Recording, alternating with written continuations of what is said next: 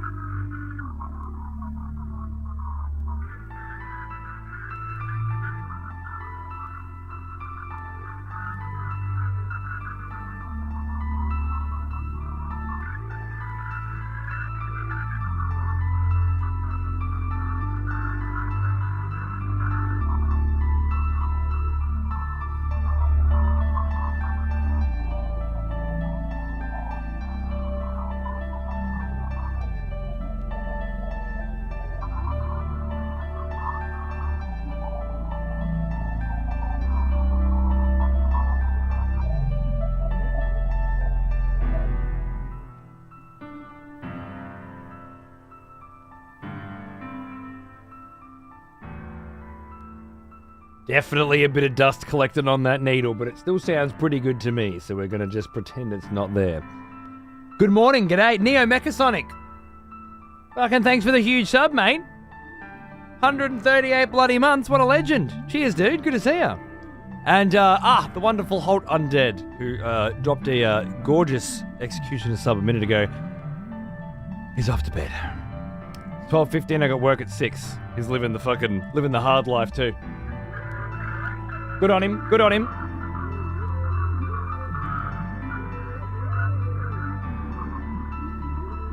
Oh yeah, that'll do.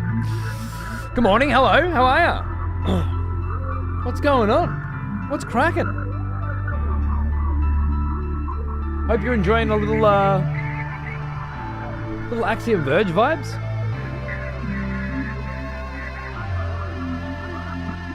I thought it was a very nice fit for today's Metroid Prime continuation. Oh yeah.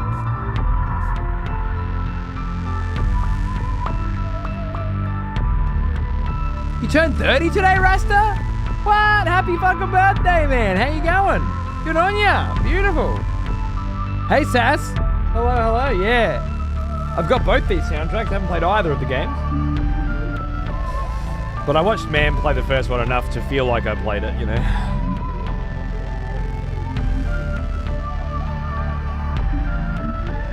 I should do my own playthrough someday. It's just, you know. Who's got time for Axiom Verge when there's Metroid? You know? Hey, Toulouse, how are you, darling? I hope your family's feeling good now. Getting there, yeah. Yeah, you know. Xander's on a bunch of medication to try and, like preventers and things now to try and help prevent asthma attacks in the future and clear up his allergies. And Arthur's got eczema, and we're trying different creams to try and... He was actually at the doctor today. Trying to find different creams to get rid of that. But you know, it's just parent stuff. They're good. Haven't had any bloody ambulance or hospital visits this week, so we're on the up. Hey, Jers, how are you, mate? How am I? 119 months. You're one shy of a fucking decade, brother. Ain't that some shit? Thanks, man. Thank you. I feel like you're a pretty intense lurker, or you don't get anywhere near enough value out of that sub. Either way, I can keep doing this because of you, so thanks, mate. Cheers. Who'd have thunk 8 years ago I'd still be here with a head? Chaos, dude, you dropped an anniversary sub, right? Was it a 96er, was it? Was it a 96er? It fucking was too. A 96 fucking month, 8 fucking year executioner. Good God, man. I thought of you today. I was playing the Wrath of the Lich King soundtrack. To myself. Well, to me and the baby. Listening to some Grizzly Hills. What's it called again? Totem of the Grizzlemore or something? And I thought, I wonder if Chaos is playing WoW right now. So yeah, you know, you always pop up in my mind. Going through the wars. How's the wife? Going back to work? Doing okay? Yeah. Today was absolutely. She's back full time, and I've got the baby full time. But yeah, no, it went pretty well, you know. But by the time she starts work, he's about ready for a nap. So I grab him and try to put him down and just watch an episode or something. She just sent me a photo of my children. What are you doing, woman? Yes, I know what my children look like. Thank you. Weirdo.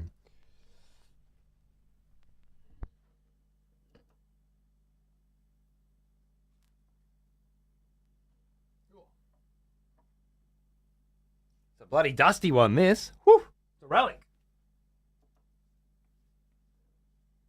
And I don't know where I put my duster.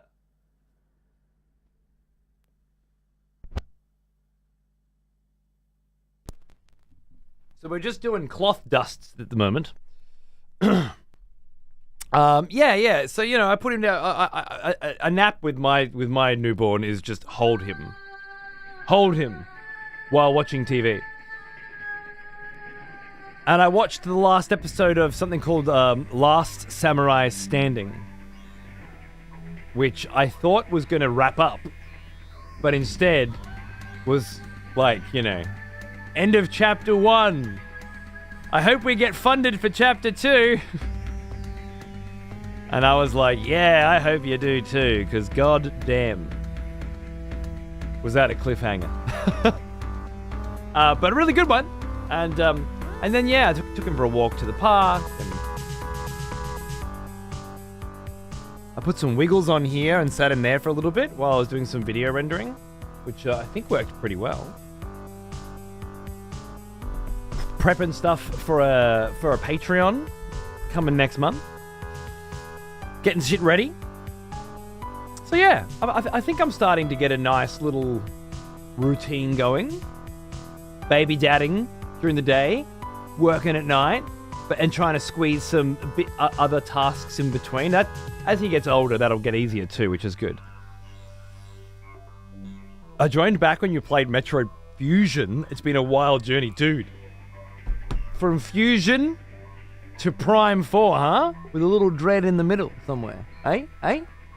Good on you, Jers. Thanks, mate. I hope you're enjoying Prime 4, or at the very least, enjoying coming on this journey with us. I sure as hell am.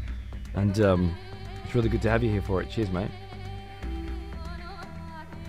I was at work? Oh, bloody hell. Wrath was still my favorite. Yeah, I was just it got me looking things up today. I'm like, man, is there a classic Wrath? Is there a hardcore Wrath? How does that work? Can I just go for a wander through Northrend again? Doesn't look like it. Doesn't look like it. I'm playing it right now. Are you in the background? Hardcore WoW sucked me in good. Nice. I also really like hardcore WoW. I need to play some more of it myself at some point. Maybe the next time they do a big server or something, I'll jump on.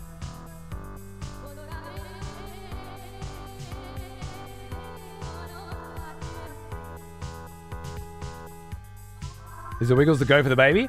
I've only just started putting things on with him. Last week we did Fern Gully, which is an old TV program I love.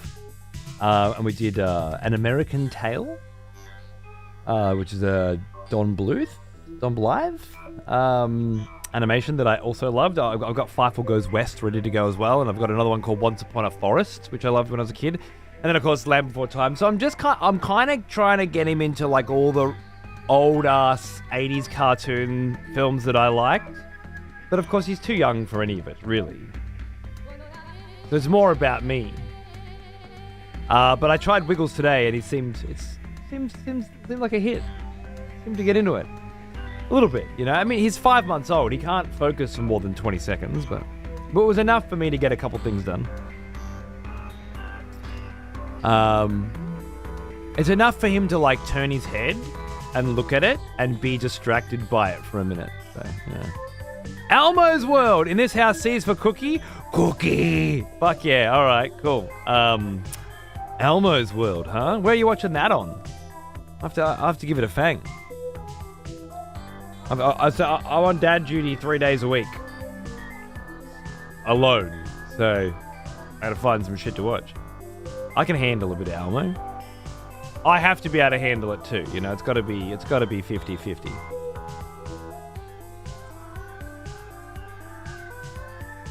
Just did my third 50 fear surface run on Hades.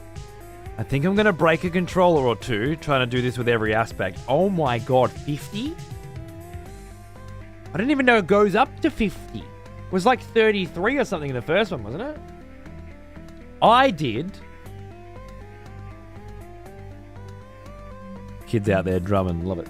I did my first 16 fear. Bottom Alt 4 run. And I beat the cunt.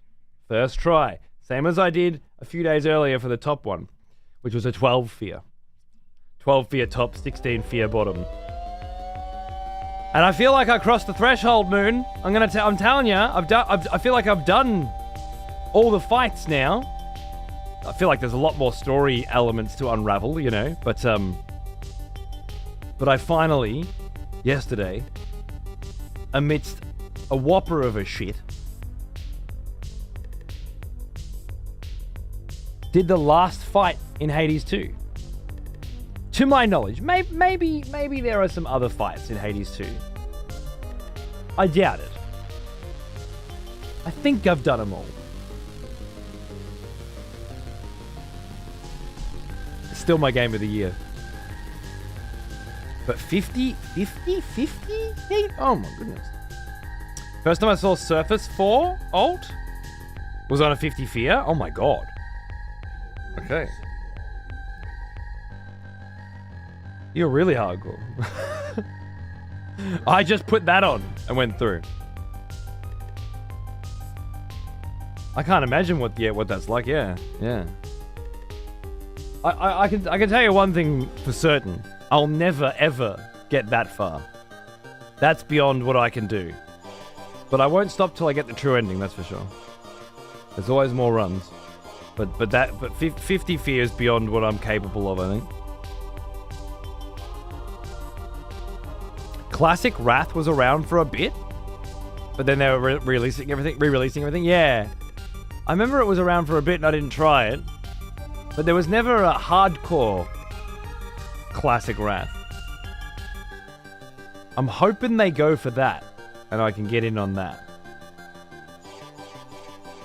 I guess you could make a Death Knight, you know, something. I don't know how they'd do it, but I would definitely go for that. That'd be fun. Are they doing hardcore with the Burning Crusade anniversary re-release? I don't know. I know they still haven't done a hardcore. Oh, I thought they had done a hardcore TBC, right? I was looking it up today, and people were saying they haven't even finished Kael'thas hardcore yet, unless it was unofficial. Could have been. Burning Crusade hardcore hasn't been confirmed, mostly because it might not even be possible. Okay, well there you go. It must be original hardcore. You know, self-imposed challenge hardcore stuff, right? Kael'thas just went down in hardcore, I think. Really? Okay. So then I'm probably never going to see Wrath of the Lich King hardcore, am I? Wrath's a lot easier than TBC was as well, so I mean, it could be done. HBO Max, okay, which is soon to be Netflix, right? So I'll just wait for that.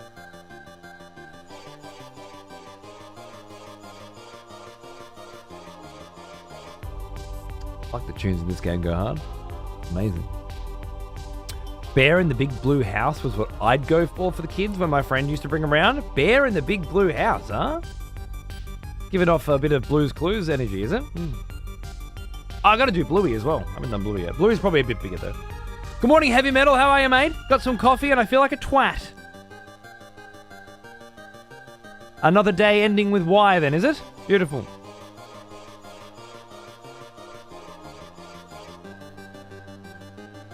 I'm curious if I'd be more enraptured by the game had I not sunk 60 hours into early access. I probably won't dive into that much of a game again prior to release. For Hades 2, fair enough. I as far as you can just pick it up and keep going from where you left off, as far as I know. Or have you tried that and it didn't stick for you? Because it seems to have been designed so that would work, you know? You just pick it up and go for a run, and all of a sudden the story elements start, you know, because they're not sequential like that, really, other than the core thread.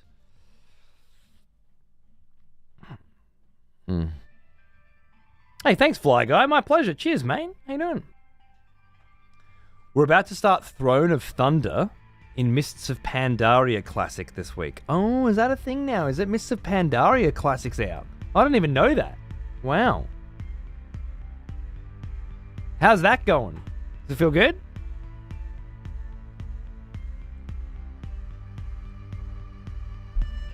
And how does that work? Do you just start a new character in Pandaria, or you transfer another? Do you start a normal classic and then go? I'm really out of the loop. It's boring as batshit. Throne should be fun prog though. Okay, cool. Boring just because the content's old and shit? I've had this made since 2019 Classic. Okay, you've just been bringing it forward through. I remember you did a lot of Kata Classic when I was doing... What was I doing? Dragon fuck? Dragon cunt? I think I was doing Dragon cunt and you were on Cataclysm Classic all day, every day. That's my memory of it anyway. I could see you on my friends list whenever I started playing. It was just before the new expansion dropped, give or take a few months. Yeah, Kingdom How I, mate. What's going on, dude? About to be driving into work, so I'll be lurking. No worries, man. Thanks for tuning in. I appreciate it, as always. Thanks for lurking. Yeah. I'll be fanging some Metroid Prime 4 pretty soon, I guess. I played it from my save. I still love it. I'm just curious if I'd be over the moon if I was experiencing it all fresh after release instead of staggered through the early access. Fair enough. I guess we'll never know. All I can say is I did play it in the early access. And then I started a new file right at the end of the early access. And I'm still going. It's been months. Still going. I was completely enamored by it.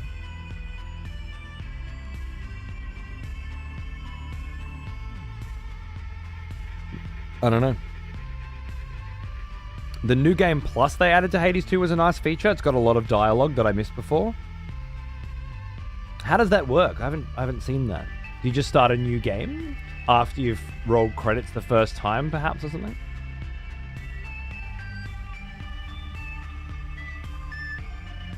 And you keep your arcana and weapon aspects, things like that?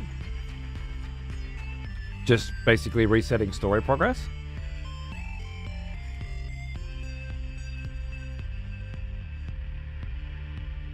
Shopping for my niece? Nice. And niece and nephew? Yeah, fuck yeah, dude. Yeah, it's fun shopping for kids, isn't it?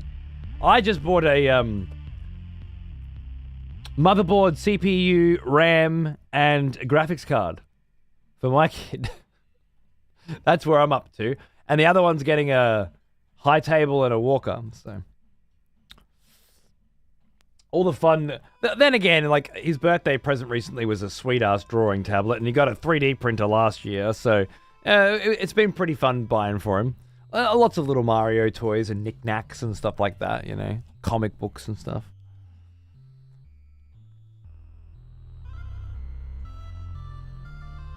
I'll try a new save next year after I inevitably forget everything. I thought I got good at. Yeah, fair enough. I guess once... maybe you already know all the boss fights, all the patterns and stuff, and that's why it's boring for you.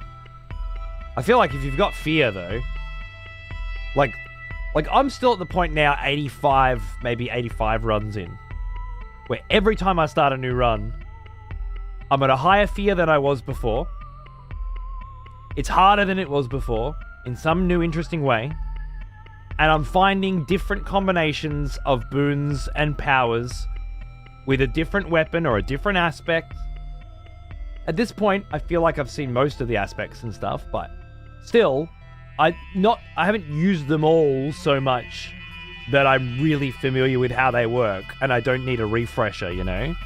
Like Persephone's skull or something. I'm like, how the fuck does that shit work again? Oh yeah, I can move while I'm doing my special. And once I upgrade it, it can bounce back, and then it starts getting crazy, and it lasts longer based on how many curses from other gods that it has on, or some shit, right? So, like, I don't know. Personally, I'm excited for every new run. It's hard for me to put it down every day. And it takes me 3 seconds to get back into it the day after. I'm like, what run was I on? Oh, yeah, this one. Fuck yeah, I've got fucking Zeus and Ares going with this and this, you know? So yeah, I don't know. That's the part that really keeps me going.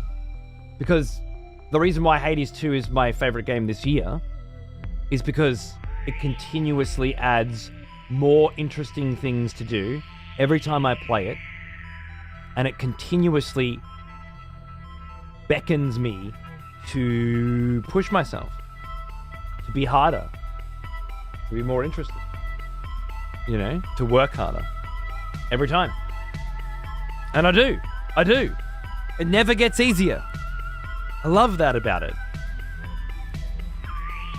The only thing I don't care much for is the story, you know? It's, fine. It's okay. But the gameplay, I've only just now, yesterday, arrived at I don't think there are any new variations of boss fights for me now. I think I'm done. I think I've beaten them all. But depending on what tools I bring to do them, I still won't be able to beat them every time. Yeah, I don't know. It's certainly got me by the balls. That's for sure. You keep Arcana aspects and all NPC progress. Oh, right, of course. Nectar progress, basically. It just resets the story. They added it so people could experience the changed ending without having to make a new save. And when you say the changed ending, we're talking about the true ending.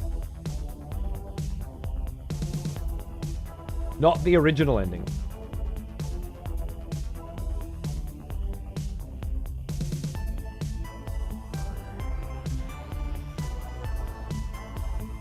That was recently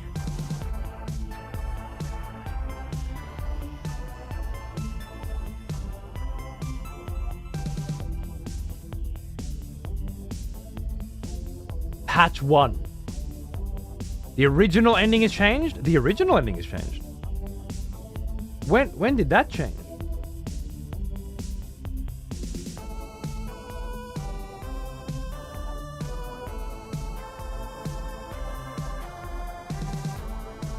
New events to the lead up to the true ending is what I felt would affect me. I think that's what they call the true ending in the patch.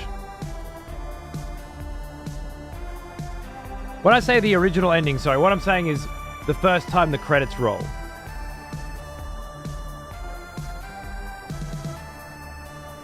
Mono, what's going on, mate? How you going, dude? Good to see ya. That's what I mean too. Okay, so that's changed. And did that change recently, or did that change a year ago or 6 months ago or something?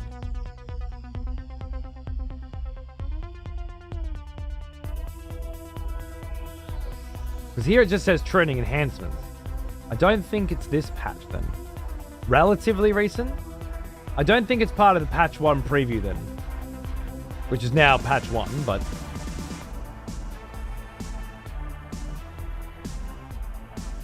Well, here's 1.0, so it must have. There's no mention of it changing any of the ending here. Return to an earlier point in the story in case you wish to re-experience key events, such as the true ending. Again, true ending change. It's the first big patch after 1.0. This one? No, this is 1.0. So it's just a hotfix. Hotfix, hotfix. And then the patch 1 preview, which is the one that I did put on, but this was after I had rolled credits.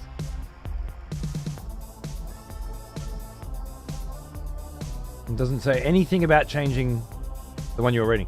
That doesn't say anything about changing the ending, only the true ending.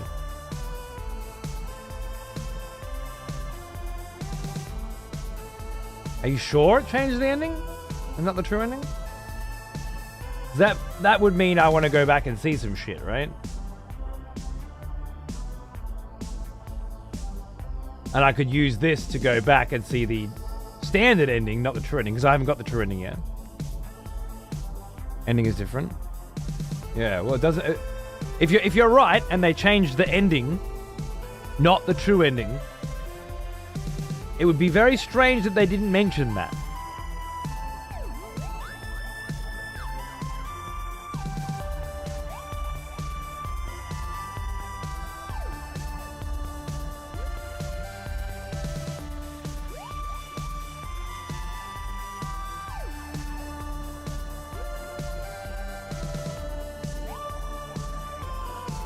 The wording, the pattern strange. Okay. Well, I guess I'll go back and do it again because I've got the cauldron spell that'll let me do that. So it's pretty cool. I haven't seen this since before I played it. Wow.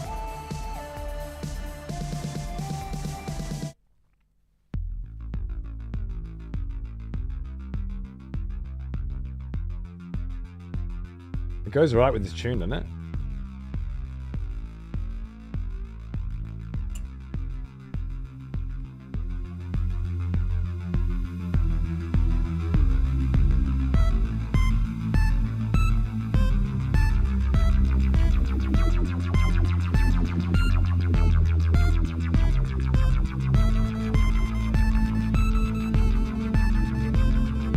Really cool. That's what I thought, Oris. But this cunt's done Fear 50, so I don't want to argue.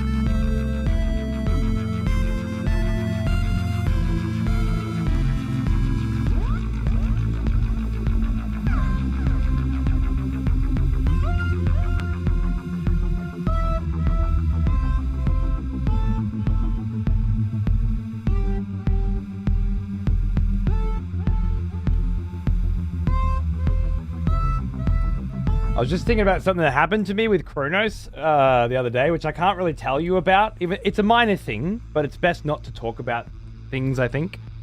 Because Hades is a collection of minor things, and you don't want to spoil it, you know? But something happens to me with the final boss that I didn't see coming after 100 hours of playing the game. And it just reaffirmed this being the game of the year for me. Like, it's just... It really is the game of the year, you know?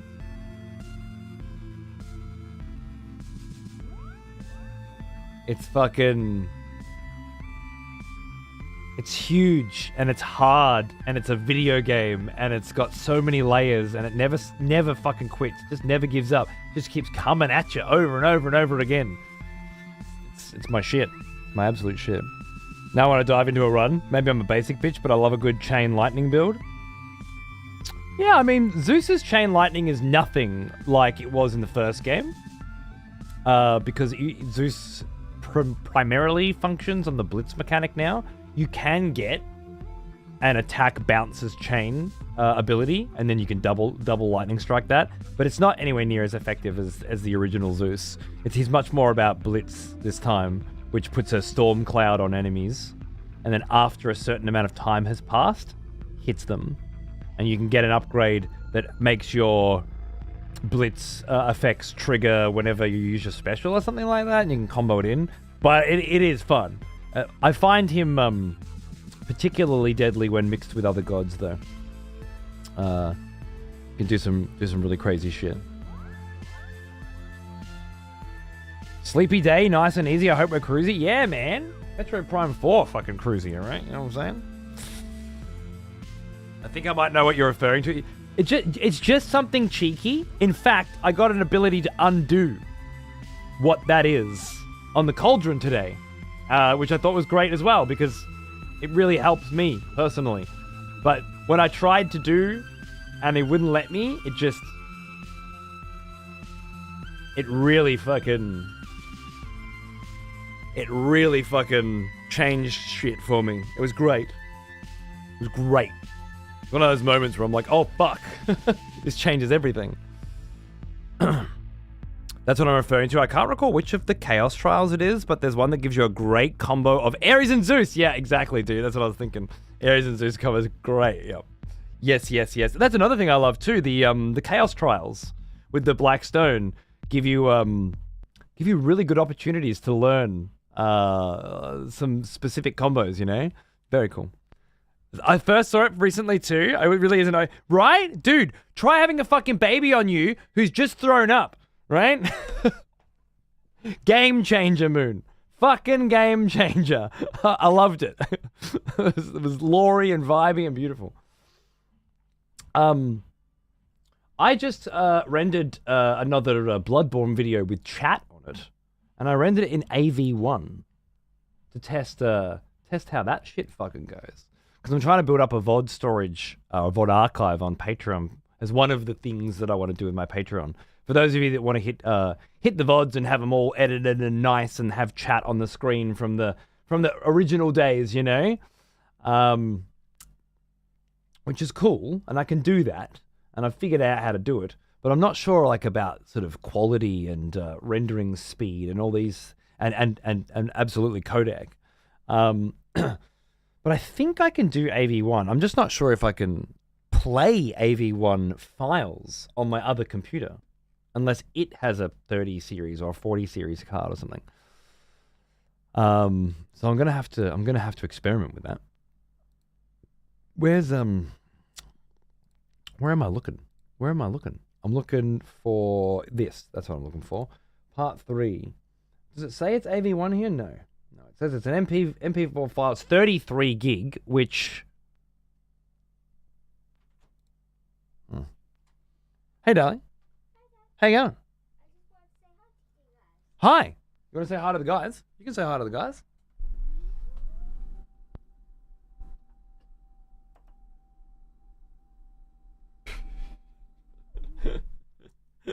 You're a freak. You know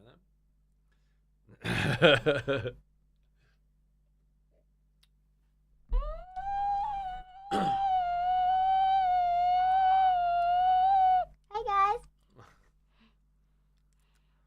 Even the heavy Poseidon ones where you don't anticipate just how hard he could. Oh, dude, I love his Poseidon on casts. Yes. With broth. Here is trouble.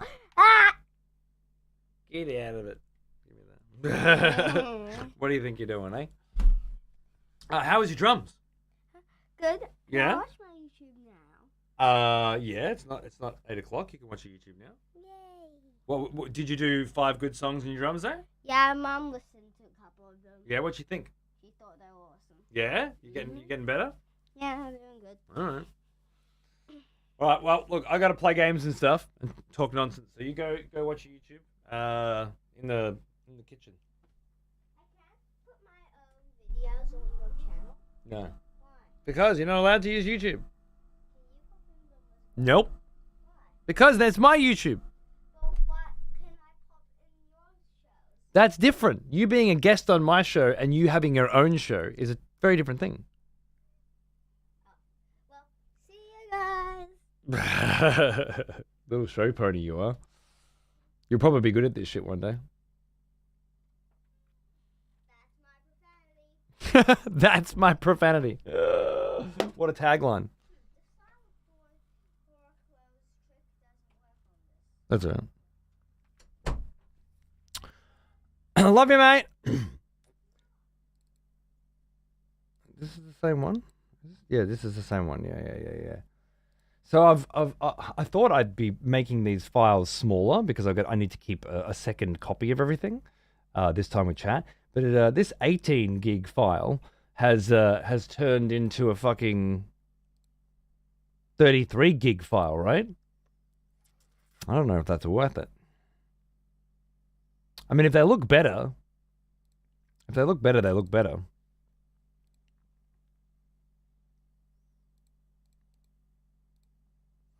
I'm going to have to do some comparisons.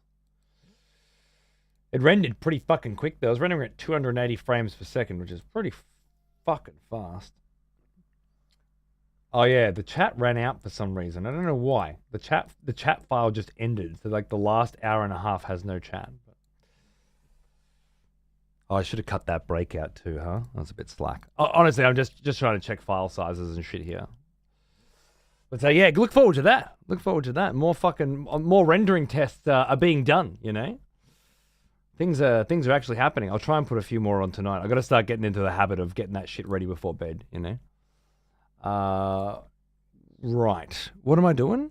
What are we doing? Are we playing fucking Metroid? Let's play Metroid.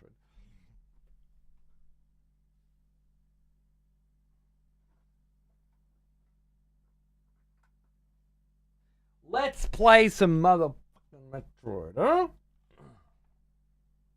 That's what I'm feeling like. Yeah. It's exciting. It could be, yeah, it could be. Several people have expressed an interest. Sure.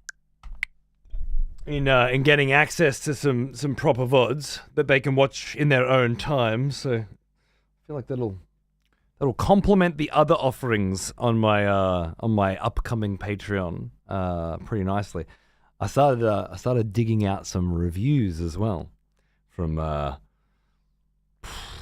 15 years ago that I thought I might use as kind of like a test for should I start writing new reviews? Would people be interested in getting access to, like, you know, my Metroid Prime 4 review as text, you know, as a written review? It could also be a script that gets read as well. It could be a video review, but I thought it's something I should consider. People who don't get to watch the show as often as they'd like, but are interested in what my thoughts on a new game are. And then can I finish it quick enough and actually write about it?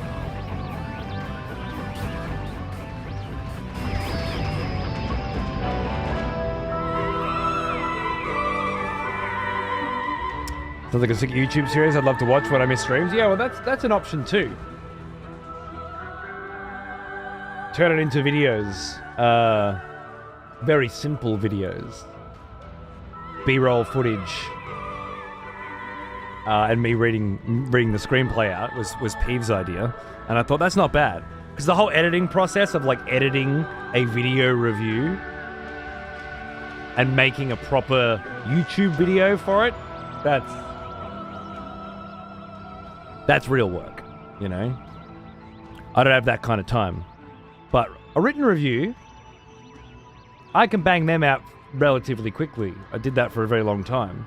And I can read out a script to some B-roll or something, so that it's just kind of like background noise, basically just having the review read for you. I'll find out what kind of things people you actually use and what they don't when I run some tests. But yeah, we'll see how we go. I got to try to build up more of an interesting offering on Patreon, so we'll see. The simplicity of TV's review videos back in the day is something I'm missing. Everything nowadays feels over the top and flashy. There you go. Something simple that's meant to really be listened to more than watched. A lot of the movie reviewers and stuff do that. Like, it's just B-roll footage and they're just reading their screenplay, you know? And it's a huge difference in time expenditure. So we'll see. We will see. I think I got most of the groundwork done now, though. All right, so welcome back to Metroid Prime motherfucking 4, yeah? I was doing Soul Reaver yesterday. That was fucking agony, in the best possible way. I spent pretty much the whole show fucking lost, or stuck on a puzzle. You know, those two states of being.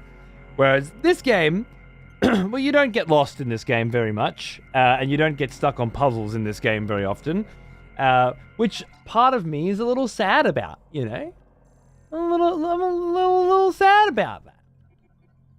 And another part of me is really quite interested in just vibing out in this sweet ass zone. Now we've done probably half of this zone, maybe more than half of this zone. Yeah, no worries, chaps. Sleep well, mate. I'll see you soon.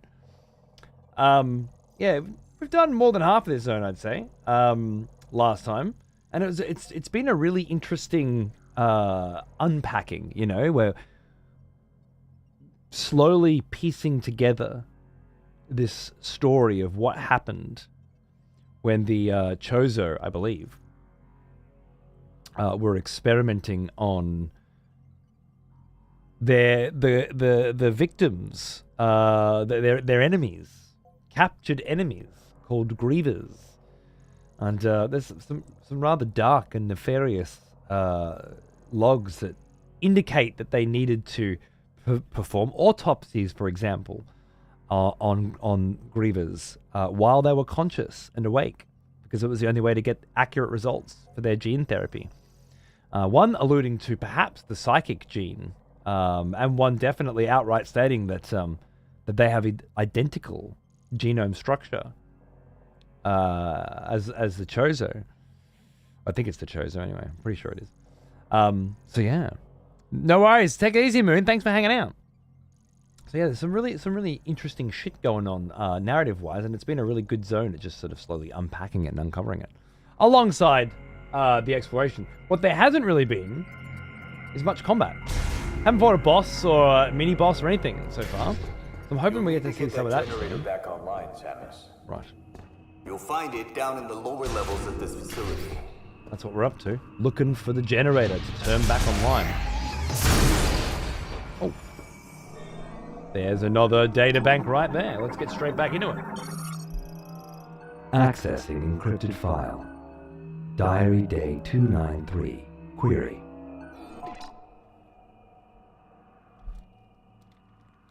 We have finally reached the end of our resources.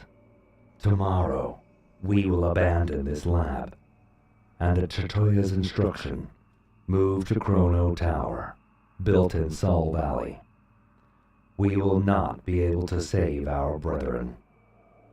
Why could we not find a way to stabilize the Griever cells when they reverted to their Lemorn counterparts? What did we miss? I will ponder this for the rest of my life. The Lemorn, that's it. I keep saying the Chozo, but it's the Lemorn, which might be the Chozo. I don't know. There's the Chrono Tower, there's the Chozo, there's Lemorn. This species that flew too close to the sun and and then had to fight their way back from it. They went from the machine age to the psychic age to the we know that the chosen one will come and save us age. What they were trying to do here, though, never quite made it. Oh, just you, never mind.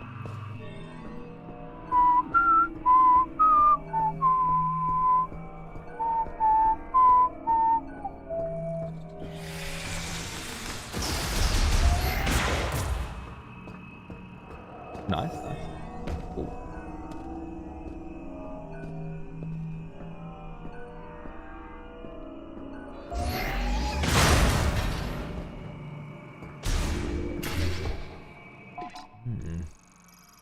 I think we might actually be at the end of this trend. I missed the last Metroid stream. Has there been much motorcycle use? Yeah. We motorbiked from the volcano back to the first zone, the forest, and then motorbiked from there to here. But it's really just a giant desert with no fucking music, and the music doesn't. It can only be unlocked by 100% of the game, or buying an amiibo. So it's a complicated one. I haven't noticed an issue with it so far. Like it hasn't stood out to me as like, oh, this is awkward. But it might. Well, yeah, I know. There's a couple of amiibos you can buy that seem to unlock. One of them including the cutscene that plays when you 100% the game. So like you can unlock the 100% story ending by buying an amiibo. So there's a bit of that. Buying a $40 plus amiibo. Well, I guess it's no one would do that. It's more getting the music without having to work for it because I already bought the amiibo? Maybe? I don't know. Wow, I hate that. Yeah. I can't imagine anybody likes it. I don't know what the fuck they were thinking.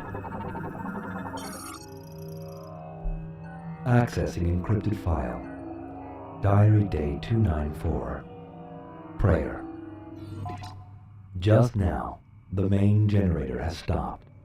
This means that the boiler we use for heat will also stop. The temperature will drop, and I expect the facility will be frozen solid. The area will switch to low power mode, which uses wind energy. This should be enough to maintain operation of the cryopods in which our brethren sleep. I believe we have done everything we could here, but ultimately, we could not save our kind. I am overwhelmed with helplessness. I trust the words of Chatoya, that someday our Savior will appear. All I can do right now is pray.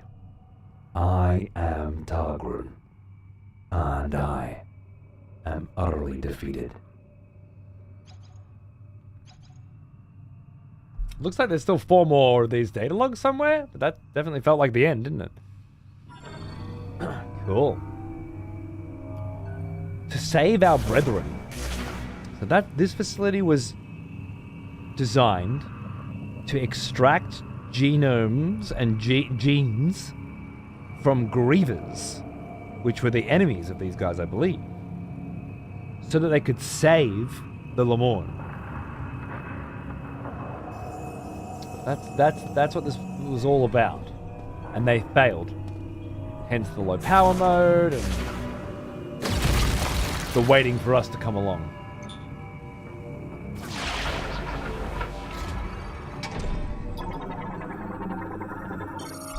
Mobile bomb slot can be pulled along the rail using physical force. Operates normally once attached to a slot connector.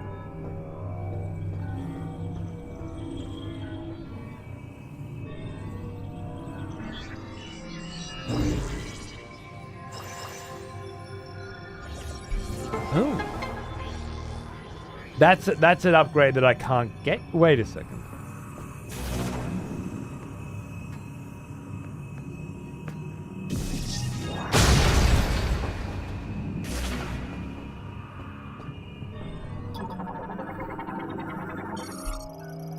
Psychic Ball Track. Only usable by one who has the Psychic Spider Ball. Once materialized, they can be traveled by adhering to them in a ball and rotating in the desired direction. I do need to come back here, which means we put a mark on that. Okay, that's fine. More scans. I want 100% music. Thank you, Rogue. Yeah, mobile ramp. Yep. The generator. That we're gonna have to go back through this facility mainly using that, I think. Links the generator startup device to the bomb slot used for its activation. Can be extended by pulling. Let's just grab as many scans as possible. I didn't turn it off again, you motherfucker. Lemora-made magnetic turbine. Spins using a magnetic field created and sustained by the main generator. This generates enough electricity for the entire laboratory. Nice, that's cool.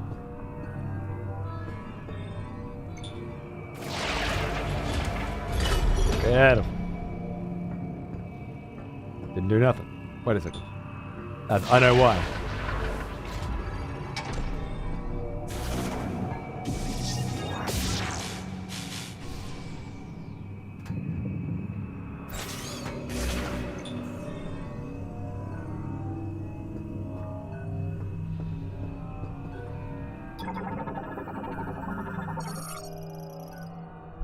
Main generator startup device used to initiate turbine rotation. Currently offline.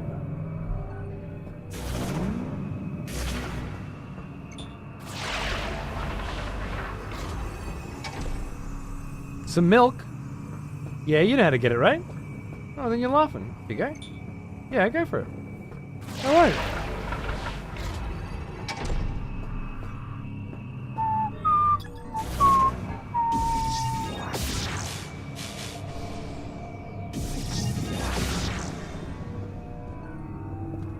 What am I missing?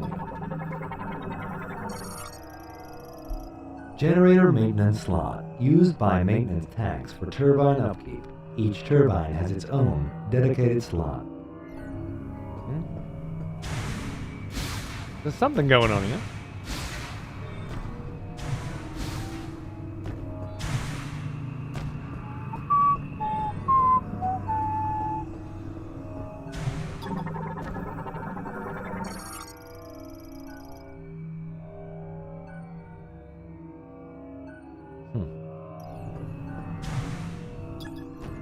Psychic tethers for the morph ball? Alright, I'm just going to check up here real quick. I don't quite know what the fuck they want me to do here. I'll activate that. Huh. Try turning it on and off again. Alright, smarty pants.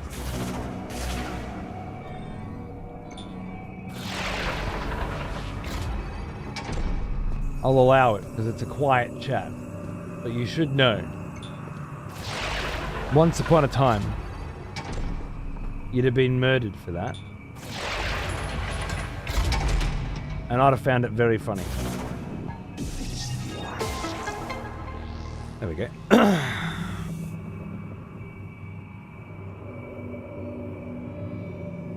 I knew I was missing something silly.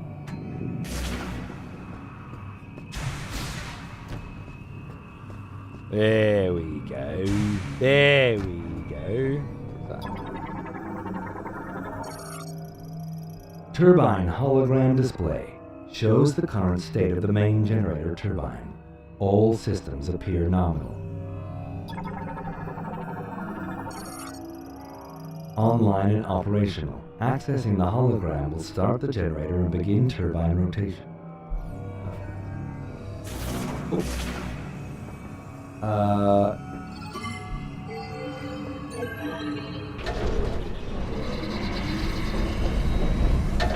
You still find it funny today? Oh, you would? Yeah, that's true. I remember that symbol. Was it the psychic shock symbol? I think so. A strong burst? Yeah, so... maybe this would do it? Maybe you don't have to do that, but I think that'll do it.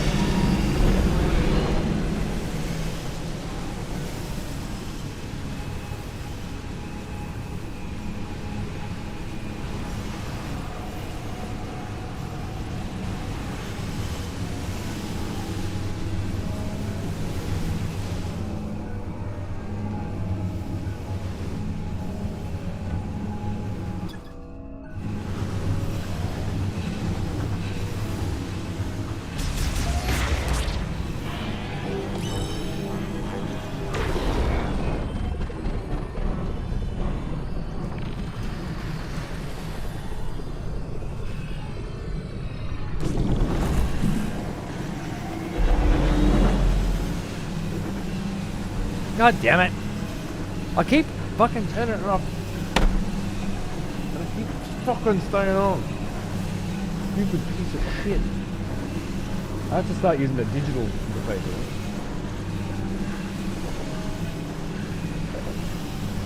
The garbage mixer. Everything I bought from Rode ever has been amazing, except this. I don't know what the fuck's going on over there.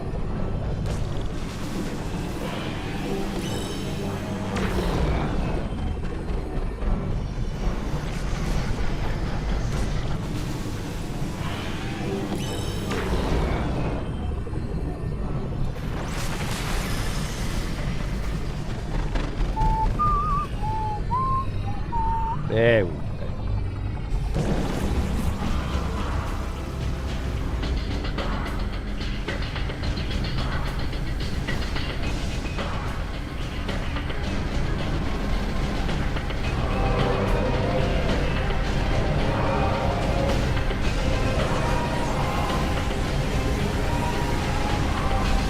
Hey, you've got the power back on.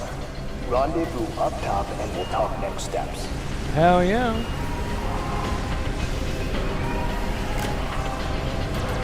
Very pretty.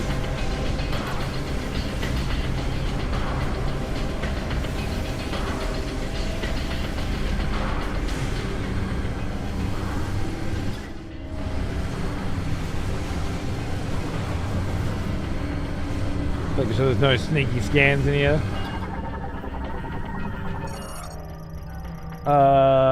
Yep. Power's on, let's fucking go, mate.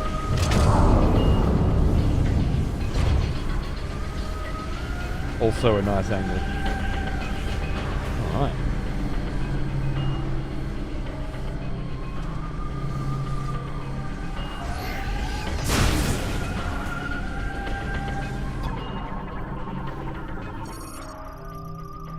Security gate held by a clamp that can be removed only from one side.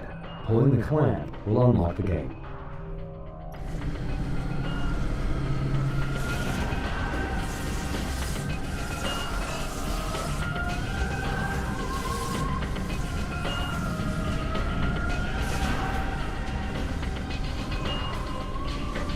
I wonder if that's accessible from the psychic track?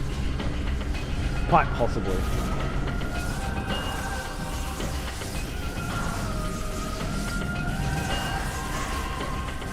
Just terrible plan.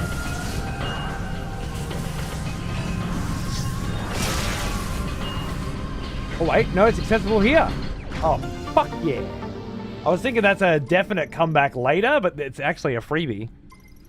You don't get many free tanks so far.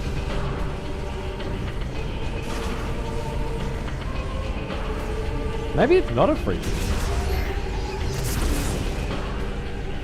Felt like this was the way to go. But... no?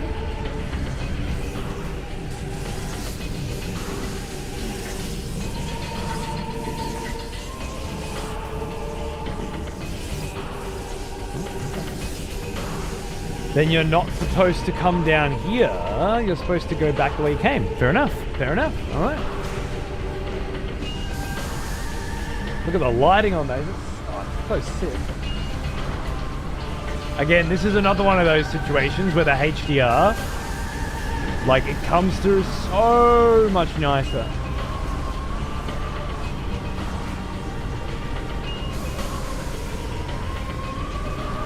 Really nice HDR.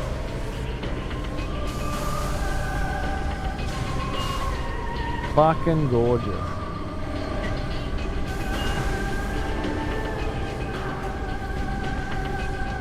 Look at this game. Yeah, me too, man. I've been watching a lot of Prime 3 on the other channel, you know? And Prime 2 and Prime 1. And they look a lot worse than this, naturally. Like a lot. It's not a bad thing. Just, I don't remember the others looking that bad, but then you play this and you realize how much... Because sometimes I play this and I'm like, oh, it's about the same, really, isn't it? You know, it's not.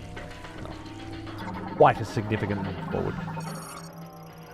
I took my car because to the mechanic because it's making terrible noise. Here.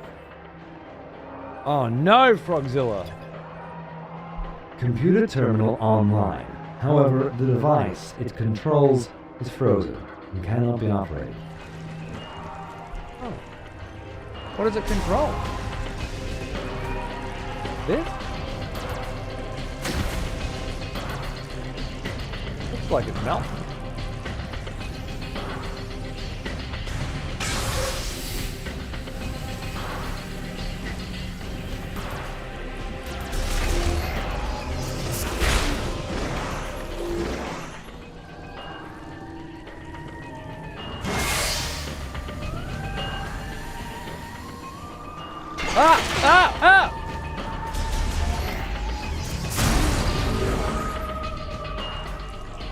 So this is back to the save point. We might as well throw a quick save out. I've made this mistake before. I won't make it again. I think I'm going to sit down. I can't be fuck standing today. Oh. I've been standing all day. Fuck it.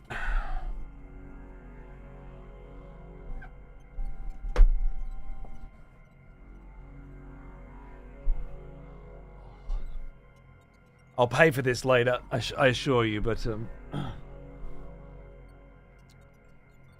now,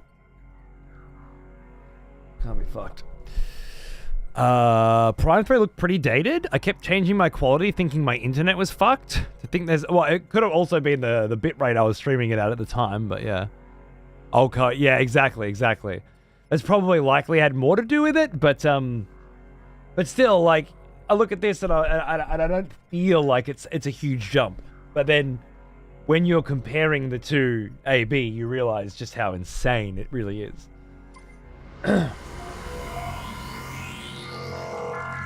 And just how insane people who aren't happy with these visuals must be, to be honest with you.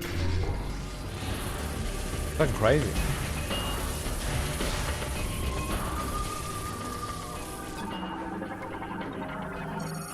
Full power restored. Caution. Circuitry failures are causing dangerous electrical discharges. Be careful near high voltage currents and electrical arcs. Right, eh? Can do, love. So our little doors are offline and locked. I really thought they'd be open now. Curious. Ah, maybe we're supposed to... Ah, here we go. I think it's the style. It's like people complaining about Borderlands 4. Does the style look dated, does it?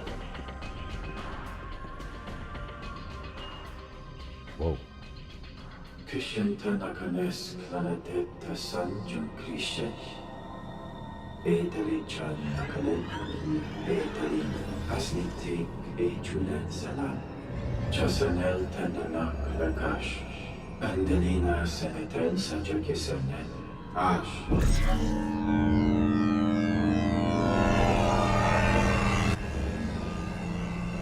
The Grievers are Lamar.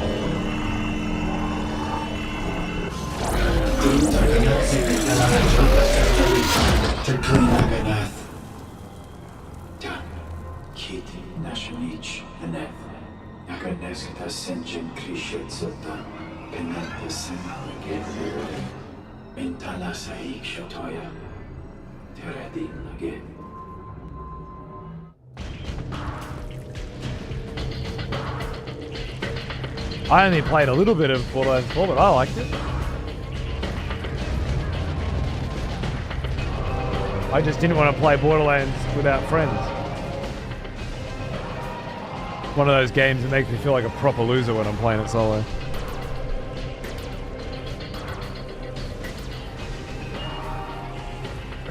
Someday I reckon I'll play it. To the control room. Probably with the kid. I'm waiting for you upstairs. Okay, that kind of confirms a theory that I was chewing on. It makes sense. It's probably more obvious than it should have been, but something happened to the Lamorn, and they became Reavers, kind of Firefly, if you will. Grievers with Reavers. I'm not sure of the exact event that turned some of the Lamorn people into some primordial, instinct-driven, evil, attacking version of themselves, but they came to that conclusion at some point, yeah? Because they're like, we've got the exact same cell structure. So they must have come to a realization at some point that these Grievers were us, and then tried to revert them back, right?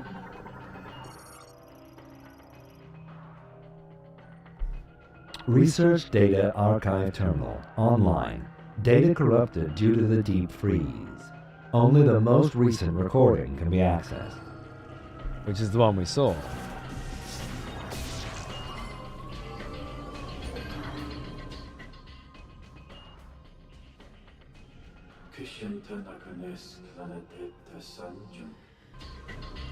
Interesting. Very fucking interesting. And these are open now? Oh yeah. Online and unlocked. Nice to see Umbrella exploring its wacky ideas. Exporting its wacky ideas to alien cultures now. Yeah. Yeah. Electric lock. Did I mark this room? I didn't. I don't think I saw the lock. Alright, let's go. Whoa. Man, whoa. Much better.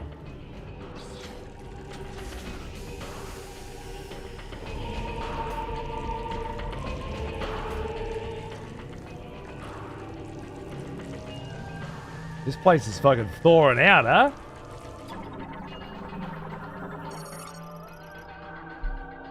Internally installed camera data terminal. Drive damaged. Data cannot be read. Oh, that's a shame, isn't it? I want more data.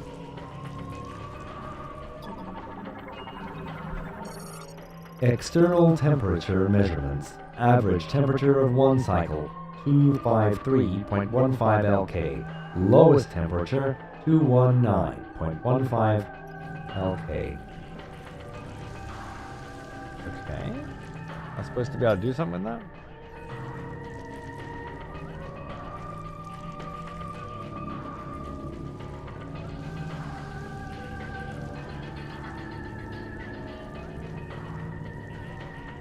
How is this not scannable?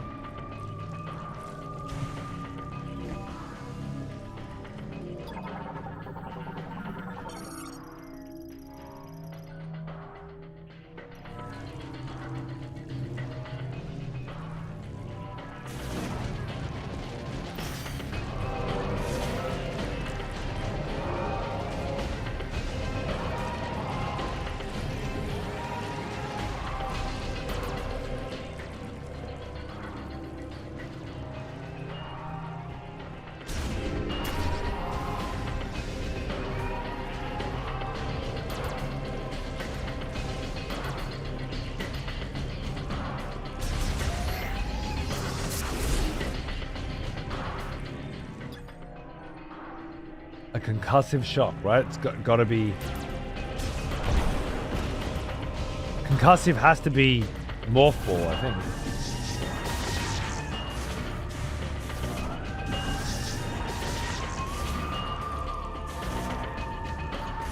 Well then, I don't know how to get that one.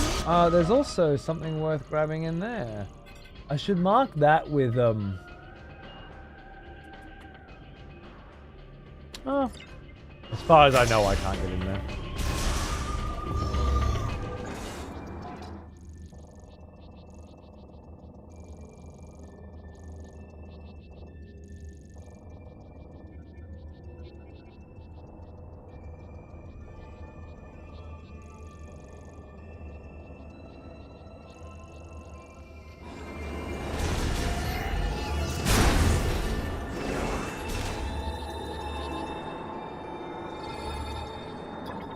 Oh, that's right. This stuff was all offline as well. Cool.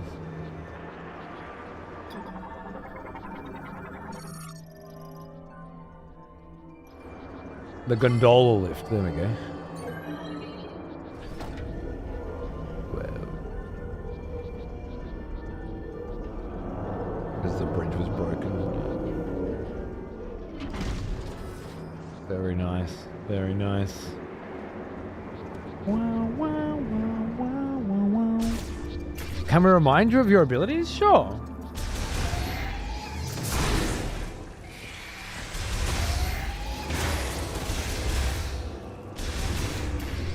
You can remind me of my abilities. Oh, I didn't think I've forgotten anything.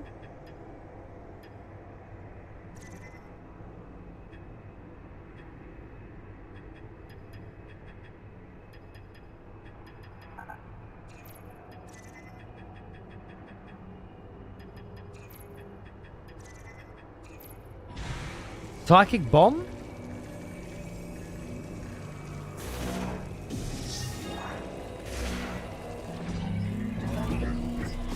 And throw it in like that? That could work. I should have at least tried that. I'm not sure if that counts, but it might.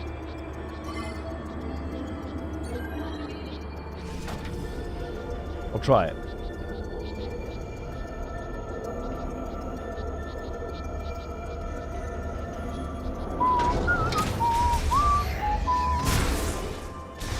Beautiful.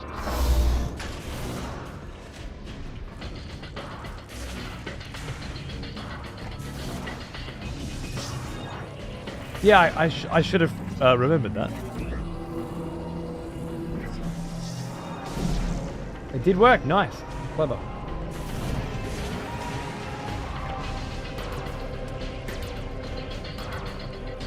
I'm trying to think of if there's anywhere else where I might have forgotten that.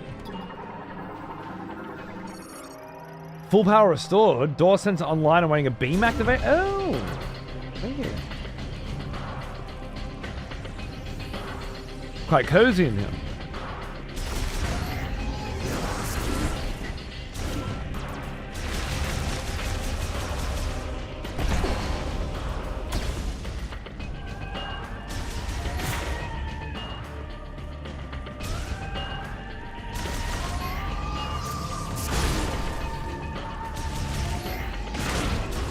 Oh. Nice. Up to 80 bloody shots now. That's nice. Nothing in there then?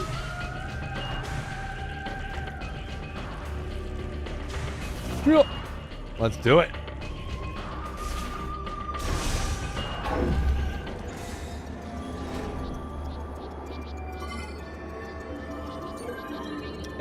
I'm not sure if that's the first time they've wanted me to learn that little play, but it's a clever one.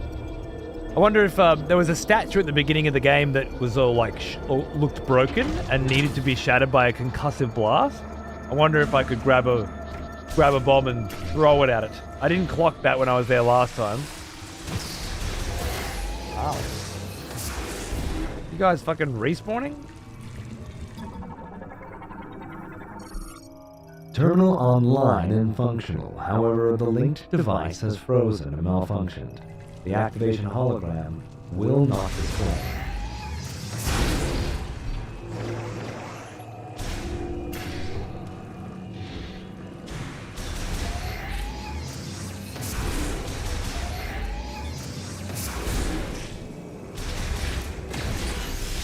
Yeah, what'd you think of that? Vaporized, motherfucker. I'll do it.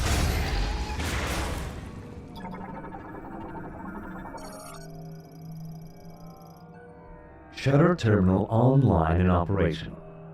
However, the circuitry connected to the shutters has been damaged by the deep freeze, rendering the controls ineffective.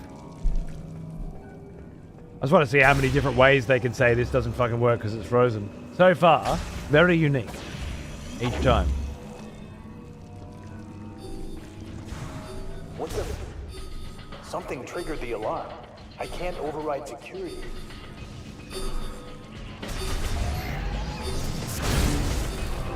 Don't worry, I'm used to that.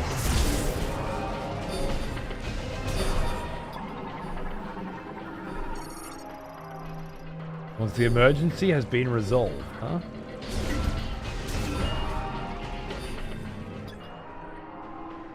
Light tanks?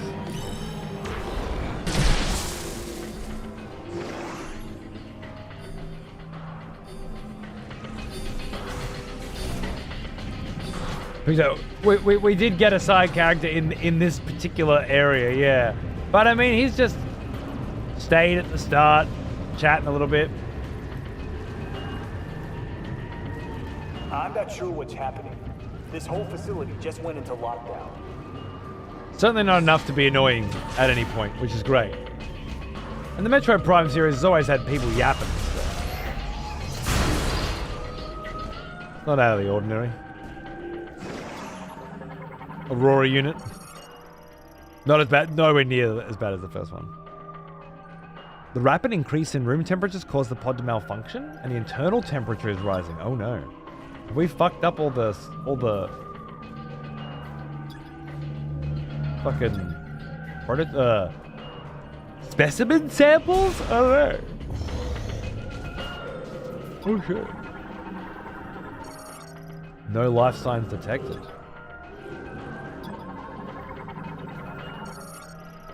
Destroyed cryopod. The hatch has been forced open from the inside.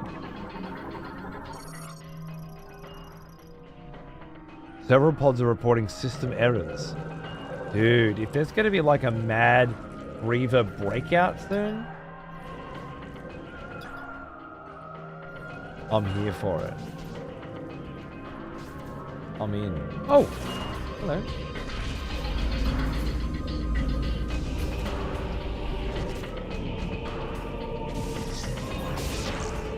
Oh, you reckon that's some psychic rail shit? Oh. Feels like grav rail or something, right?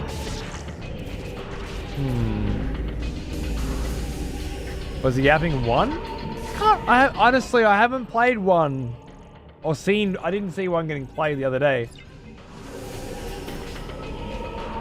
Music is better than in Dread.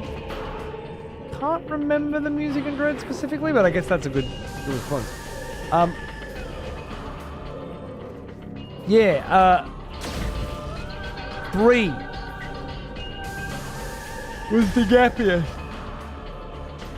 For sure. Definitely the gappiest.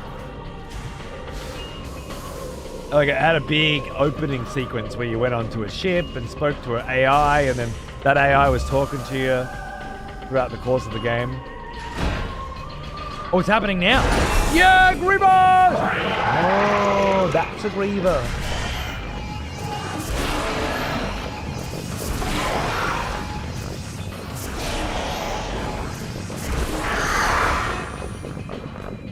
I was going to say they look a bit like those cunts that have been attacking me outside, huh? Kind of makes perfect sense. Okay, but what we know now is that all those guys outside fucking attacking us are Lemorn.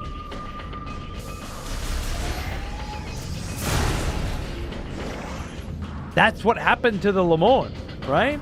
They all turned into Grievers. At least, theoretically.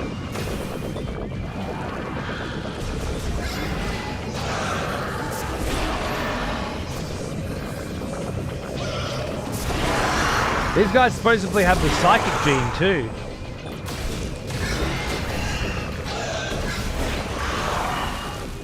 Interesting.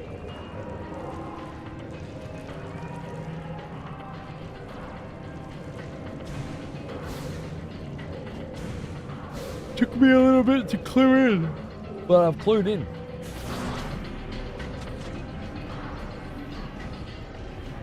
I've definitely clued in.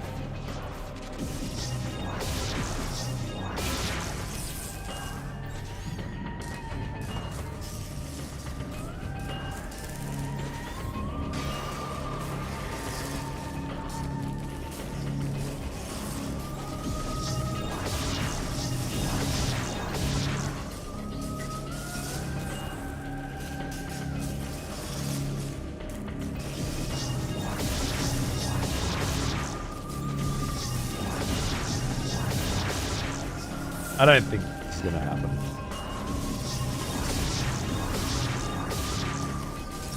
Didn't hit like fusion? Oh yeah?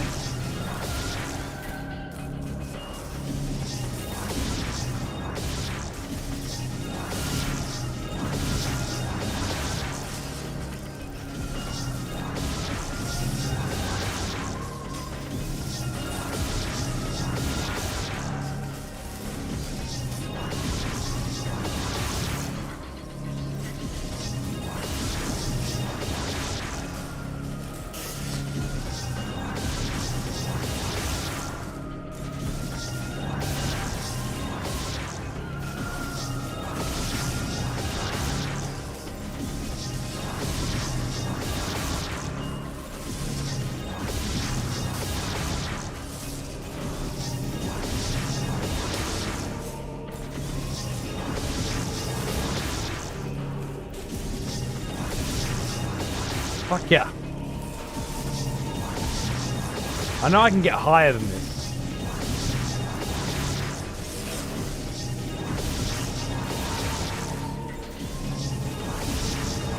As if.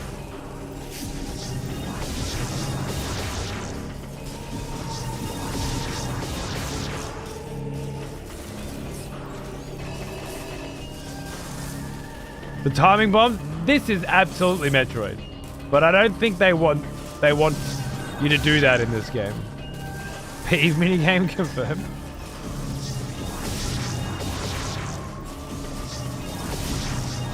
Oh, I swear I should have bounced on that. But I'm pretty sure if I did, I wouldn't get up there. Oh, yeah.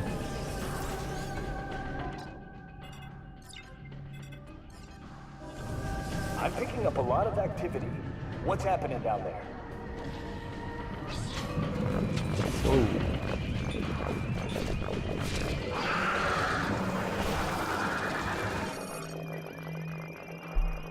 Alien morphology. Frostburn Griever. Griever variant awakened from cryopreservation. The preservation liquid used has resulted in a loss of pigmentation, though their aggressive nature remains. Frostburn Grievers are those that have been revived from cryopreservation. Prolonged submersion in preservation liquid has leached all pigmentation from their skin, resulting in a pale gray appearance. Physical adaptations have also occurred, increasing resilience to extreme cold, yet weakening them against high heat. Their high aggression and agility are retained from before cryopreservation, spurring them to track and attack prey in every corner of the facility. Perhaps owing to their near-simultaneous awakening, these grievers frequently move in groups, though no individual appears to be leading them.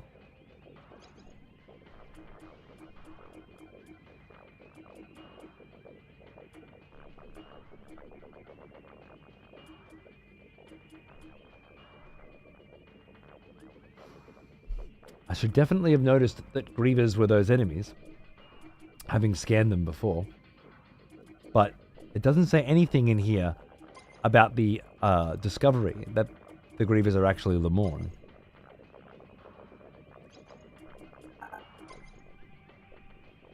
A subspecies of Griever.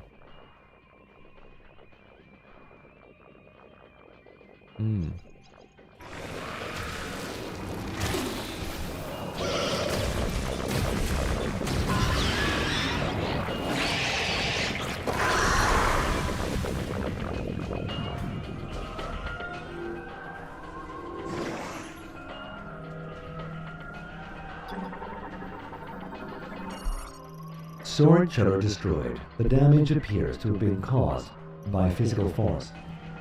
Fucking Grievers! Busting out of their fucking holes, huh?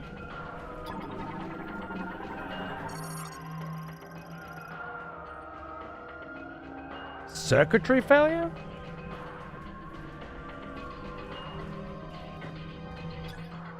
Preventing the display of its control hologram?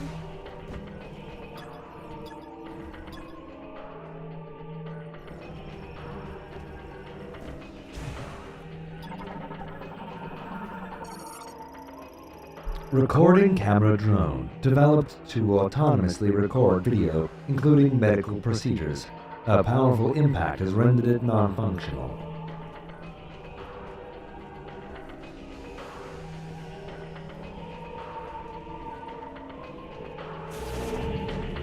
Damn.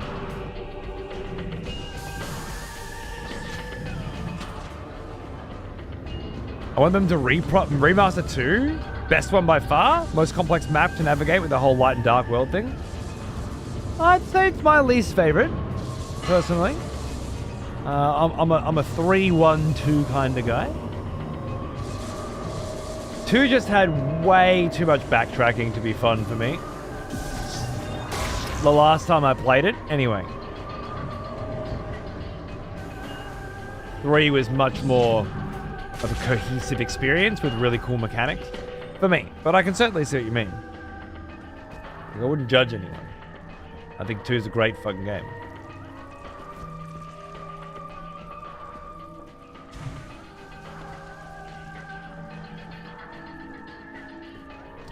And I could do with a remaster just to get it on a modern console. So, I'm with you. All life signs have ceased?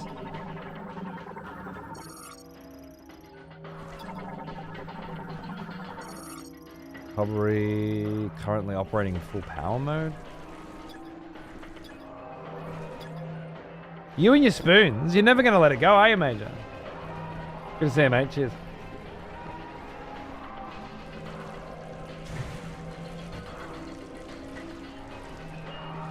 They all busted out, alright?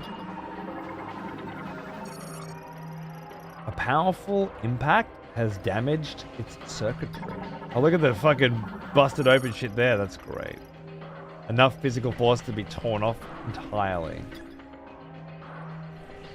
Awesome.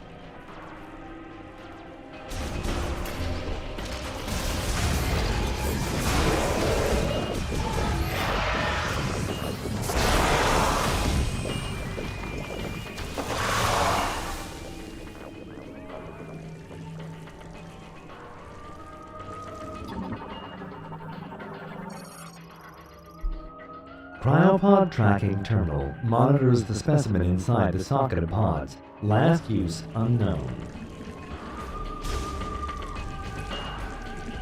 Damn, I want more cool videos to go with my data collection.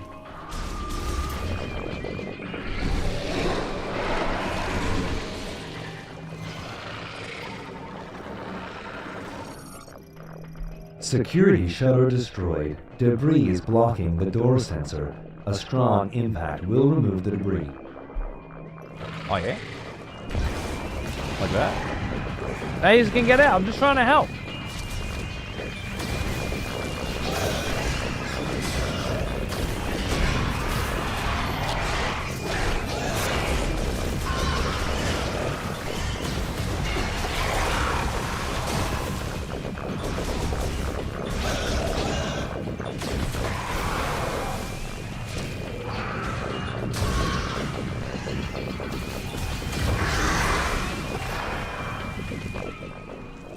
Crushed, bro.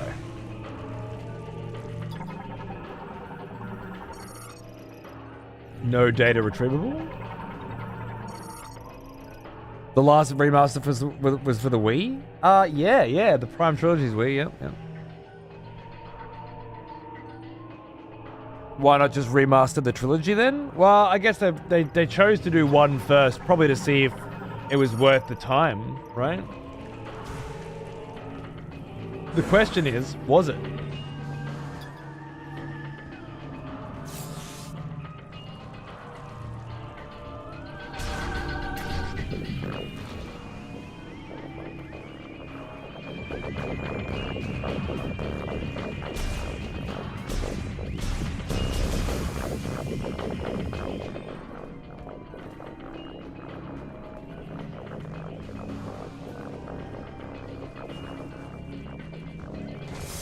So,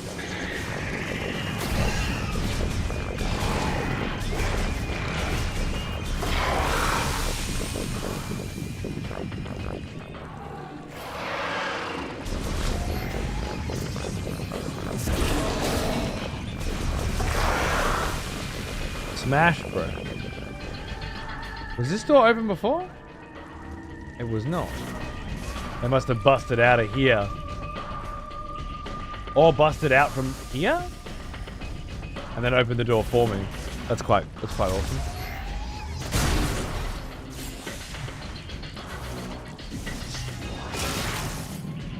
Giving me a missile upgrade.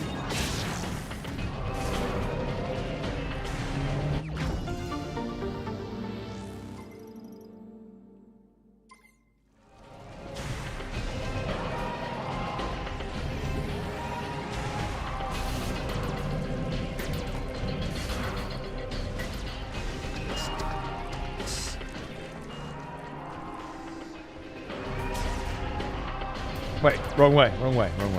I know where I'm going. I'm focused.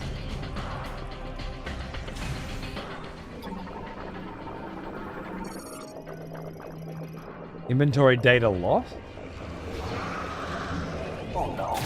You're in the wall.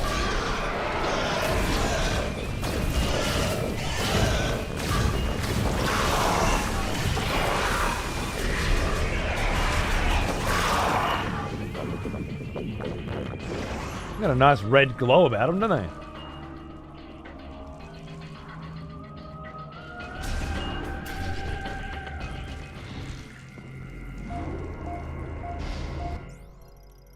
I did get my Switch back so I can play the remaster of Prime 1 finally. Nice, bro. Nice.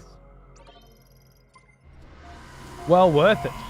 I hear. I bought it straight away, physical, thinking one day I'm going to want to do it. Maybe I'll get Xander into it. And that day hasn't come yet. But it's certainly the kind of thing I wanted to have. I've got every other fucking Metroid. I'm going to want to play it someday.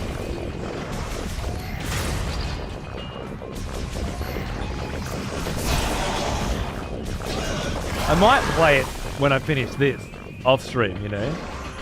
Because I've done an on stream Metroid before, Metroid Prime Run before. Not remastered.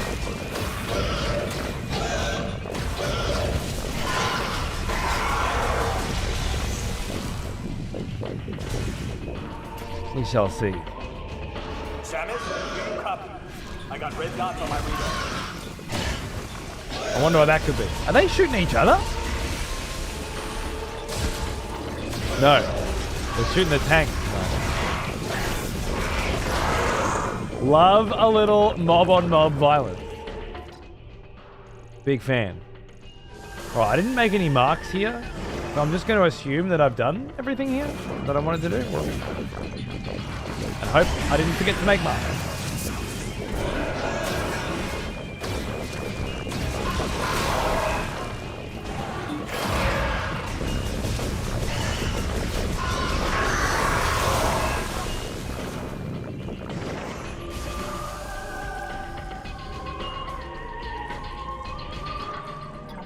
Oh, I should check for scans though, right?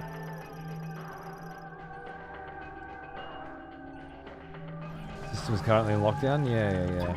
There might be scans in there.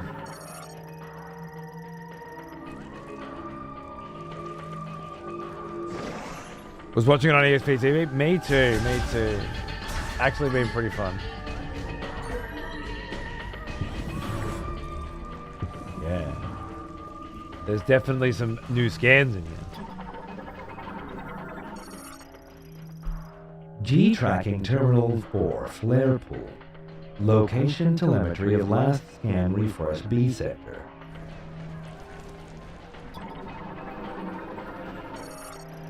Fury Green. Location telemetry of last scan refresh Y sector.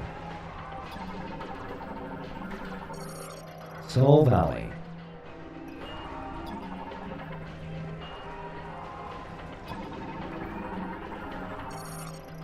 Great Minds.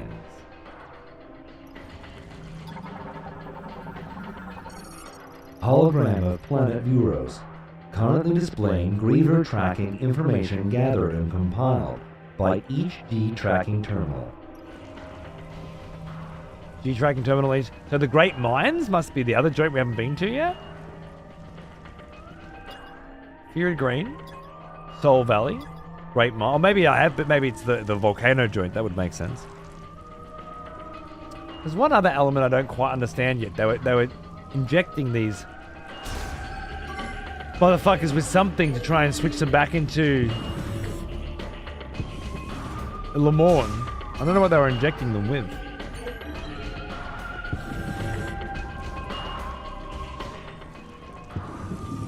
Definitely a lot of scans in here.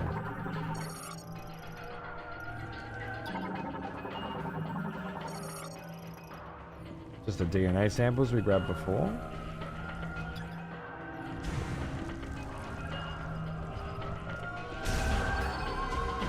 XPTV. 3,000 hours, man. Jesus. Did you grab yourself a VIP badge? And a fucking free month of Turbo or what? You must have 100k channel points, right? And thank you, man. That's... A password is required? Search data?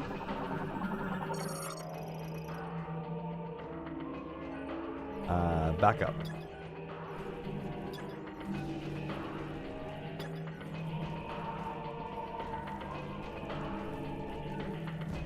Password, huh? All by in-game. Thanks, mate. In-game's good people. I mean, 800, there you go.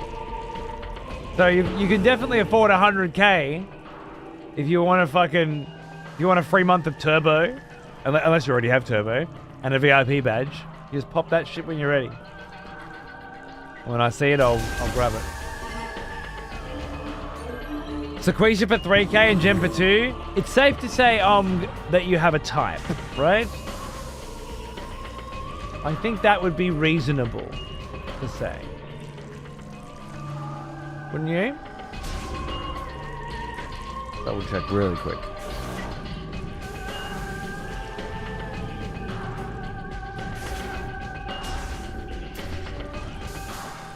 Yeah.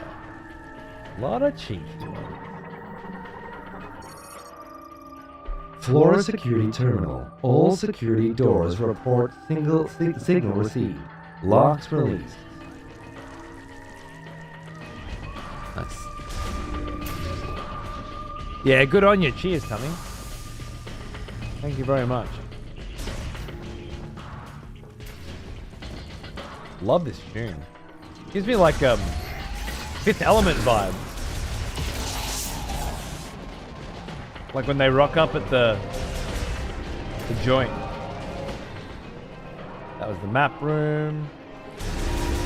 And then we went down there. Yeah. We're good.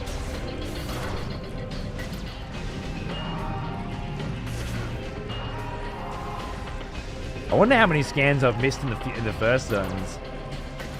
Especially the second zone.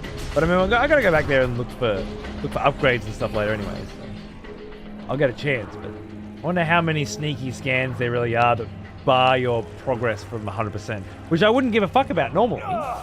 They're coming for me. Going off comms. Meet you upstairs. Except that now I need to get 100% to unlock my music player for hard mode. For my hard run. Right?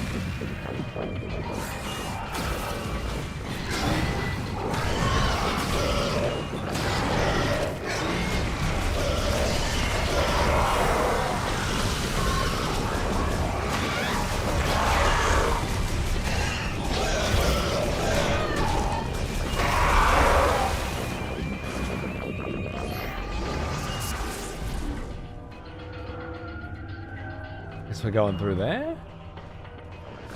Whoa! Why you gotta be this way?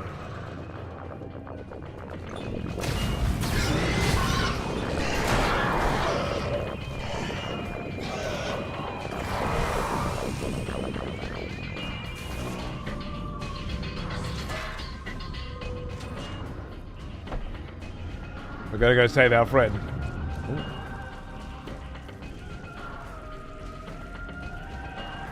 Very bloody dry. Very bloody dry tonight, mate. Okay. Ah.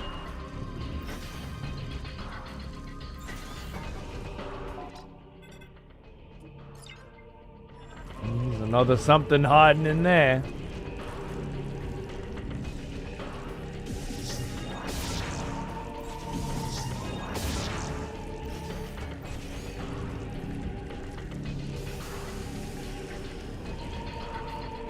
I'm thinking that whole passage is not yet ready to access. Random question. Any idea what your top 3 goaties are this year? Ooh. Okay, so first place is Hades 2. I don't imagine anything will change that at this point. Second place, I think it has to be Expedition 33. It's a very obvious one, I know. But it really just was one of the greatest fucking games this year, you know? And the third, well, I'm going to have to finish this first. Maybe finish Ninja Gaiden 4. I haven't done Silk Song. There's certainly other games I will have missed.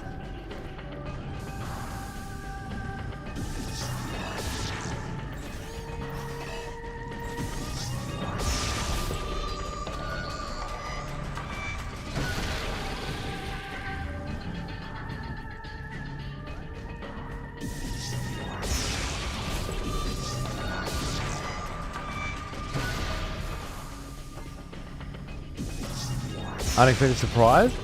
I think it was just really fucking good, you know?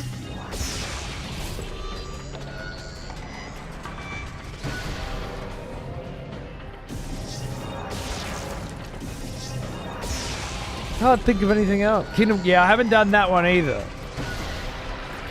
I reckon that might be up there if I had, as with Silksong. But I can't play every fucking game every year. Samus, I'm glad it's getting recognition though. let's take care of this. Alright. Oh, he's got a health bar now? Nice. They don't like fighting. Coming to that.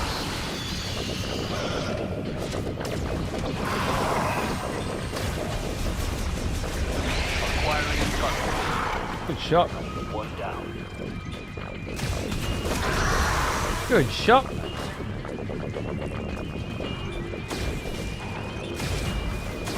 Oh.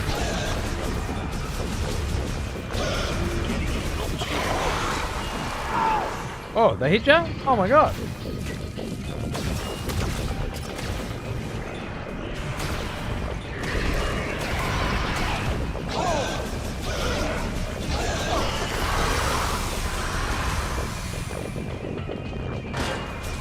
Sorry, bro.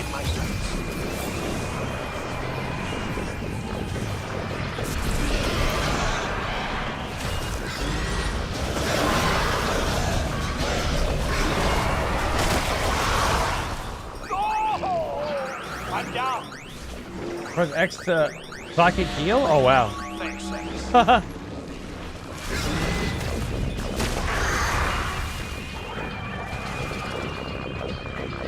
Finished up Celebrate tonight? Awesome! Target down. Which ending did you go with?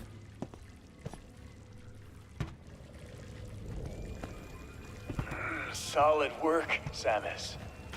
Power's back online. Feels like the heat is too.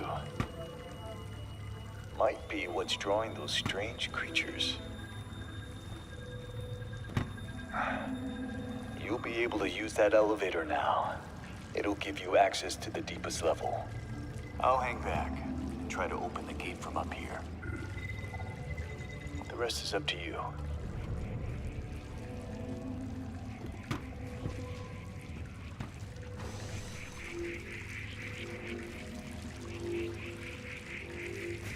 I don't know, is Samus supposed to be really tall?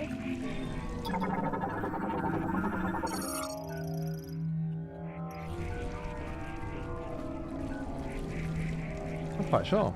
This room's already been marked. Yeah, lovely. I saved the day and Earth. I'm just does that mean you fought the chick and sided with Adam? Is that right? Or the other way around?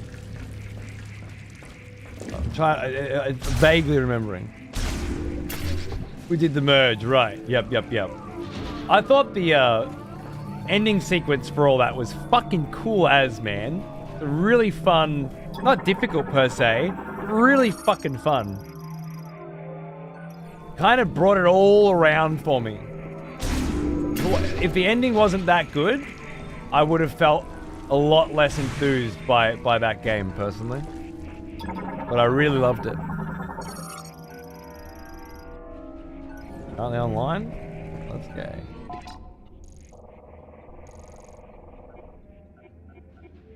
Alright.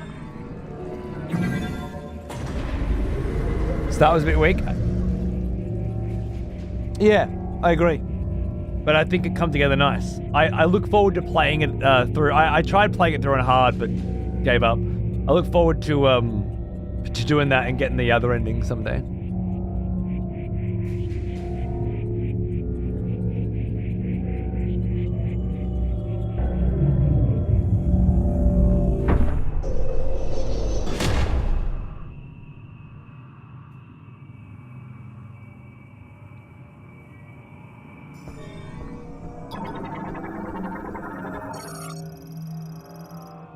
A reboot required before it can be used? Oh yeah. Vehicle bay gate. It cannot be opened while the lock is in place, and it's an electrical lock. It is. So let's mark it here. Now that's a spinner activator.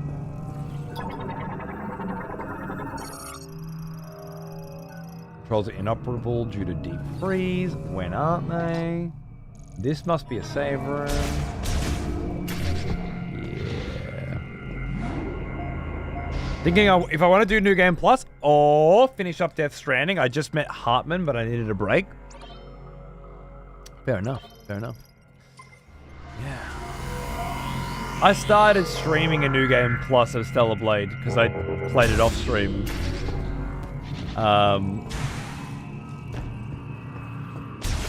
But other games came out and I moved on. Can't stop yawning tonight, sorry. frozen and can't be moved.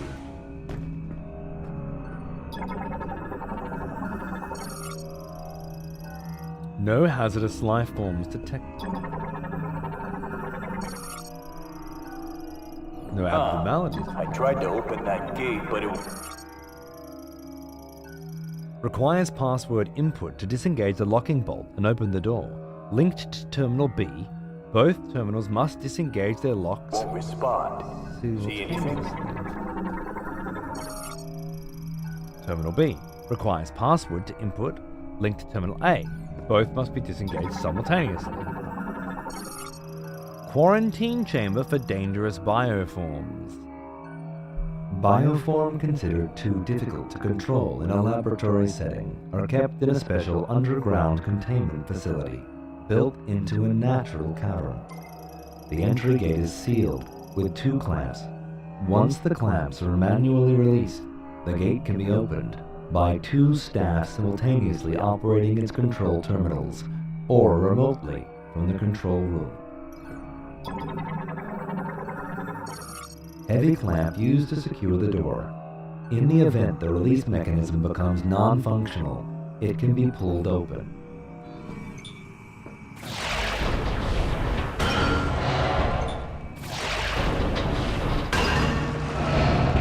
That did the trick. That'll do it. Opening now. Fucking passwords inputted simultaneously. I love it. Happy hunting. Let's go get our fucking key, shall we? Our teleporter key, mate.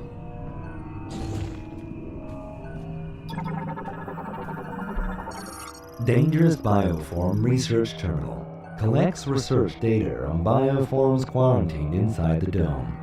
The surveillance system terminal also keeps a backup. Lift Control Terminal controls the quarantine access lift used for moving supplies and staff. The lift has been removed, with reinstallation still pending. Railing for guiding a lift. Analysis implies it would move using the grooves along the sides. The railing forms a U-shaped slope.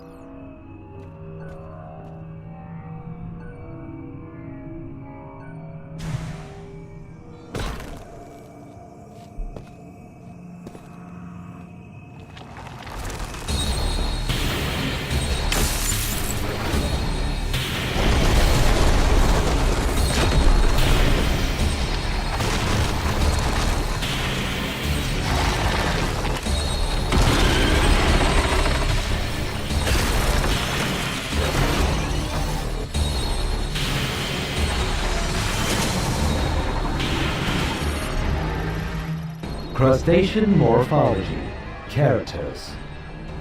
A giant cingulata-like organism covered in a hard shell. Only lives in extremely frigid areas and is capable of creating ice from air moisture. It possesses sensory organs below the carapace on its head and opens its shell to identify enemies or attack with its mouth.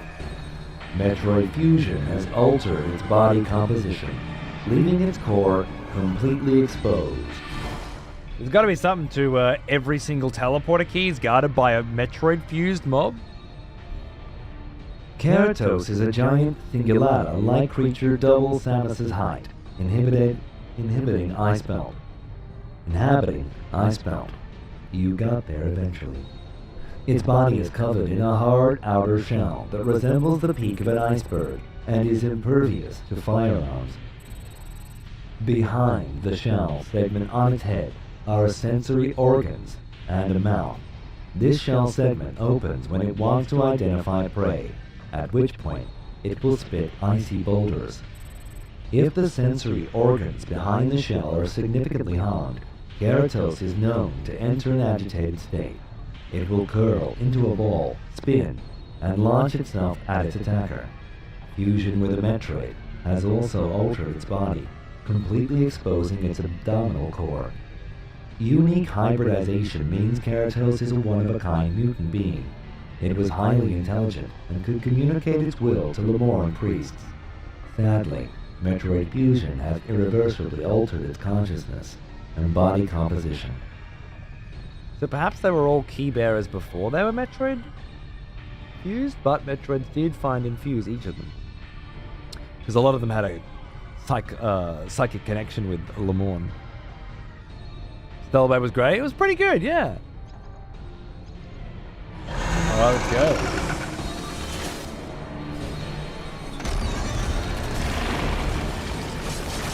Icy boulders.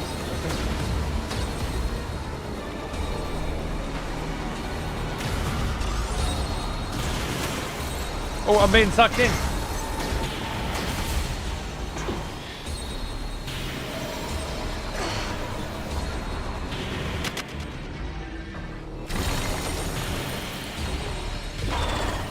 Whoa!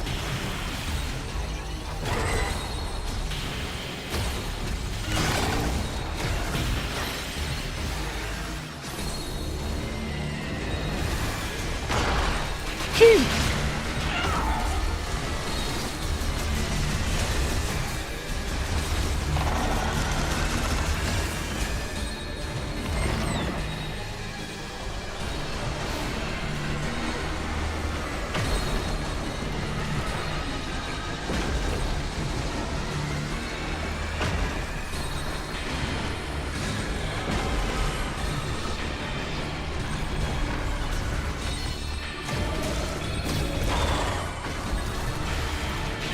Oh.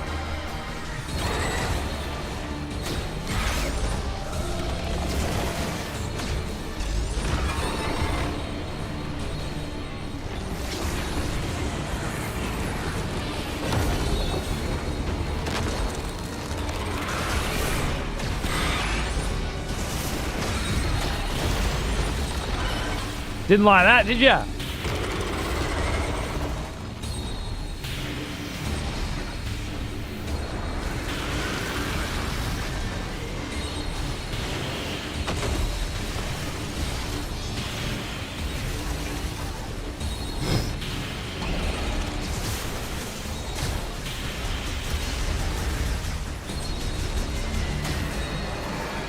Oh, that's a cheeky scan. Like, if you need to get 100% of scans in this game, that one's probably tough to get if you miss it. Ice block formed by Keratos using ambient humidity. Named gust crystals by the Lemorn, they slowly track their target and collapse on contact, damaging and freezing the threat.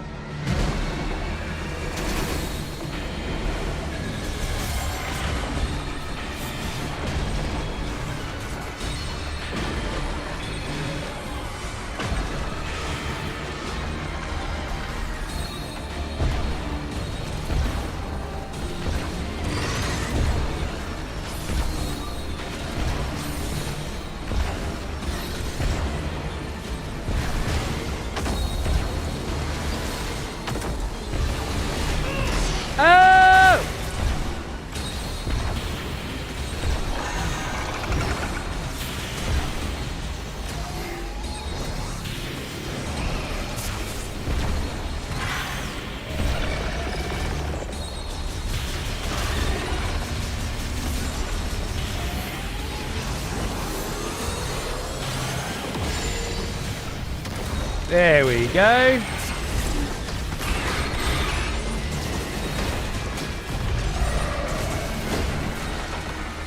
Lovely. So far, the pattern for this one's a lot simpler than the first two bosses, I think. He's a bit aggressive.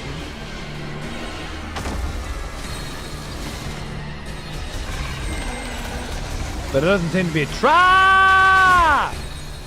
to him.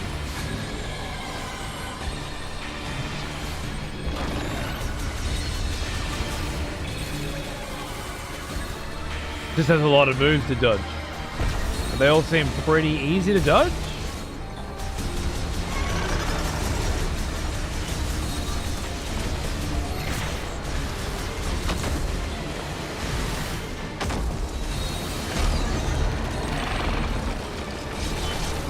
This one that he did at the start, I'm not sure what the fuck I was supposed to be doing with this.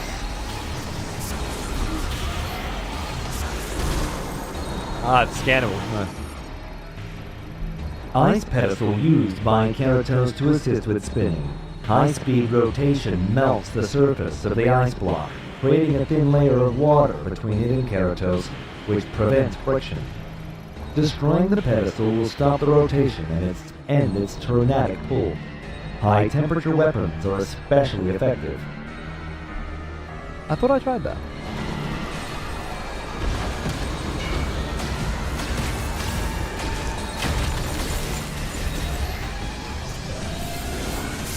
Tanky prick is Keratos bloke, isn't he? But he doesn't seem to have a trick. The other guys had some pretty interesting little tricks. He seems pretty chill.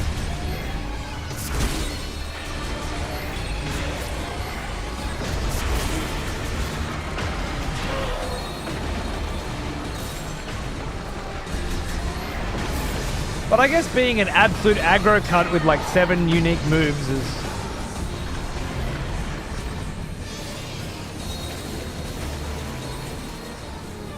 a trick in and of itself.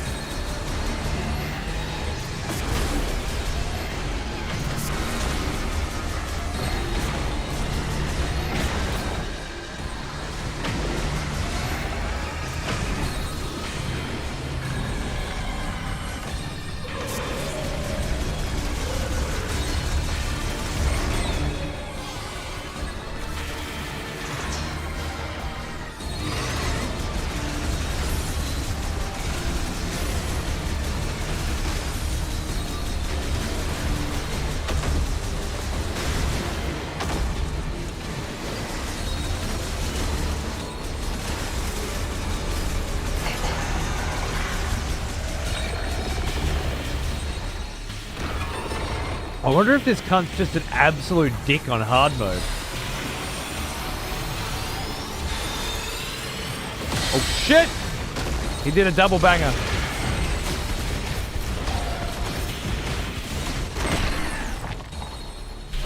Kind of looked like the Metroid was, that was the Metroid's head that was buried into him. Go on. Have a Metroid bust out of it.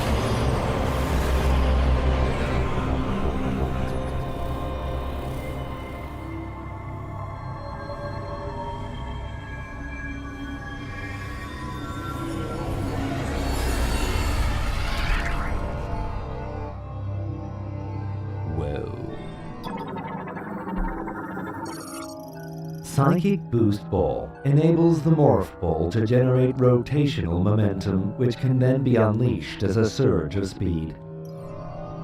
Sick.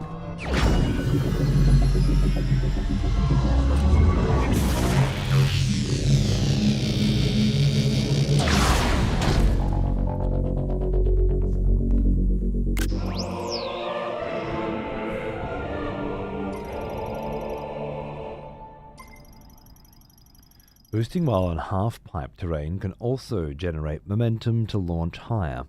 It can also be used to power a spinner or for traveling on materialized psychic boost rails. Wow, that's opened up a bit of shit then. A lot of it right here.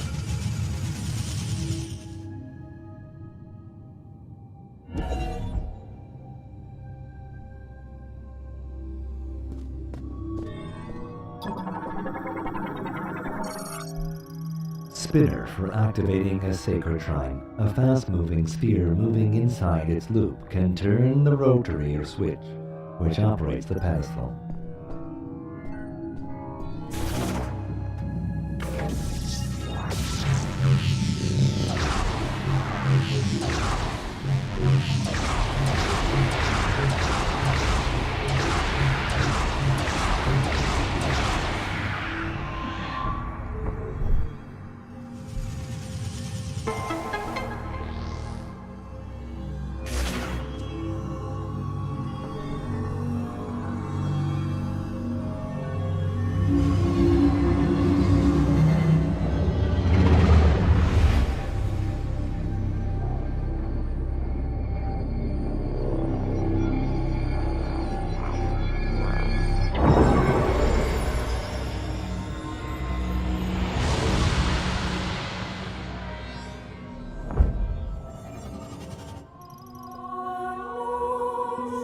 The master teleporter key.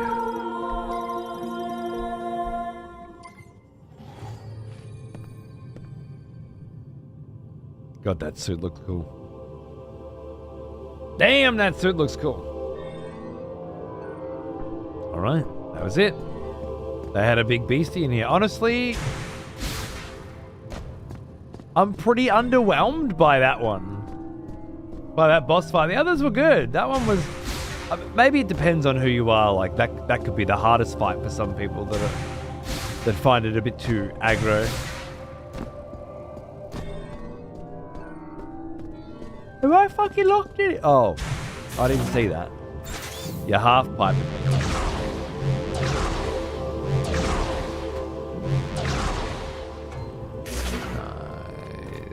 Nice.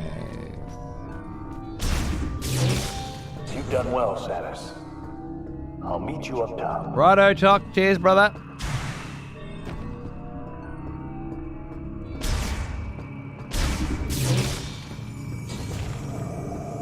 I want to go back through this place right now, but I feel like it might be better to come back with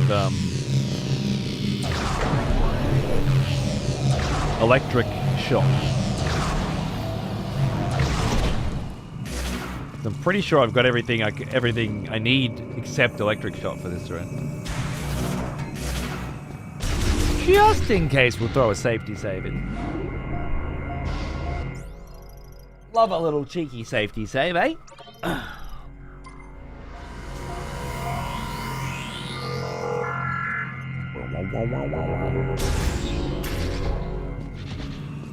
Yeah, I feel like if I got electric shock, I could do everything in here.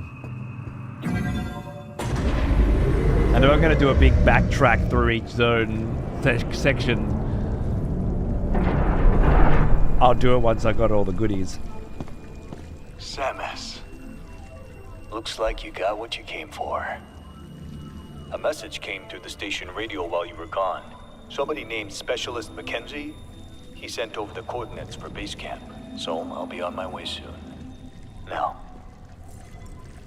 I've been on a lot of missions.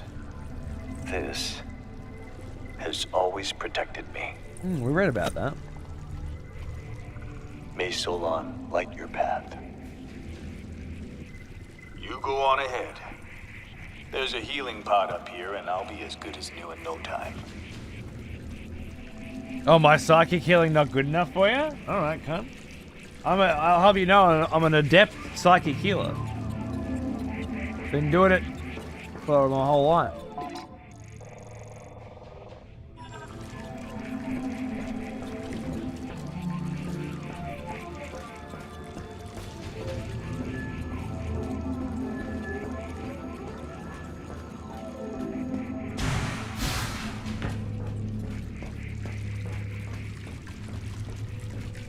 Is that an electric lock as well? I can't remember. It is. So I'll just come back here with an electric lock, eh? That makes sense. Now how do I get out of this fucking joint? This way. Beauty.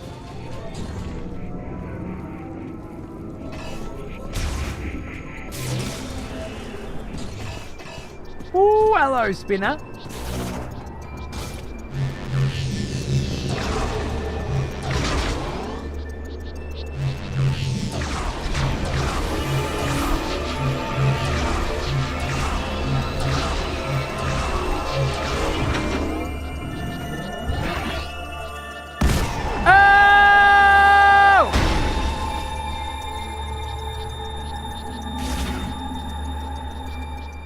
That's the cargo launcher they mentioned earlier.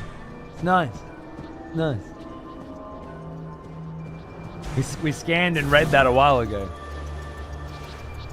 Cool, they give you a chance to use it.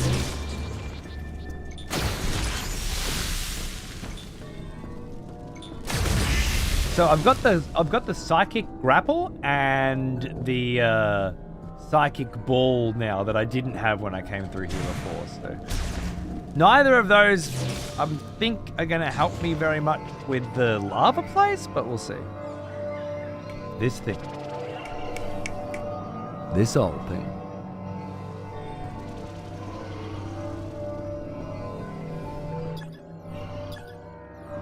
Can I psychic grapple it? Doesn't look like it.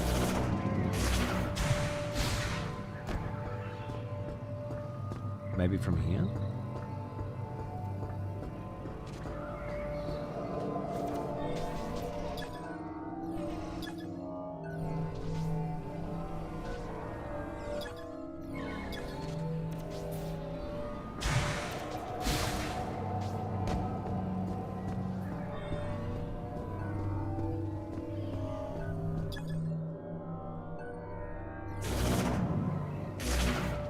I think I already used this, right?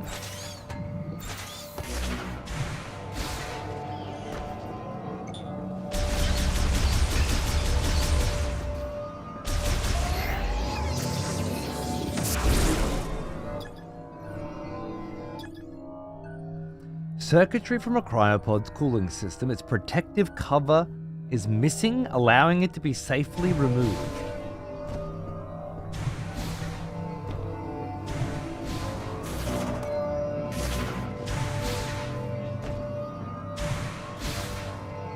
Honestly, I would have thought you could just grapple it, and that's what I was waiting for, but maybe not.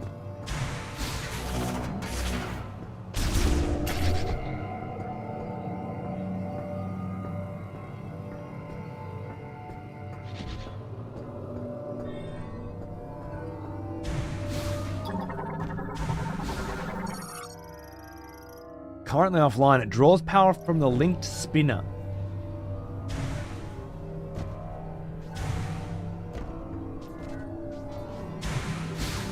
Where the fuck is the linked spinner?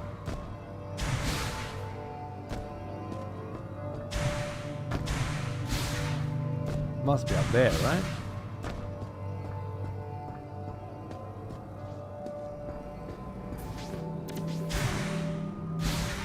That's got to be the spinner. Is there a door up there of some kind? Ooh, do you think there's a way I can get through there now?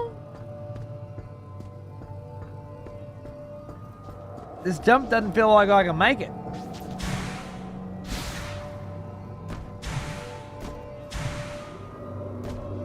It's just, it kind of like it showed me now with a little cutscene-y vibe. I don't know. I can't think of any abilities I have that could help me get through.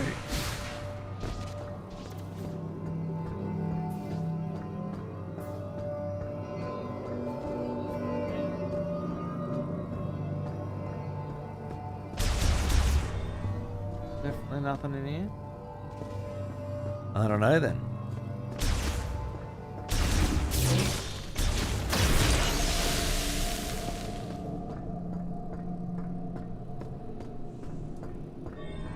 Guess we'll come back later. That's not the right way. Just the feet clipping the edge, would I be trying to... Yeah, well, that's what I'm thinking.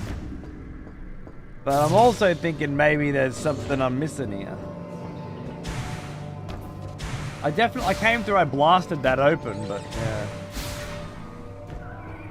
I don't know, man. I'm a bit sus on it.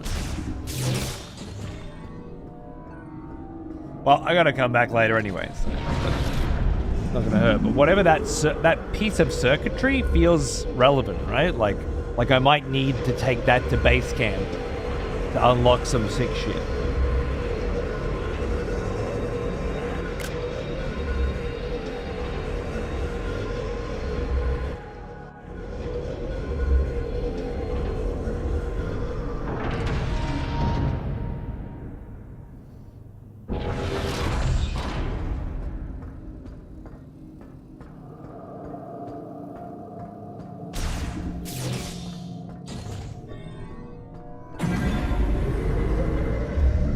Back up into the desert, and then we'll see where they want us to go, I guess.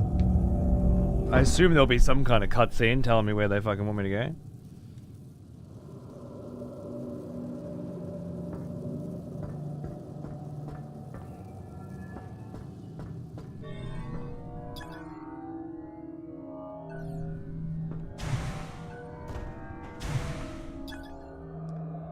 Used by maintenance tanks. You know, it occurs to me that I don't have a grapple.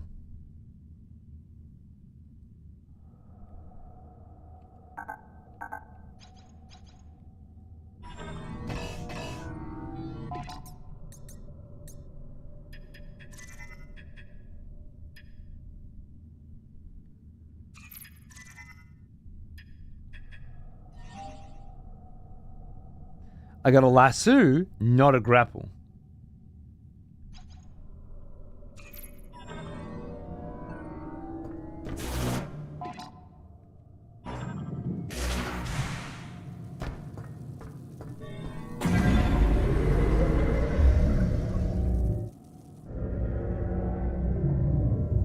Oops.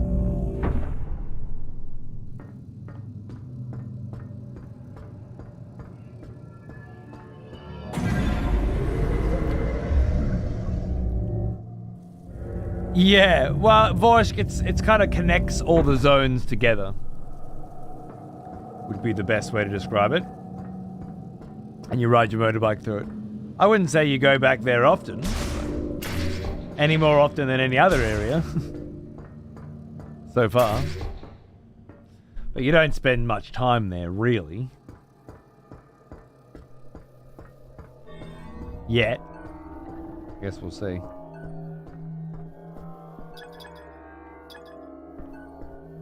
I remember there being a spinner here, maybe?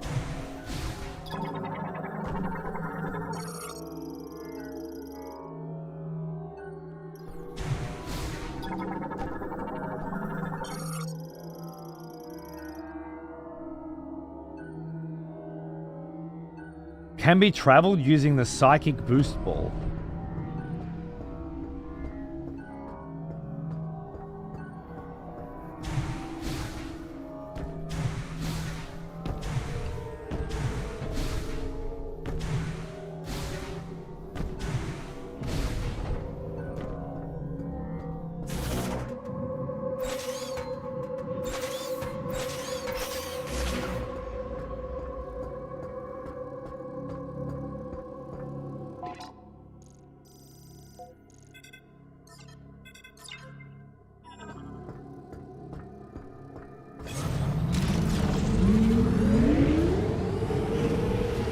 So this would be our desert.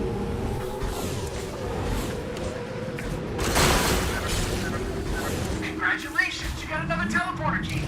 Only 2 keys left. Did you find everything in Icemouth? You might want to go back and check if there's anything you missed.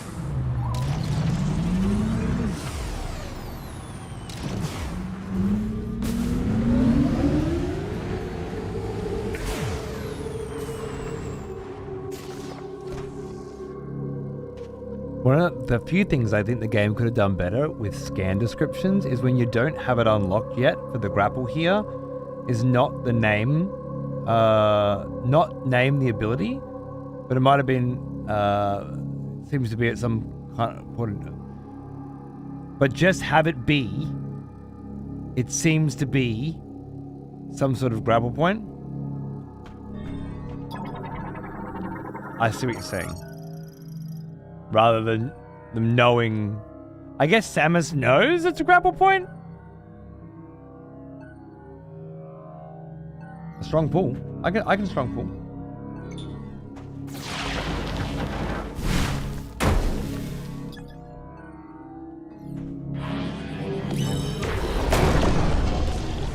Yeah, Vorsh. Now that gives me the impression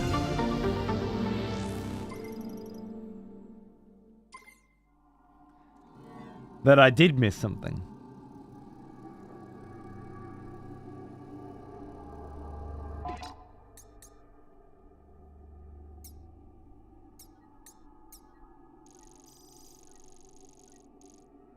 Ladder of Thought Shrine? I think I did that. Yeah.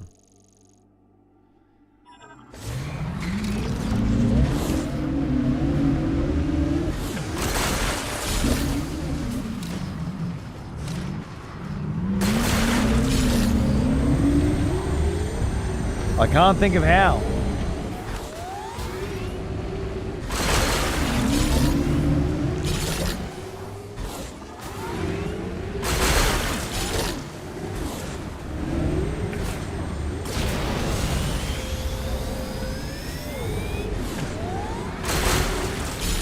So I'm just gonna have a browse.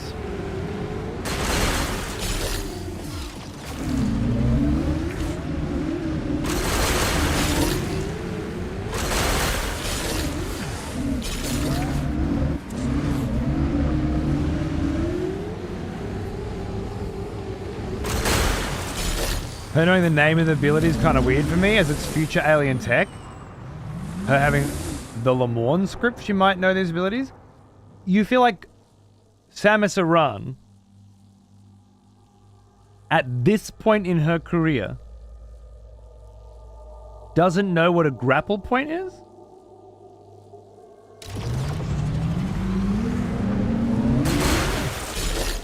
Hello, darling. How you going? I'm gonna set up a 3D print for Kirsty. I said we do 3D prints in the morning, so they print all day while you're at work, while you're at school, not at all night while your brother's asleep.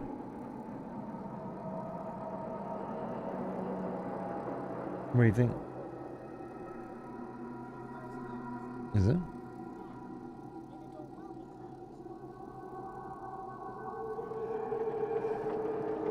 What if it wakes your brother up? The 3D printer. Door closed. Mm. It's not. It's not as loud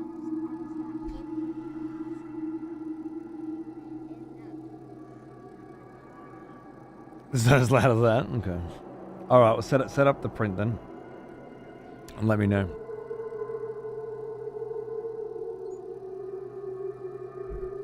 The psychic lasso grapple ability, not the lasso grapple.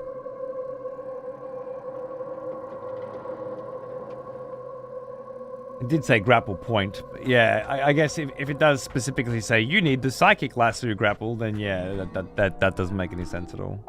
You're right. There's no way Samus could expect perhaps that, but it wouldn't list it. It wouldn't say it specifically. I agree. But knowing that that is a grapple point, and that you will need to find some kind of tool that will allow you to grapple, that seems very reasonable. Whoa.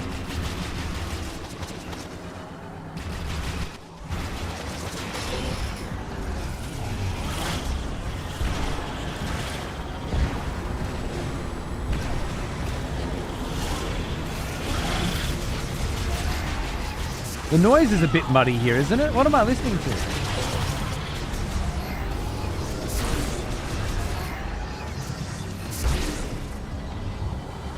Gotta be these guys.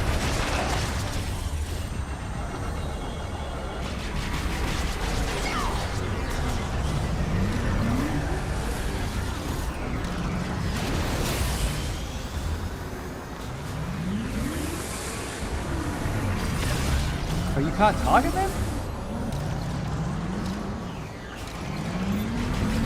The black background music?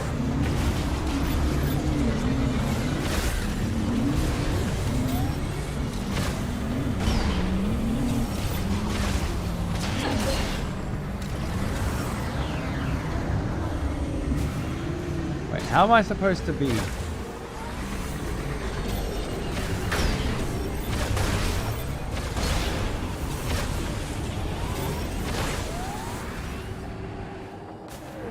About time.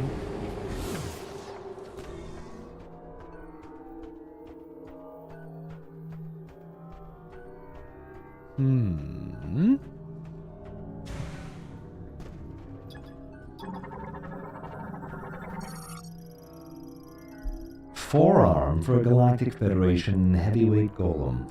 Other than a severed connector cable, it is undamaged. Finger flexion will trigger with an electric current. There's another one of those back at the entrance to the ice train too. But it's electrical current thing.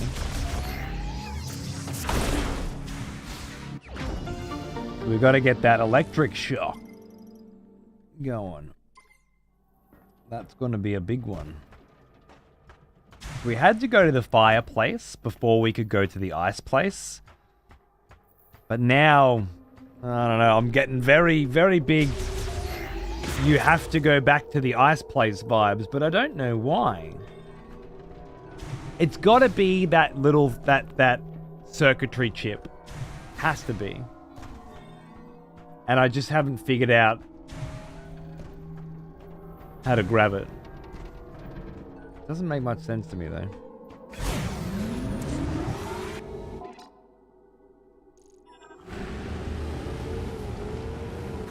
I guess it's entirely possible that I do need something from another zone first, but I don't feel like they would have told me that I should go back. How do you like the Reddit NPC? Reddit NPC.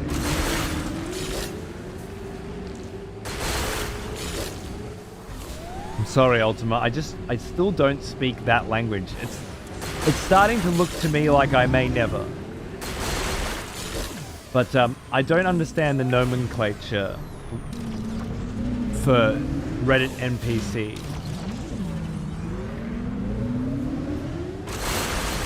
Reddit being a place where I would go to get opinions from a large amount of people on various topics.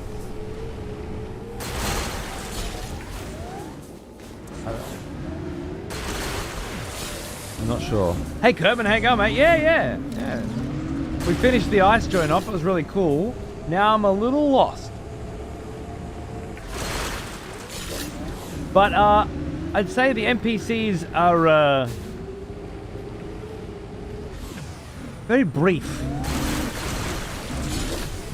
I like that about them.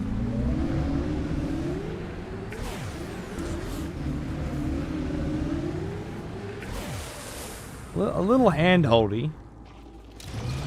Is that Reddit? Hand-holding? I saw an e-safety thing is banning Twitter for under 16s, but not Blue Sky.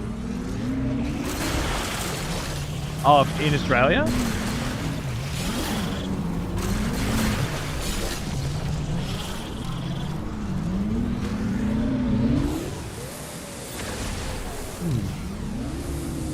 Bit unfair, isn't it? I'm just quippy dialogue and humor where it does not belong or feels off tone. Oh. Yeah, I would say very minimal.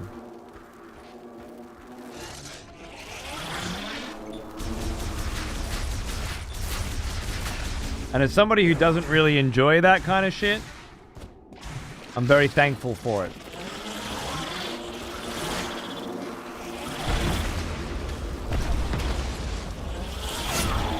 But I'm sure everyone who enjoyed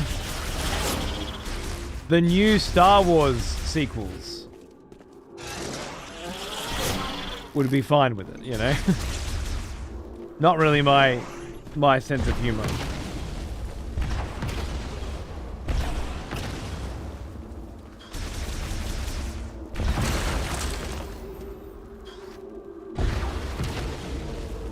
What does this say again?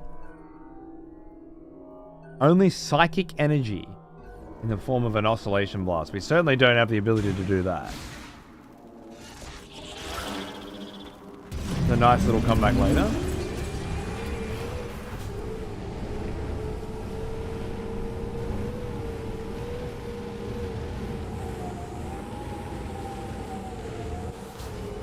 And left.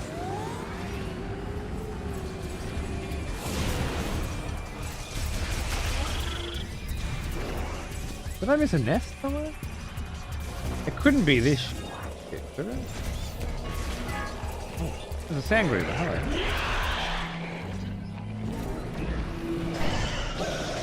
No, didn't think so. Yeah, in Australia as of tomorrow, also we'll be banning them from here. From Twitch. So no under 16s on Twitch from tomorrow. On YouTube, on Twitter,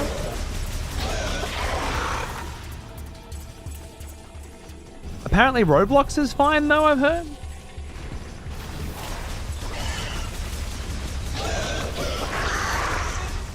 When I watched the original Star Wars trilogy, I was shocked by how well everything looked. Me too. Did you hear that they're doing a re-release of the original Star Wars trilogy, or at least A New Hope, coming 2027 or something. I think.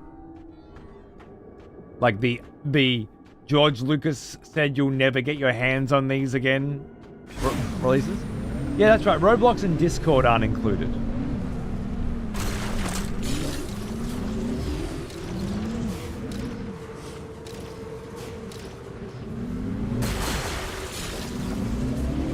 That feels odd.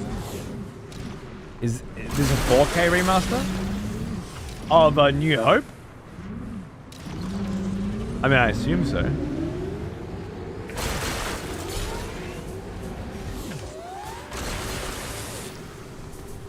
I think Roblox's way to counter it is you have to authenticate your account if you want to chat in-game.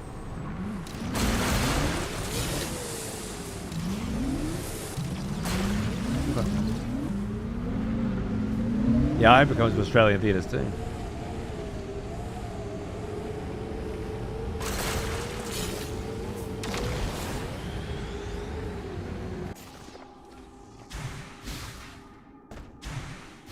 Fuck you.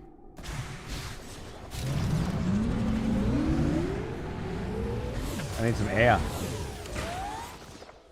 Maybe.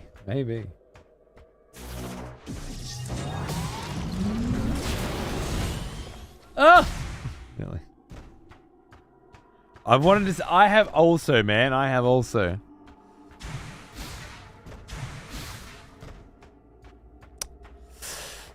But yeah, I don't know how I could get behind YouTube and Twitter being blocked, but not Discord and Roblox.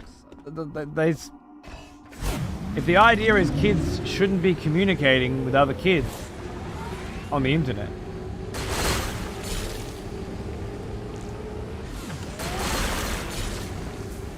Seems a bit biased. Whatever.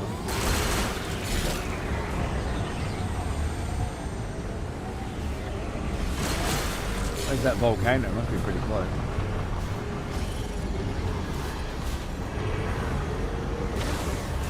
These guys seem to be protecting these crash sites every time.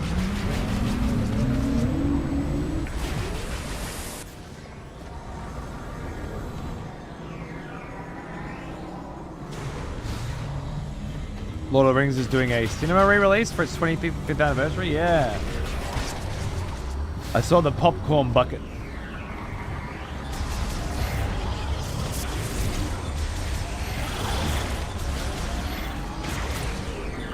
I would like to see Lord of the Rings again. If they do it down here, I might have to go and watch. Wait, have I sandbox? No? Oh, maybe. Oh, because it's a sand version. Even though it's functionally identical to every other version. Is that a grapple point?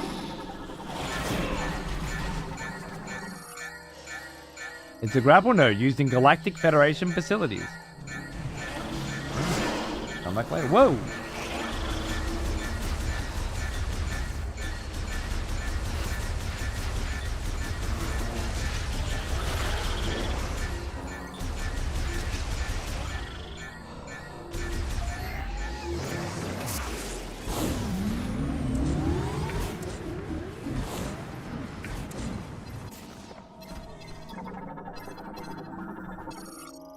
Transfer pod made of extremely durable densium, containing a heavyweight golem power cell.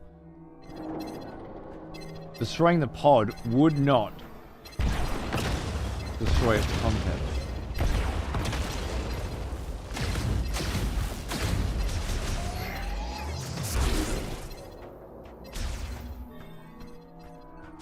Interesting.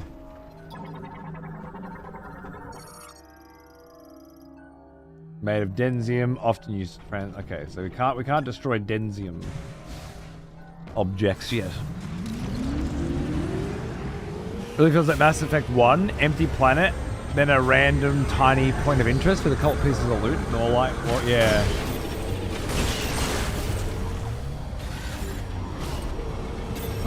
It's not very big, so it doesn't really bother me. I've already lapped it once without any trouble. It's just a hub, really, isn't it? But I don't think it adds anything to the game. I'm not quite sure why it's there. Alright, back to the ice zone, I guess. Clearly I didn't get what I needed. It's like Hyrule Field. Interesting comparison.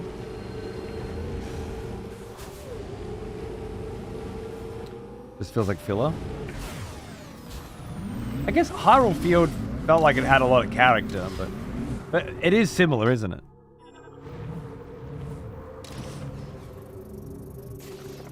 You got your motorbike, Epona, ways to sell another amiibo. You really think that's it? Think they made a giant desert to connect the areas together so that they could take the music player out of it and lock it behind 100% completion or an amiibo? That sounds too crazy for me. Main difference is grass opposed to sand. I guess the day-night cycle in Hyrule Field had different kinds of enemies spawning, you know. And you had to fight them sometimes. You don't have to fight anything in this, really.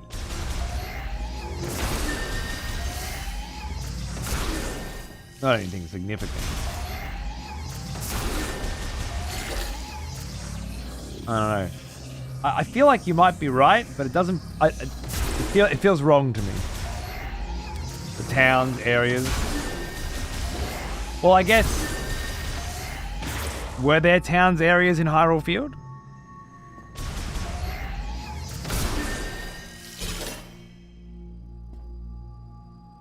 Lolland Ranch, which in this case would be Chrono Tower.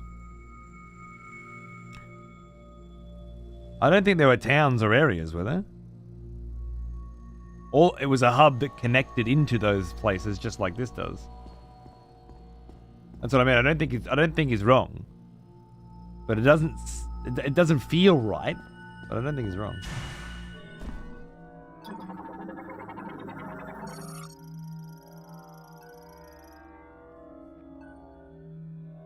The outsides were there. If you mean you can see them in the distance, you can still see these in the distance too.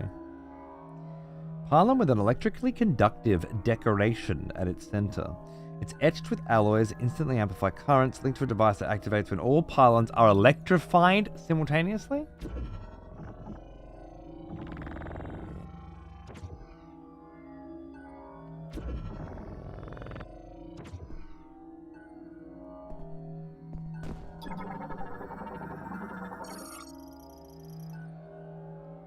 Plasma can be released by the surrounding pylons. Electrified, though. That certainly makes me feel like I need my electric shot.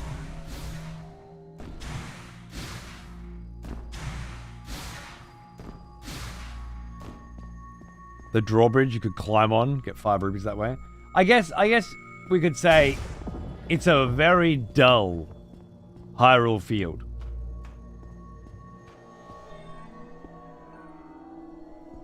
And it came out 25 fucking years later. But like the place you get a pony, you see the entrance and stuff for it. True. I mean, you can see where you get Viola here. There's a giant pipeline that attaches to it and stuff. It's not as good as Hyrule Field though. It's a shitty Hyrule Field. And to think it's okay to do a shitty Hyrule Field fucking 30 years after Hyrule Field. Pretty bad. And again, more important, like if you took Hyrule Field out of Ocarina of Time, it's a much worse game. Particularly at the time that it came out. If you took the desert out of this game, I think it's a better game. The only thing that it does is give you a reason to build the motorbike, which is great. But you could retool that zone so that it doesn't give you a motorbike. And just have the cannon shoot you from zone to zone. And this game's better, not worse. I think.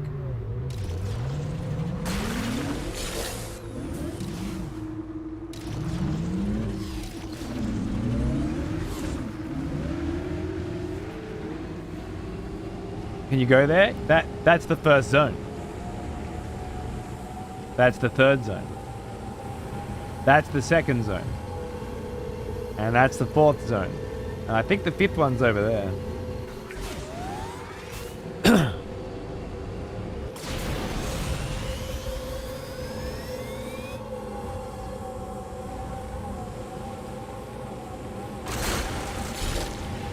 Does it just bland? It is.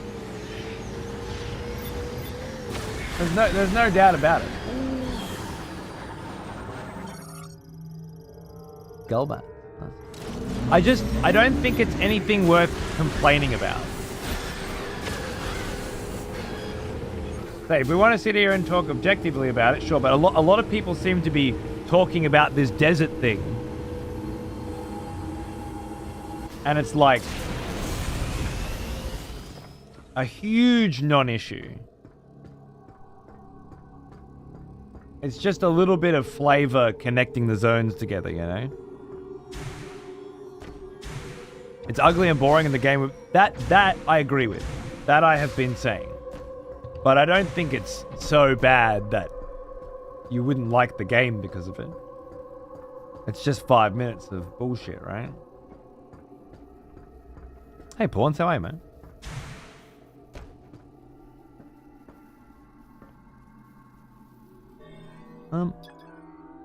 I can apparently use that, but I think I have to come around the other side to use that. And I still don't even know what it would do. Probably get me that upgrade, maybe? I don't think it's what they want me to come back here for, though. Yeah, doing good, man. Doing good. Just cruising. Just cruising. Just chilling.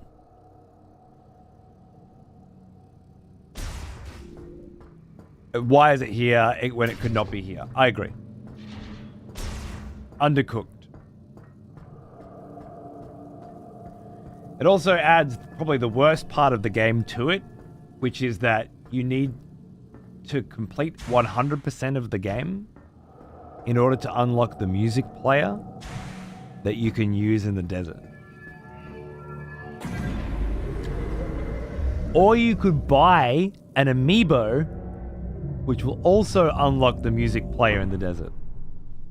Now again, that's not enough of a reason for me to not buy a game, but if the stupid fucking desert that doesn't need to be there wasn't there, then that wouldn't be there either. And that's a real reason for people to say, you know what, I'm not playing this game.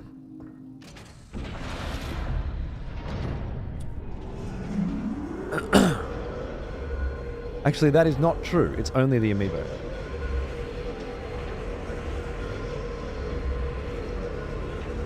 You're saying that if you get 100% scan completion in this game, you don't unlock the music player? I definitely heard otherwise.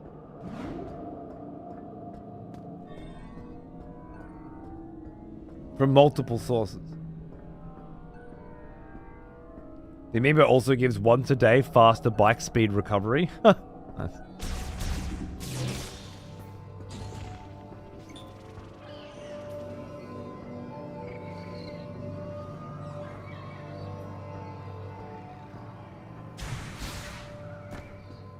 You aren't missing much. With what? The music player, you mean?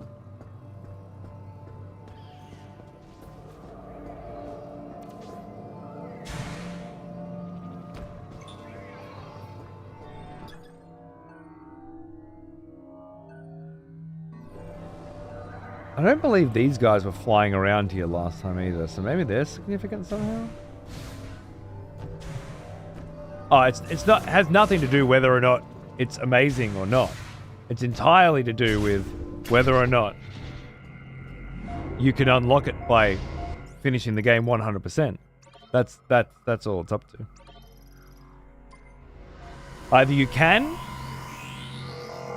and it's fine. It's an early unlock. They suck. Nothing to write home about. Or you can't. The game's broken. It gets 0 out of 10 and gets returned. For locking content behind a physical purchase. Very binary scenario. It can't be a good game and ask you to buy an amiibo to unlock the music player. But it can, and just give you early access, early unlock. Because a lot of games do that, right?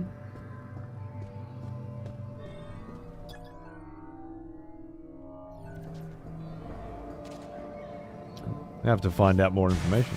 No one's arguing with Gawa, but the other day there were definitely people that were saying you could. And that there's 100% unlock for early unlock for the secret ending or something. 100% ending.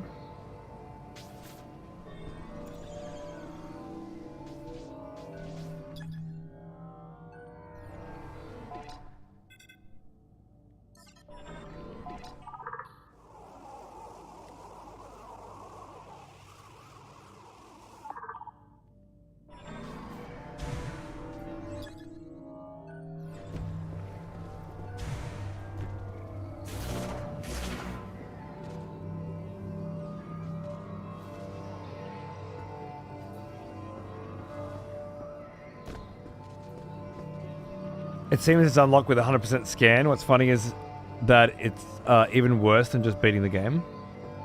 I don't care. Again, worse, better. Those are words that you and Droid Down Under are using, you know? Your subjective viewpoint means fucking nothing to me. I'm just looking for information here.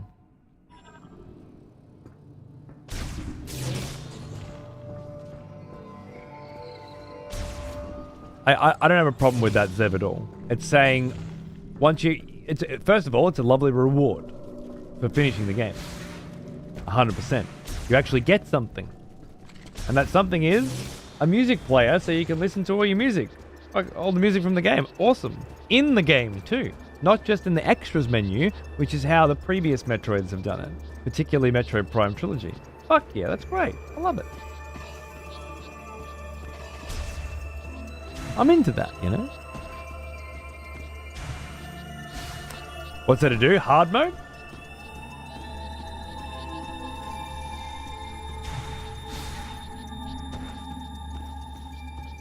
Which is locked behind completion of the game anyway.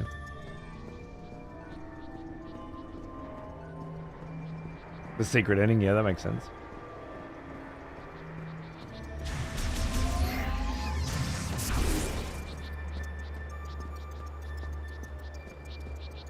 Is hard mode a New Game Plus? I don't know. It doesn't say that, and I would think not. But these days, the terms are used synonymously. Like Final Fantasy VII Remake's hard mode was a New Game Plus, which is not what hard mode means. Diablo 3's hard mode was a New Game Plus.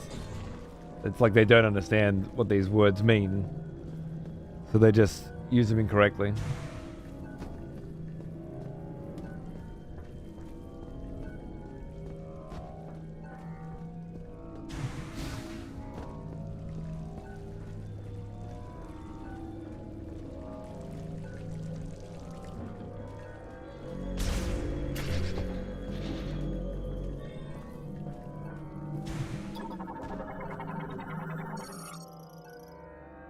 Wonder if our boy's in one of these, getting healed.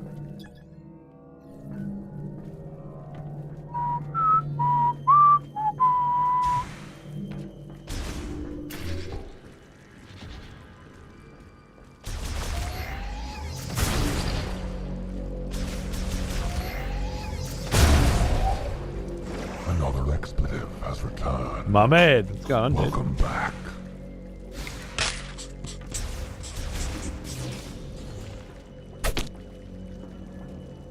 How are you, baby?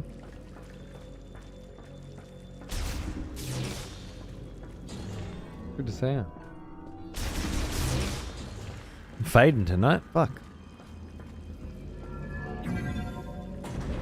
It's one unique track, the viola theme, okay. And the rest are boss themes. So there isn't any background music in the game outside the boss. There's fucking background music in every zone, and it's awesome, Zev. What are you talking about, mate?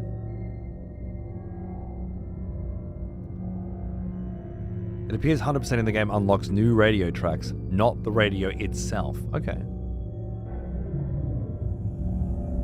Hey, does that suggest that you don't unlock the radio when you're 100% complete?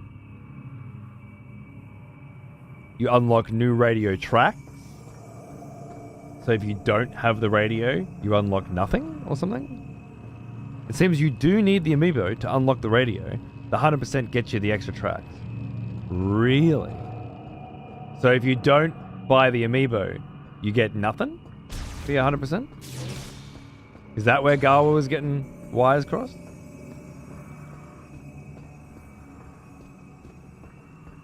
From the screenshots I have, yes, it mentions hard mode and additional radio tracks.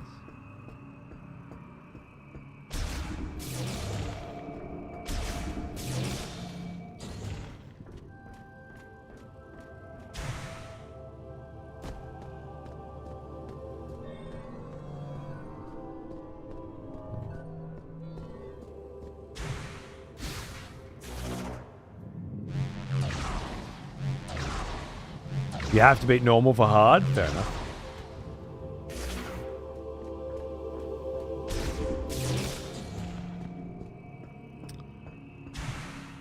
I guess I'm going to have to go back through the facility now. Damn it. I was hoping I would be able to stumble on what they want me to do. I don't see any reason why they would give me a cutscene showing me that little bit that I'd found before.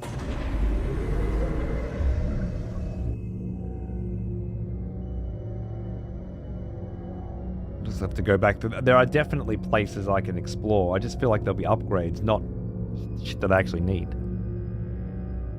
Might do a normal road run.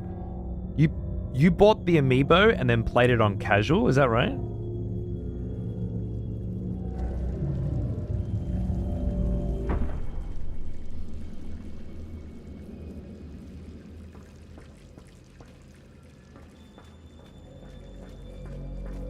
I'm a casual difficulty gamer.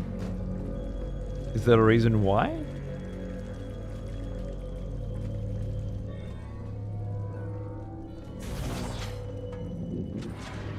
Can't still be, well, the people who play on casual are using amiibos, yeah.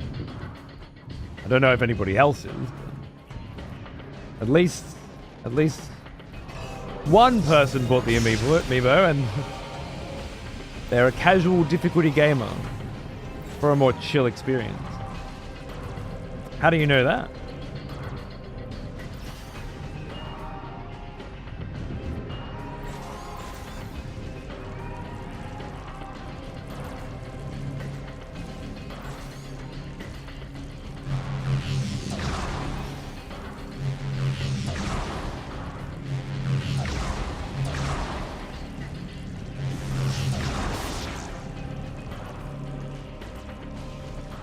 Let's take damage on my first run to learn how my game works. You don't feel like learning how the game works when it's still difficult is the experience?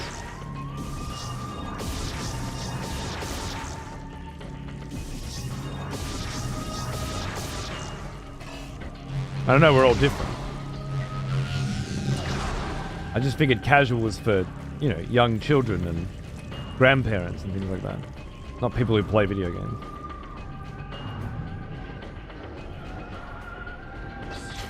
Also play with a Pro controller, which is different to Joy-Cons. How is it different? I'm playing with a Pro controller.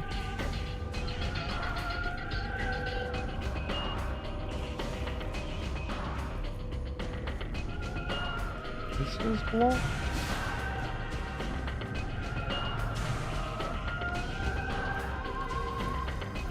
It actually makes sense. It extends the learning curve. But it fundamentally locks you out of learning under duress.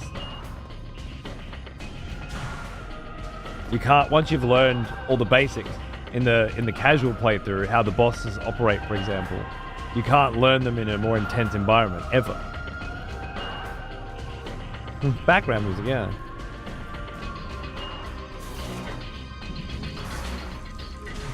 What do you know? Found it harder to precise aim? Okay.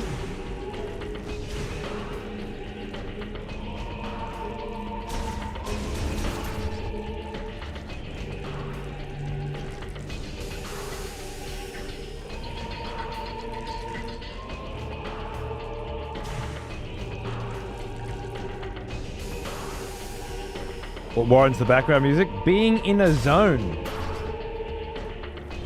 Zev. We're in a zone now.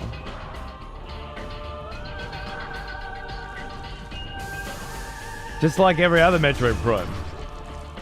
The difference is when you go out into the desert, it goes quiet. That's all that's different here.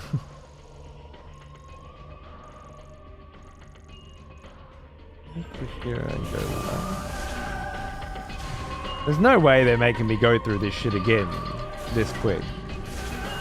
I've got to have missed something.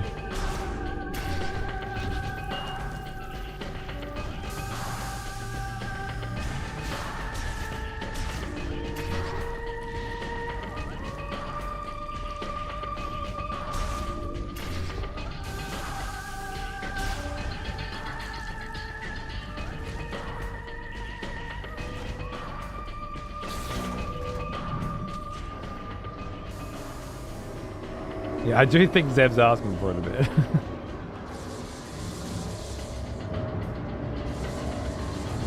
I feel, yeah, okay.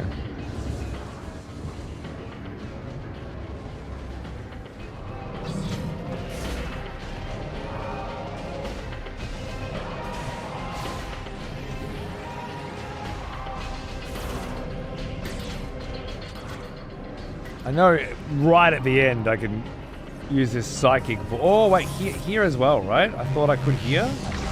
No. No, not there either. Yeah.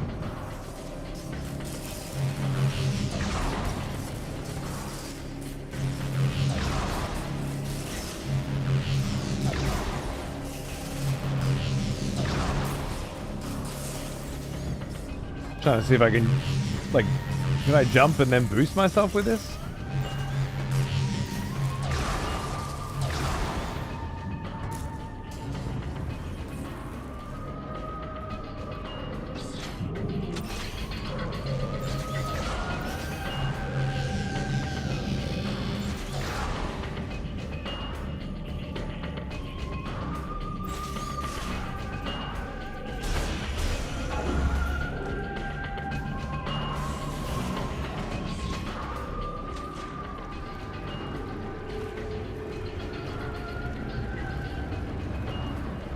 Trying to process this whole you don't unlock the radio player thing. I'm having some difficulty with it.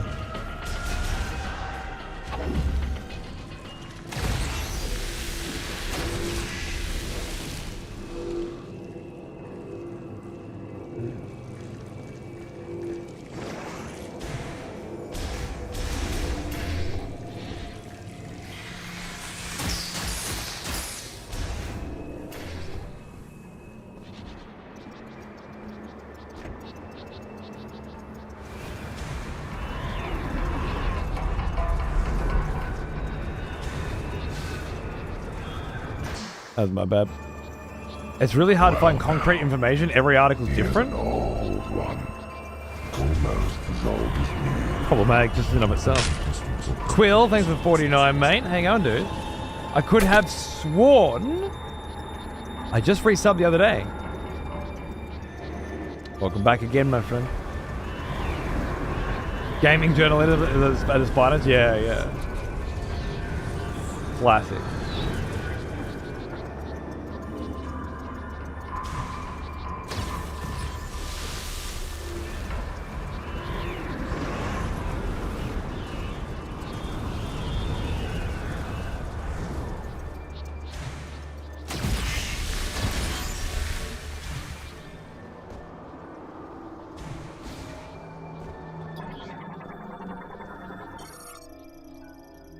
It's a grapple point, not a morph point. Okay.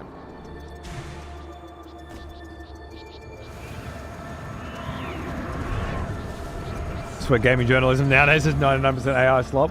Well, it's funny you should mention that because I've been hanging out with Peeve and chatting about things for Patreon, and I uploaded some of my old reviews of video games to Patreon, just as a sort of little bit of a test on how to set them all up and whatnot. But I was thinking about doing some new ones.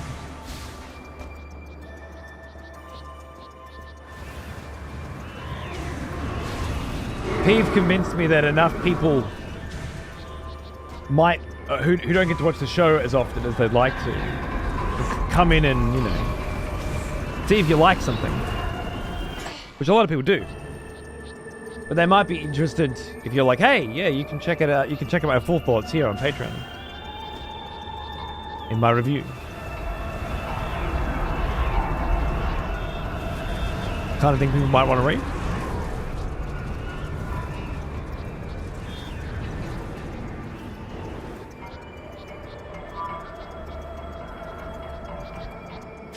Yeah, the Co's sort of final thoughts things.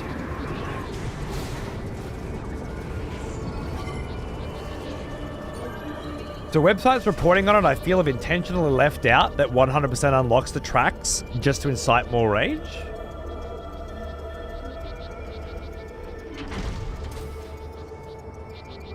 Or they don't know. Thanks, Rocker Lord. Awesome. Oh yeah.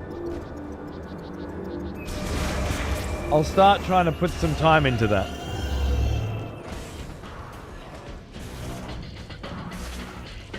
My only concern is how do I find the time to finish all these games and then write about it? But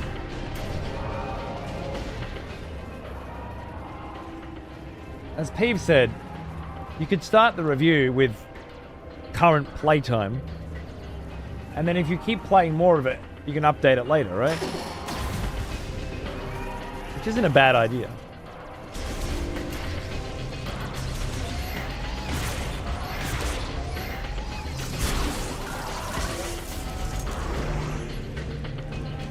Add updates to post as required.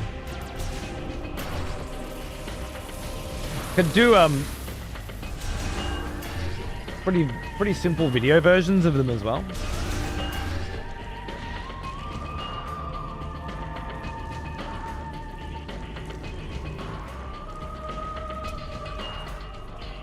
Perhaps.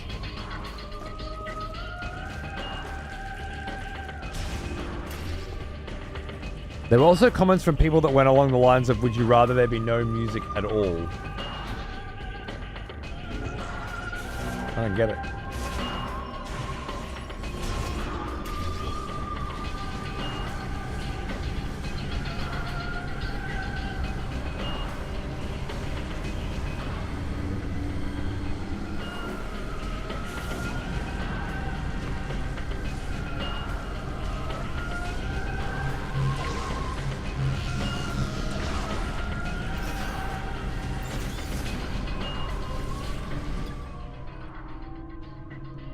Psychic Spider Ball.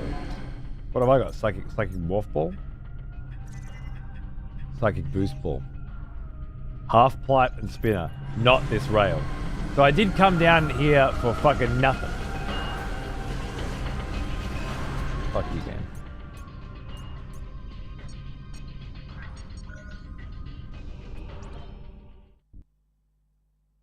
Got absolutely nothing for going all the way down there. As expected. But I wanted to check. Just adding a playtime at the end of the review would be fine.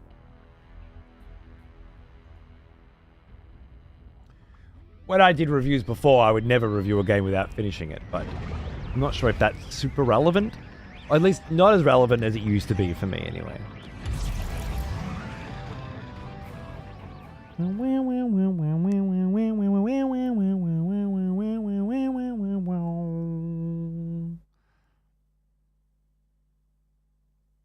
Maybe this has all been something super simple. Shoot it with your fucking psychic gun. Guess it's time to go back to the basics. Maybe I did do all this before and it didn't work because I wasn't up to this point in the game yet. Let's just double check everything.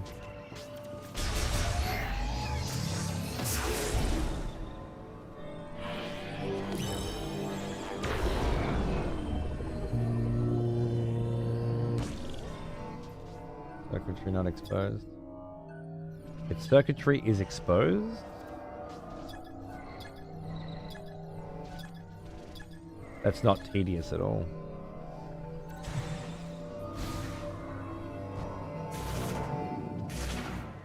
Simple video versions would be cool. You're a good orator, will carry pretty hard. Yeah, I was thinking the written review is a script really anyway. So all I'd have to do is read that out, and P was like, you can read it out to like B-roll footage.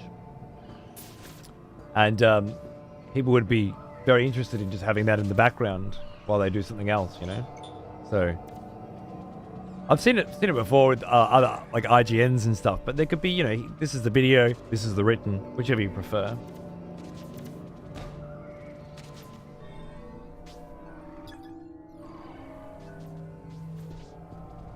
"50 hours in, I refuse to play anymore."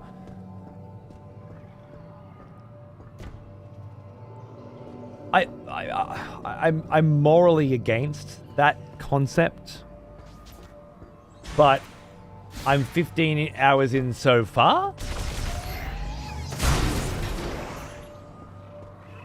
and there might be another 30, 50, or 1,000, knowing me.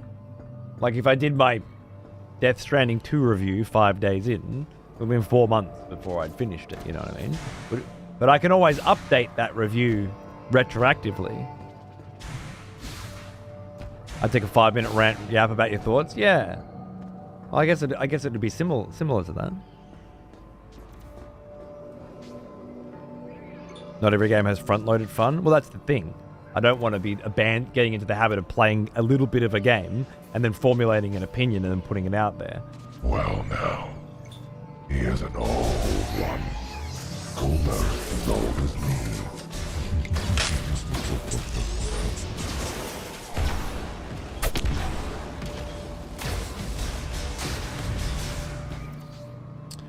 Air Collapse, thanks for 67, mate. How you going, dude? Good to see you.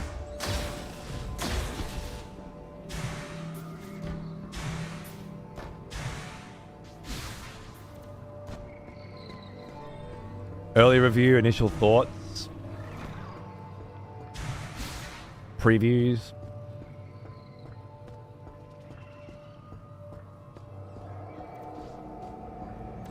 Yeah, first thoughts. Yeah.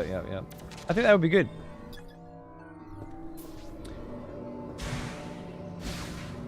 I think it's a part of my sort of repertoire of content offerings that I haven't done for a long time.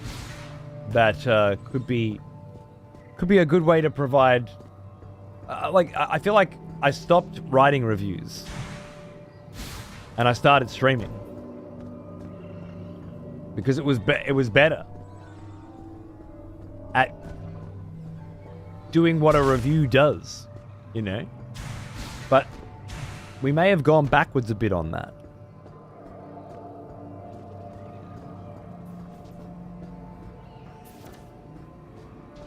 I'd rather the review be secondary instead of playing X game to make a review. Yeah. Well, I usually do most of the news stuff anyway. So. Not everything, but to some degree. I feel like I played enough Silent Hill F to give a reasonable review on it. But I haven't finished it. So I can't talk about how the story ends and things like that. But so long as you know what's going on. Explicit impressions. I'll keep it in mind.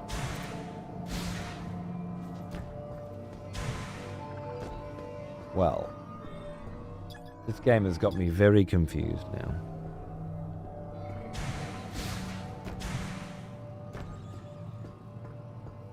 Everything was going so well until a little bit of backseating popped up. And that little bit of backseating has put me into a very uncomfortable position. Because I don't know if I should leave this room again and go back out into the desert and try and go somewhere else. Or if I'm missing something.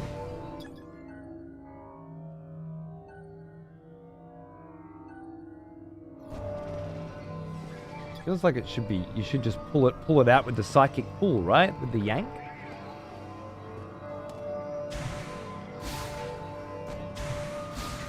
I think I'm just, yeah, I'm going to take a hint, Aura. I'm kind of over this shit, to be honest.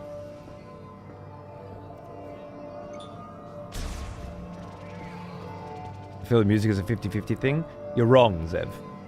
And you're showing a lack of intellect by not playing the video game from the beginning to the end before having an opinion, which is ironic because of what we were just discussing. So please refrain from comment until you have experienced what you are commenting on, and not come in randomly in the middle of a third day and start trying to grab an assertion. It doesn't make any sense. It's to do with the door on the second level.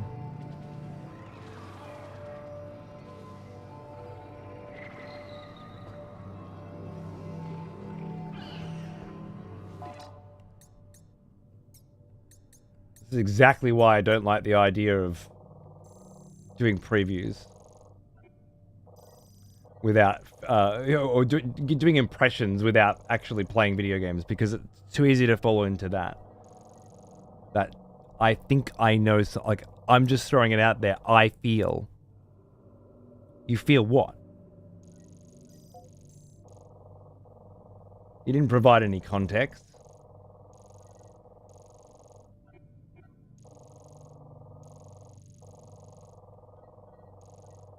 What can you possibly be feeling? This is the entranceway to an entirely new zone. The music goes from desert into, whoa, what's this place? Into full-blown, you're in the zone. But this is the doorway into the zone, you know? In this room. Okay.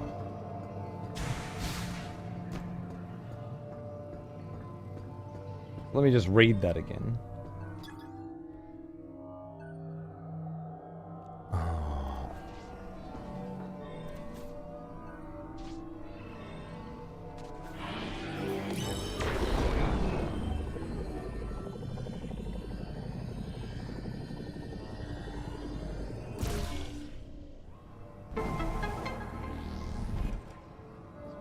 Brain dead.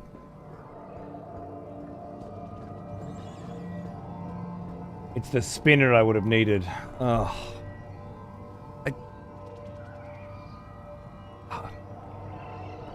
Okay, so then what's the broken glass for? Of the 5-ish hours of gameplay I've watched from a couple of streamers, the music feels very minimal. Fair enough, Turtle.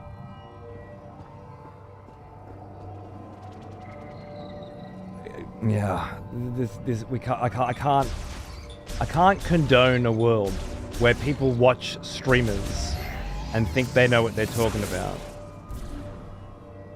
It just depends on what zones you've watched. From bothering you, well, you're bothering Turtle Power, yeah. But all right, you can leave.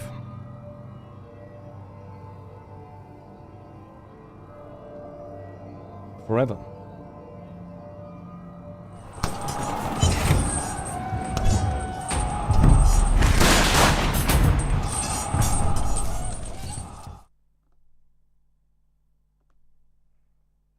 You want to be a little fucking bitch about it?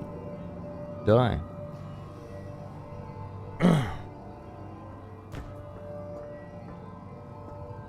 Now, where was I?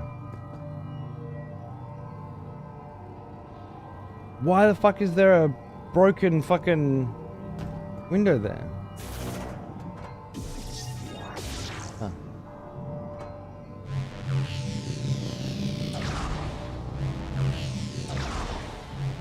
I don't think he was saying the music's not important. I think he was saying it is important. And there's none of it.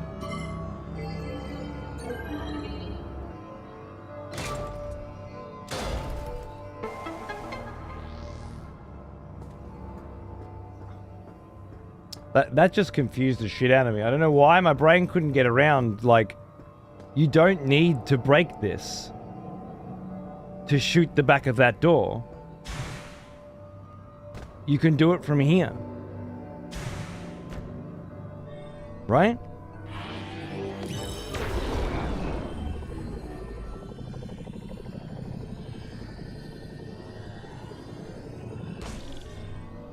This isn't necessary. It really fucked with my head. I couldn't get around it. God damn it. Well, we got to do a bunch of extra exploration. That's fine. A chip made by Little Morn. The Galactic Federation engineer, level 4 or higher, can modify this chip and integrate it into your suit. Another expletive has That was returned. the fire suit. Welcome back. Ramsberry, how are you, mate? What's going on? Thanks for 11 months, dude.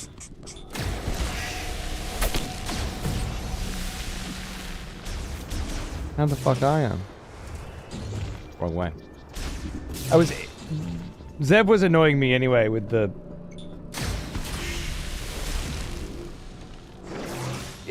implying that, like, you can't go to the zones that you can see in the distance without knowing that you can go to them.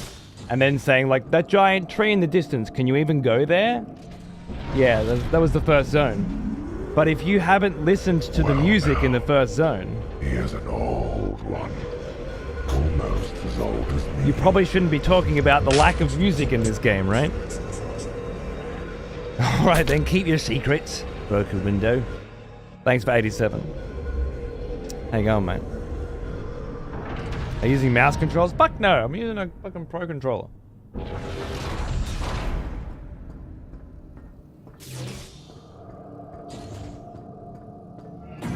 I will admit that after 15 people asked me that question, I did try it briefly.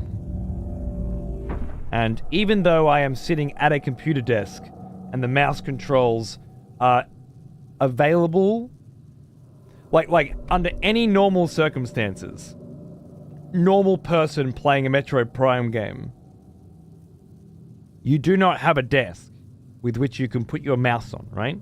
You have to actually be playing at your computer desk. Or dining room table? I don't know. I can't think of any realistic way in which a person is going to use their controller as a mouse to play a game like this. But the brief test that I gave it, in what I would consider to be ideal conditions, felt like shit. However, it was perfectly suitable for some Mario Paint with the kiddo. But as an alternative aiming system to the analog stick, I wouldn't even consider it.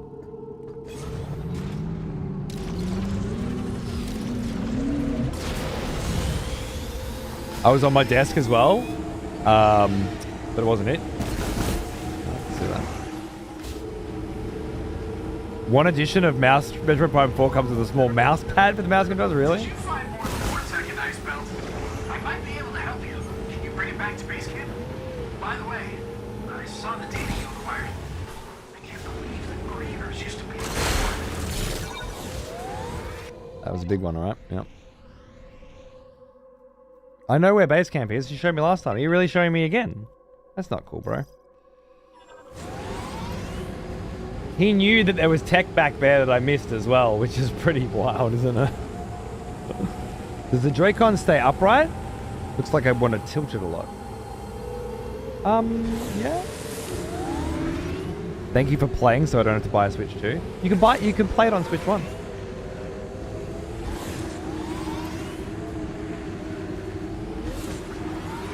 And yeah, watching it won't give you any of the same vibes as playing it.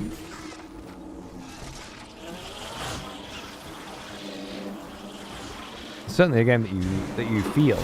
Yeah, it's on Switch 1 as well. I imagine they'll do that with most of their releases. Switch 1 version and then an upscaled Switch 2 version. I've tried using the Switch 2 mouse controls, and yeah, it's a neat thing that they've added, but the side of the Joy-Con is too thin to be able to comfortably use as a mouse. Yeah, look, it's fine in Mario Paint. It's fine in Mario Party Jamboree when you're like sitting on the couch with 3 other people and you're using your knee to do the little, you know. Can't afford a system I already own. Oh, I certainly wouldn't call the Switch 2 a system you already own, but if you have a Switch 1. But I know what you mean. If the upgraded enhancements of the Switch 2 aren't something that you think you would benefit from, like 120 FPS at 1080p or 4K 60, for example, then yeah. But the Switch 2, much like the PlayStation 5, really is an upgraded version of its originator. So, yeah. I understand. I had my Switch 1 for 8 years. And it was falling apart. I needed a new one. The Switch 2 was... And I waited for the Switch 2. It was perfect. But, like, if you bought an OLED a couple of years ago or something... Depends. Playing Breath of the Wild without fucking FPS lag is pretty nice. I gotta admit.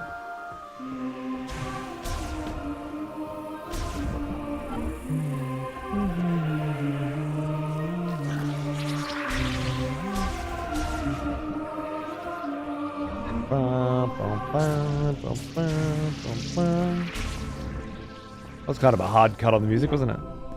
Oh, the HDR is gorgeous in this as well, yeah. Leave me alone. I'll be here. No in-game music, yeah.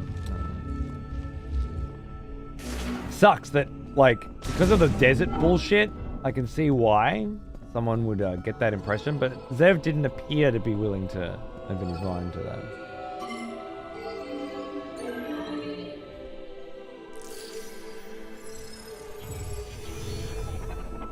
I got a lot of green crystals.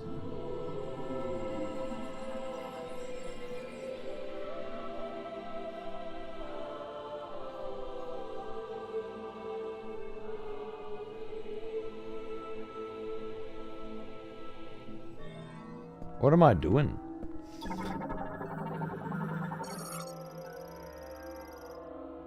This illumination will grow as the sacred tree absorbs more energy. I'm definitely doing it for the tree, then. Send it to the sacred tree. It's weird there not being a bar or something, you know? Like, I don't know what I'm doing. There's no feedback for what I'm doing.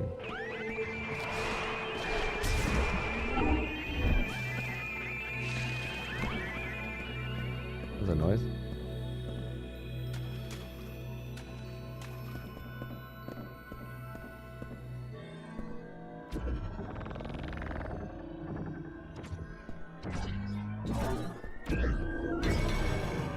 Whoa. It lived beyond thick ice, where frozen shards danced on gale winds, and frigid breath met any approach. In its mind was intolerance, living isolated and intemperate like an aloof warrior. It called itself Keratos. His nature was that of violence, and at the peak of his fury, Keratos was known to throw his giant body at any who might stoke his rage, or spin so quickly that icy pillars would form. It was through communion with Thezra that a warmth took root in its heart.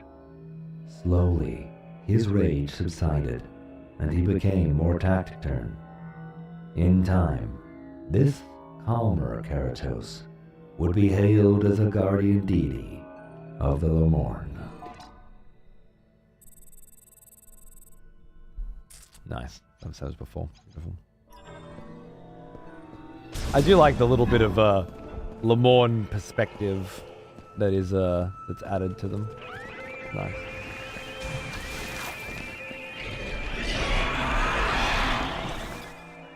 Jungle Grievers.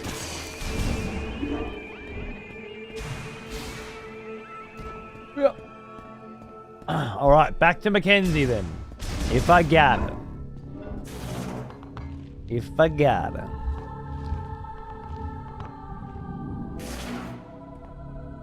When I tried the mouse, it felt sluggish, like I was having to pull the crosshair to get where I wanted. Welcome back, Samus. Come on, show me what you found in Ice Belt.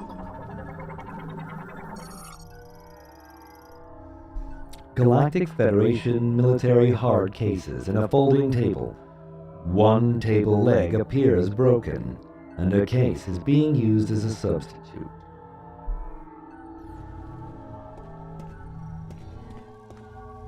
Alright, let's take a look. Okay. Dude. Hello, friend. Okay. Analysis first.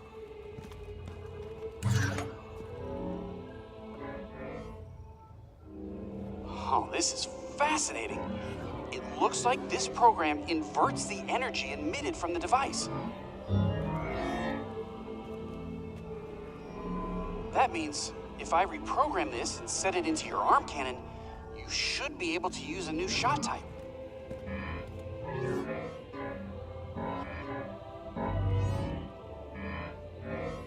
How convenient. Metroidly convenient.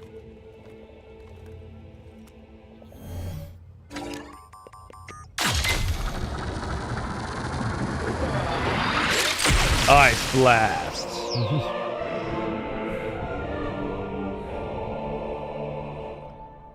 Talkative NPC and silent protag. Well, I mean, it was the same in the other in the other primes, especially in 3. But sure. Now we can freeze the lava. Yeah, exactly. Beautiful. Now you can use Ice Shot. It temporarily freezes the target when hit. You can freeze living organisms to stop their movement. And you should be able to use it on high temperature objects like magma to freeze it for a short period of time by lowering its surface temperature. If you find anything else, bring it into me. I'm sure I can turn it into something useful. Thanks, mate. You're one of the good ones, Mackenzie.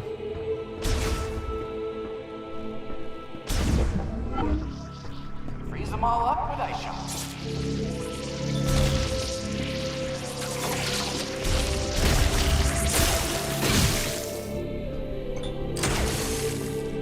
Electric shot, right?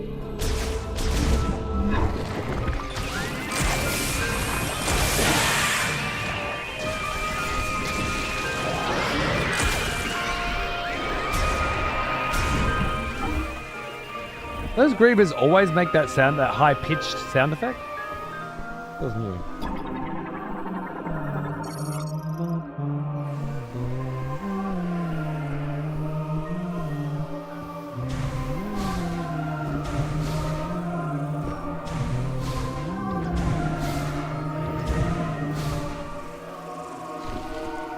I must have been up here, I just don't remember it.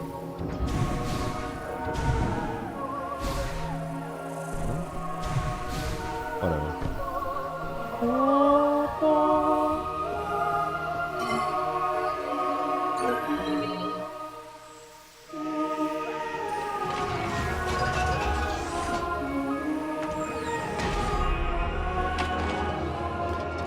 I have a Switch 1, but I barely touch it since I have a Steam Deck. I take it with me. Yeah, well, it depends on the games, doesn't it? That's what it comes down to.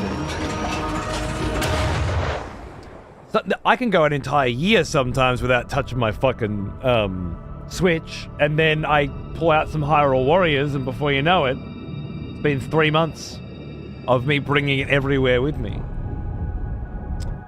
When Tears of the Kingdom came out, I was on my Switch a lot. Now I'm on it with this. But again, having kids, it rounds it out nicely. We're playing Kirby Air Riders, Mario Kart, you know, a lot of stuff that I probably wouldn't play much alone, but it's fun to grab the kids and have a fang at it, you know? Not that most kids want to play that shit anymore, but it seems to me anyway.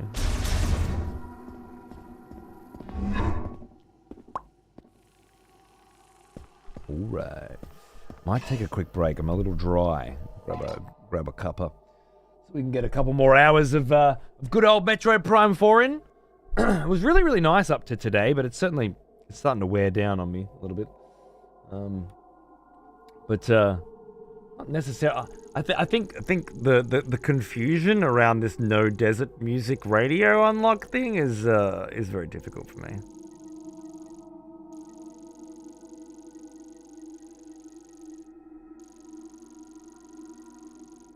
Very hard for me to reconcile the idea that you might finish the game 100% and unlock music that you can't Rejoice, listen to. fellow expletives, for one of our executioners. Oh my goodness! Take up arms, warrior. The worm. The battle rages. Hey man, how are ya? Thanks for 66 and a bloody executioner to boot. Cheers, mate. Hope you went well. Yeah. It's been too long and life has been pretty shitty for my usual norm. I'm sorry, buddy. I hope things even out soon. I'm just keeping me head afloat on this Twitch thing. Working on new projects and building up new things and raising a new baby, Just it's been a long, tough year, to be honest with you. But I'm still grinding through it. And Chrissy's around the corner. Looking forward to that. It's so crazy that Roblox has become a substitute for every other video. It's not even just Roblox, because Xander doesn't play that and still doesn't give a shit about any of this. But there's a lot of really crazy ass fucking games out there now, He'd rather play Baby Steps than Metroid Prime. I don't even know what a Baby Steps is. All I know is when I looked at him playing it, I thought, I don't want to play that. Ever. Yeah. But I mean, there's no accounting for taste, is there? It's each to their own. Yeah, listen to some Risk Array music for a minute while I go grab a cuppa. I'll be right back. Yeah? Thanks for watching.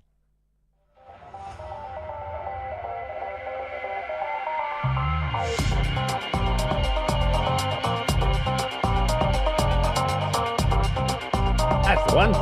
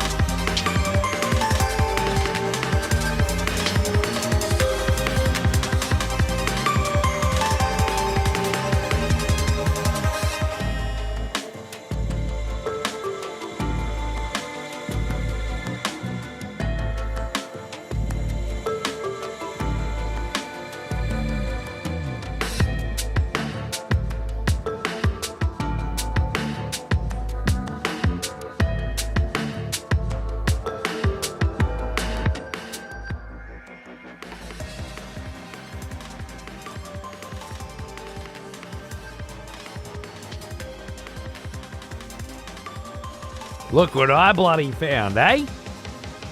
My God, I grabbed these the other day. Some bona fide original imported from motherfucking Britain. Jammy fucking Dodgers. Oh no, I lost a Dodger.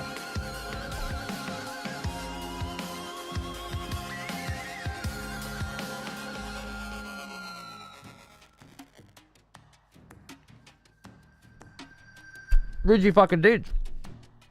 No, not an Audi. Well now, Reject shop. here's an old one. Almost as old as me. Saga, thanks for 95, mate. How are you? What's going on, dude?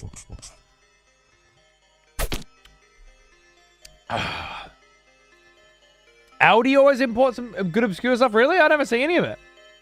It's always just Audi shit, you know?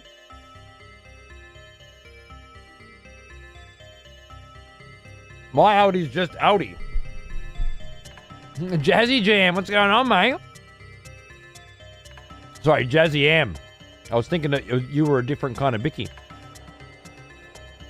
Even better than some tea or coffee? Well, let me test that. I got a tea.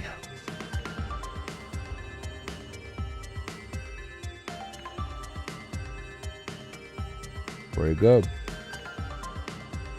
I knew you'd be all over it, boss.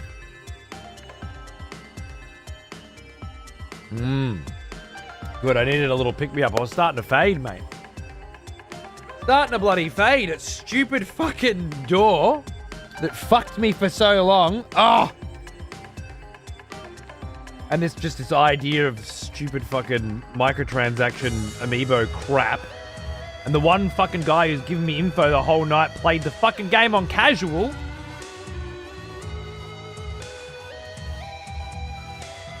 That's what we're attracting now. Amiibo buying casuals. What's happened? The glory days are over. Too much.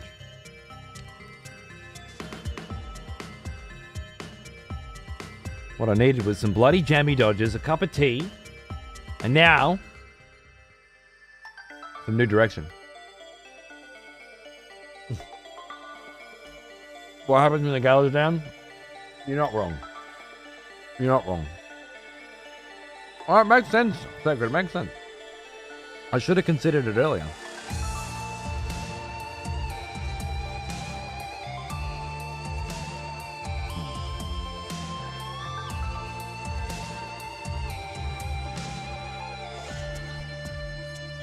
Oh, they're better dunked. 100%. 100 motherfucking percent. Tim Tam, you... That's like a fucking meme, man. First of all, Tim Tams are shit. There's nothing good about a Tim Tam, alright? Absolute fucking rubbish. Second, they're shit to fucking dip in tea. They melt instantly. And third, if you've got fucking time to turn your fucking Tim Tam into a straw, you're an idiot with too much fucking time on your hands, alright? It's just a joke. It's like drop bears or something. Some idiot Aussie come up with some stupid idea and it proliferated. Rubbish. What you need is a simple Bicky that tastes better when it's dipped.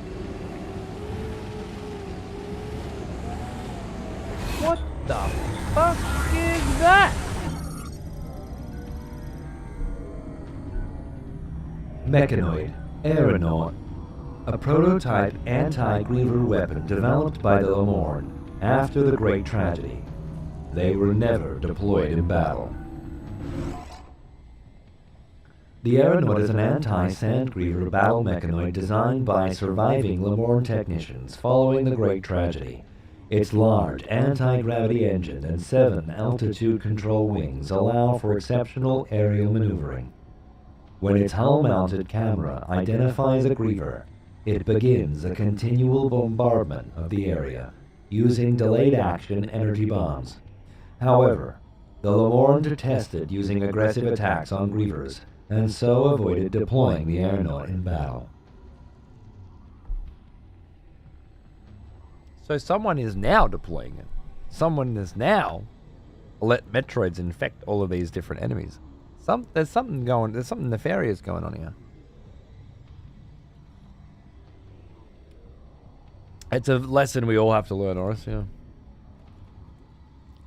Ginger nuts or McVitie's, yep, love it, I'm into it. That's more like it.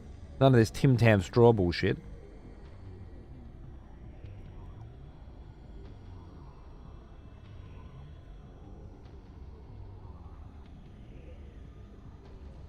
Hobnobs are good, yeah, I like them. I've definitely found them. And recognized that they were an import. Bourbons? I don't know bourbons.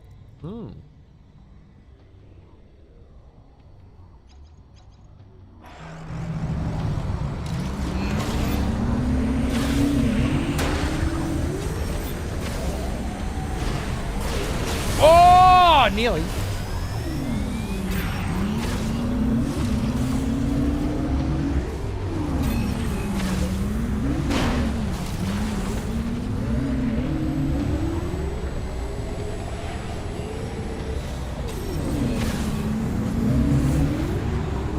I'm gonna get some boost up. Bourbons are Tim Tams without the chocolate? That sounds great. Sounds like it solves a lot of my problems.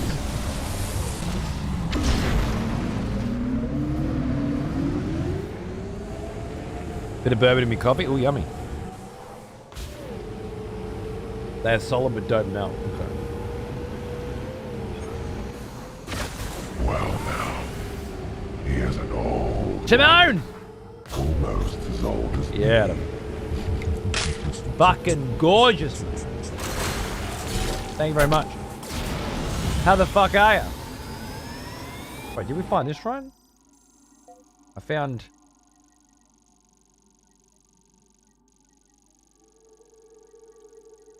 I don't think we found this shrine.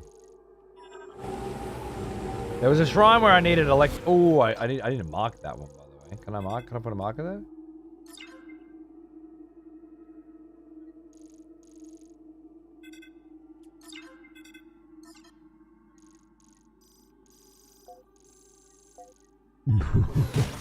Someone has constructed new motives for the next execution.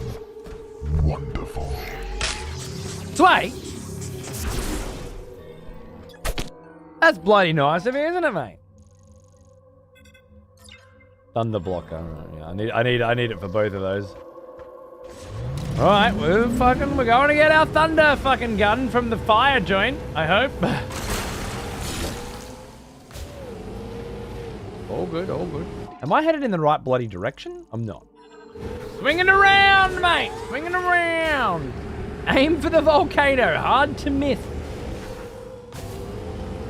Because it's the fucking volcano. Woo! Now we're talking.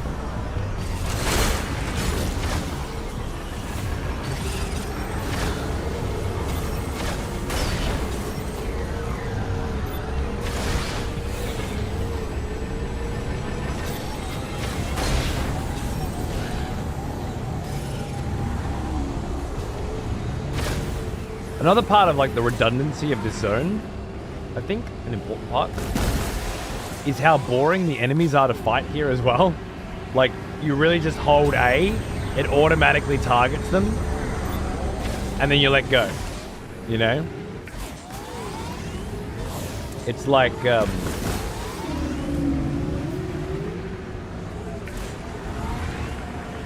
it's bad.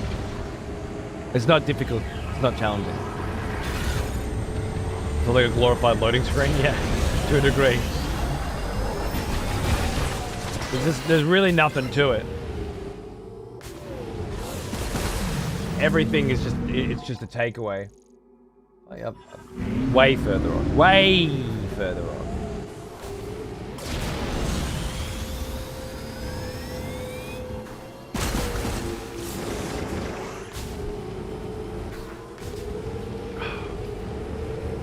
So it's not...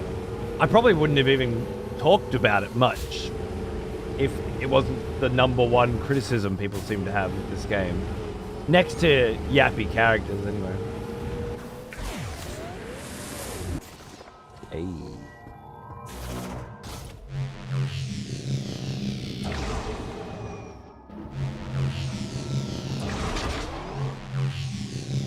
What's all this about?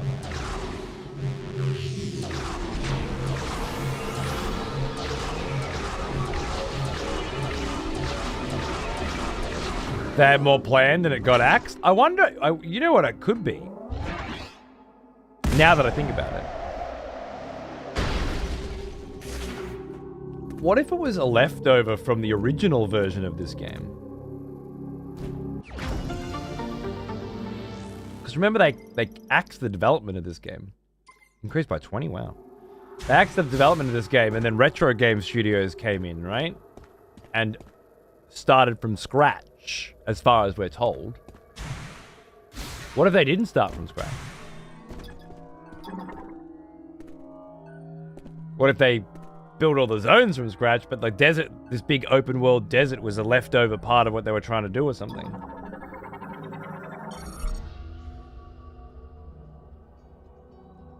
Virus Tanichan, Atzentav, Sukesh, Lamor Iskalam, Kitamin, Shevalex, Lashak Harukaru, Sustana, Asamen, Okajak Jateliji, Sazak Shokan, Kisaichan, Kitalatin, Isklet, Kazantin Hazah, Sustana, Asaman, Gabanab, Aslich Shenaf, Din Castellante, Shesaranaka, Avatar Chitraf. Din Shalet Titanta, Planet Mamon, Nasta Salam, Takanich, Shazah Ragath, Iskalam, Nishatasek Salam, Analich, Kantil Kaban, Yasane, Shiola Shata Salam Mamon, Shiola Sosan, Taraji, Sisatan. Put them to rest, eh?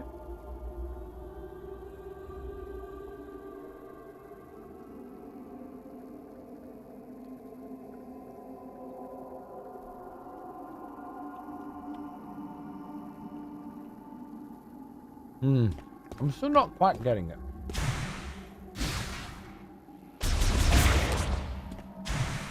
Green energy discovered in the volcano.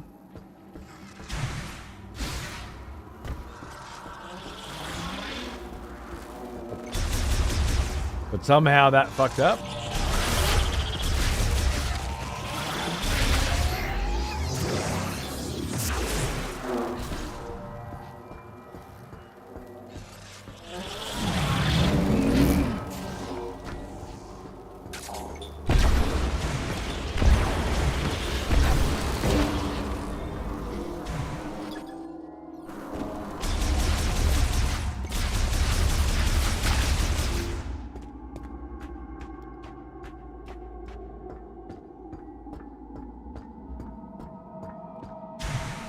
Scratch? I don't get it. Assets are very regularly kept, even when development on a game gets reset. I agree. But I feel like it. It's like a bridge somehow.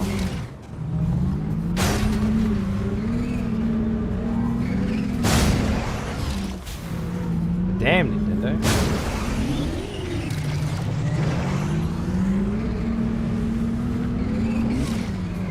What's going on over there?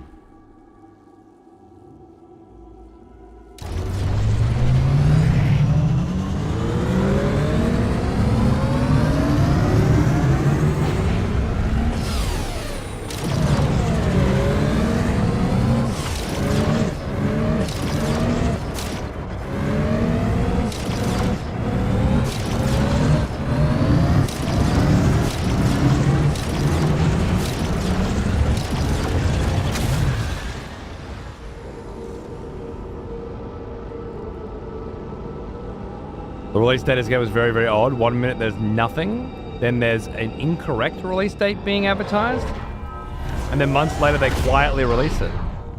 Is that right? I feel like I knew it was coming for ages. Well, I don't remember the incorrect one.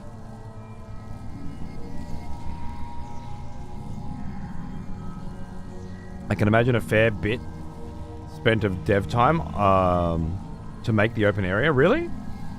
I reckon I could make it in an afternoon.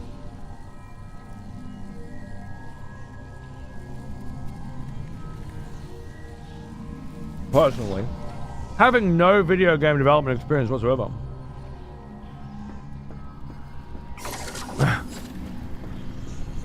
But knowing how, like, Unity assets and stuff work, I'm pretty fucking sure.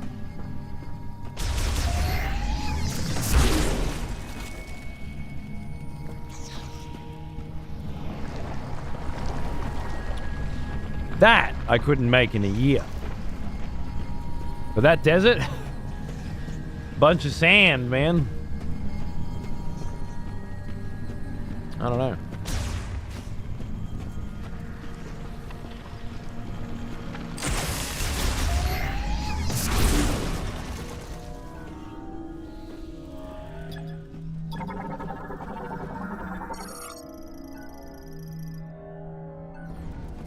It certainly will revert soon after. Absolutely rad animation.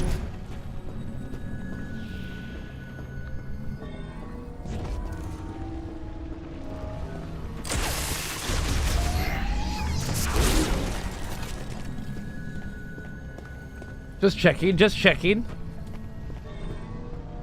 Oh, a door. I wasn't scanning everything before, and then I found out that you needed 100% the game to get the music. So I started scanning everything.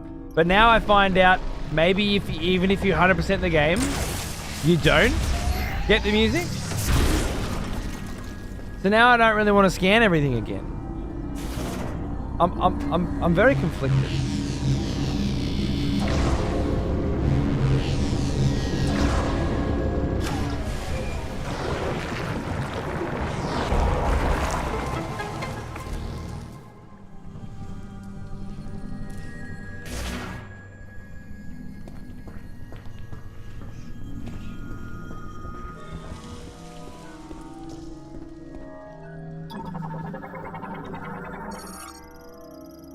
Closure of the main pipe's lava discharge valve has caused a circuitry failure. Oh. Well, we turned off the lava, right? That's what we were trying to do. Great. Excellent. Sweet. Now let's get fucking fanging. I remember you. Tex? Back from war, are we? Good. How are you, mate? Thanks for nearly 2 years, brother. And just another thanks to fucking Swavos for throwing a $5 out, by the way. Just a second thank you, Sway, for being a sweetheart. And almost 2 bloody years, Tex. How good's that? Cheers, brother. What a rinky-dink ledge you are, right? Cheers, mate.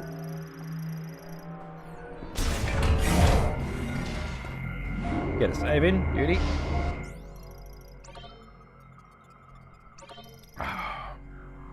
In June, they had advertising out, I think, in London with Out Now on the banners. Okay.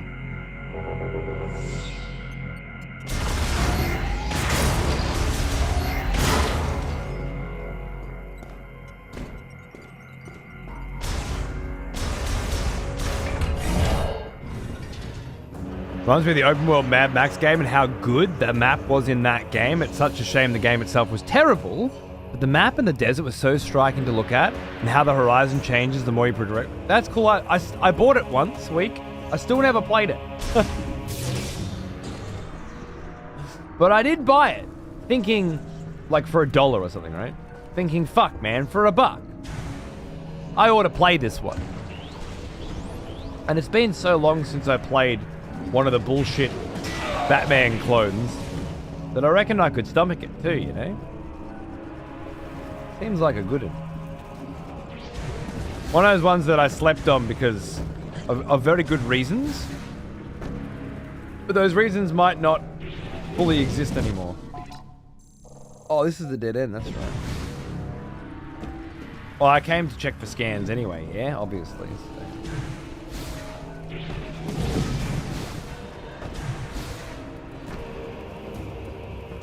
Thanks, Tex, man. Honestly, it's cunts like you that keep me able to do it, man. So cheers, brother. Another expletive has returned. A newbie as well. Welcome back. Thanks, mate. I'll keep cooking up, new ideas and shit. So long as you keep enjoying them, mate.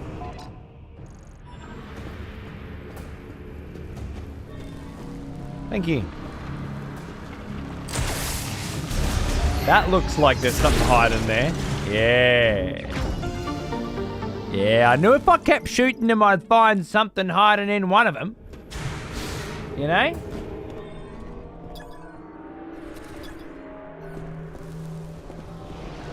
Green gel. Energy. That's the shit that they were harvesting, right? The clean energy that they were getting. When they wanted to start saving the world. Ooh, I remember you.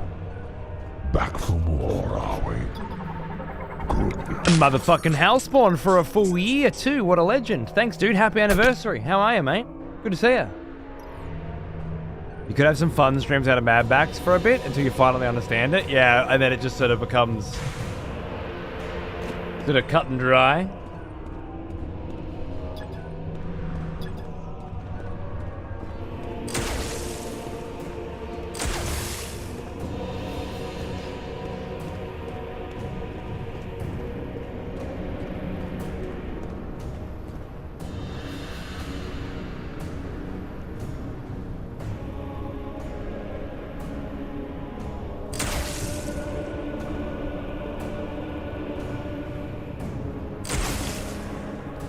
It's good, Hellsport. It's a bit of a mixed bag with some stupid decision-making stuff that I'm having trouble swallowing.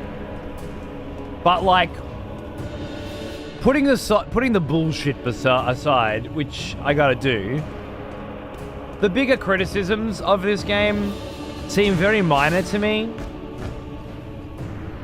And the stuff that's really good, it's really Metroid. Really prime.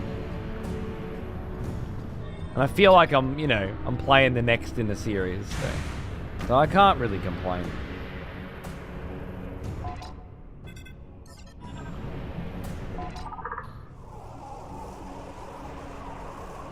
Just checking. Ugh. This delay here is very, very strange.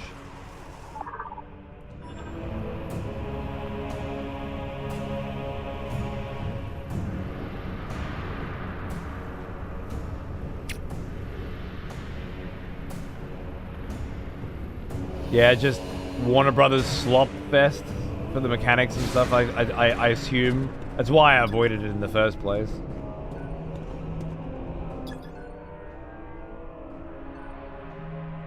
High-powered explosives. Oh, I don't have those. Interesting.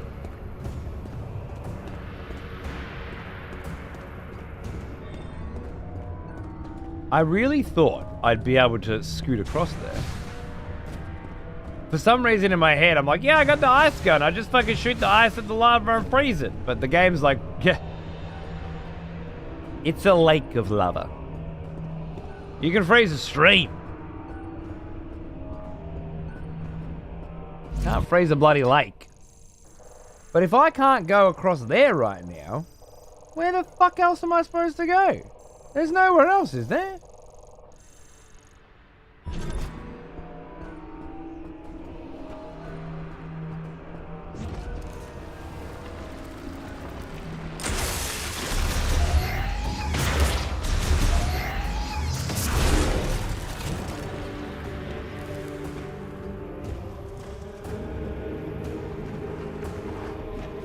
Those first couple hours, yeah.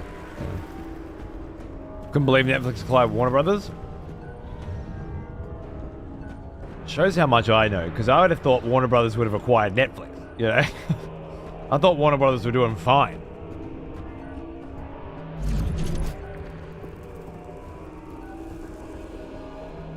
But Netflix are clearly doing a lot better, or they've got a lot of backing that I'm not fully aware of. Spinner operation complete, yeah. Okay, so the spinner operation is complete. And what did it do?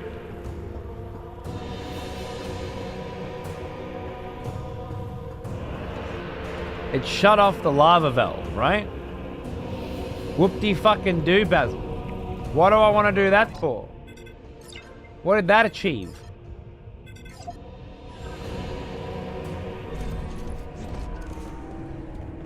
Fuck, I'm an idiot.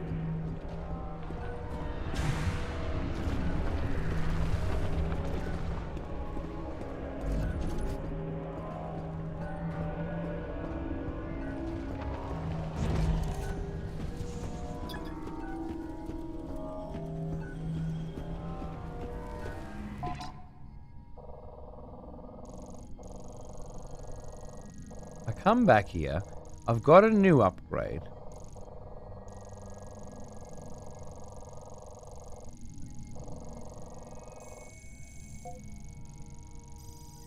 Did I get something in here and then forget to take the mark off? Now I gotta go check that.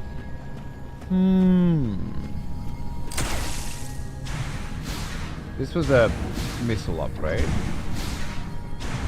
I remember it.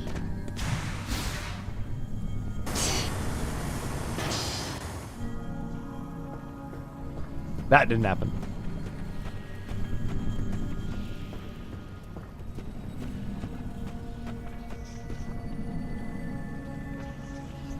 So Netflix is getting DC. Isn't Paramount also? Well, from what I heard, it's now in the hands of the Directors Guild of America and shit like that. They need to make a compelling case that Netflix shouldn't have a monopoly on the industry or whatever the fuck they got to do, you know.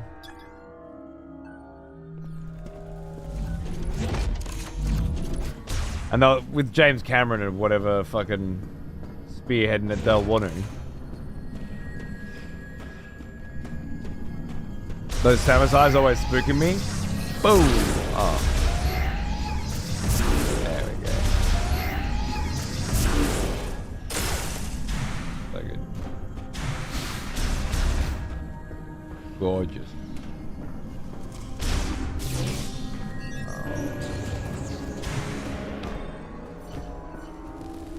There's little bots flying around. What are you doing?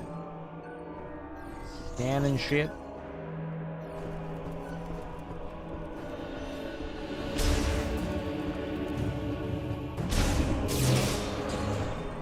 Maybe that's why Paramount are offering more.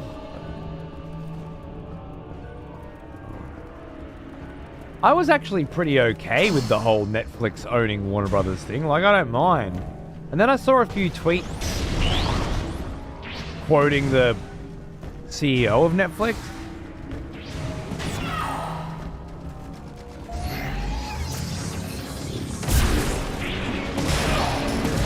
And they felt pretty good.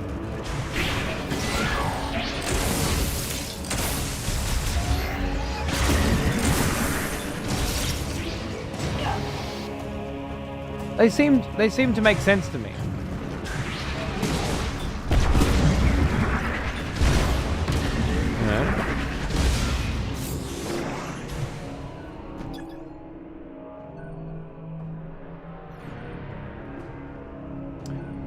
Where they're like, you know, people don't want to go to the cinemas as much anymore, and then the people are like, yes, we do, we love the cinemas, blah, blah, blah. And I'm like, yeah, look, okay, yeah, look, okay. First of all, we've got fucking OLED TVs now. Big ones.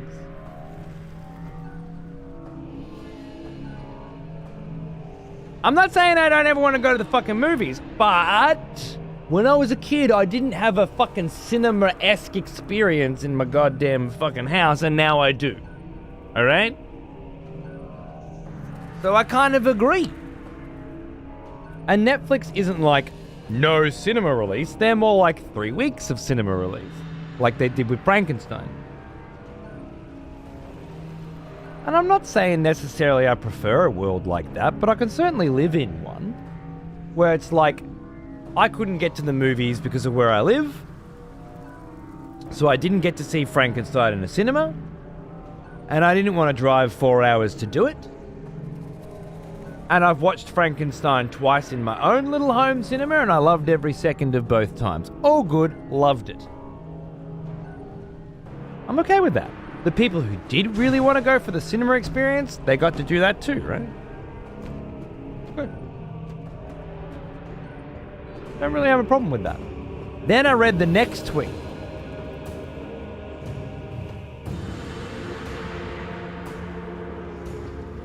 And the motherfucker said that his son, he said, we've got to move forward with the future. People like to watch on different devices now. My son watched Lawrence of Arabia on his phone. And I was like, man, you almost had me. You almost had me. You lost me. No. Your son's a fucking idiot. You just shattered it. You shattered it. Such a pain, because it was going all right, you know? On your phone, exactly. No. No.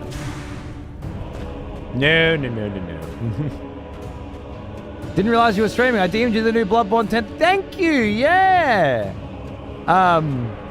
This look close to my yeah. That came out like a couple months ago. As usual with you. But as usual, I appreciate you sending me month late news on upcoming releases. It's constantly enjoyable for me.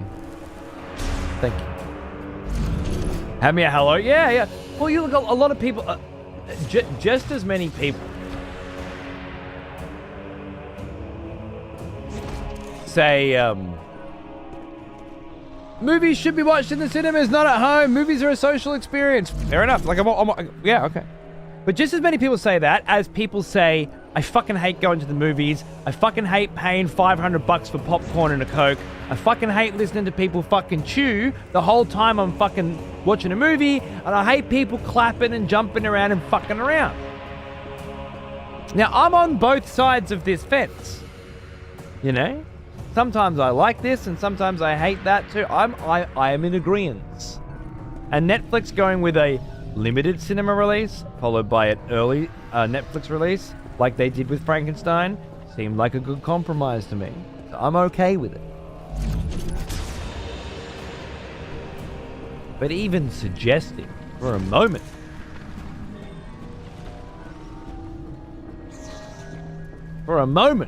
that it's okay to watch Lawrence of Arabia on a fucking phone? Nah. You're done. Game over. You fucked up. Now I know what kind of household you're running. Letting your kids watch Lawrence of Arabia on phones.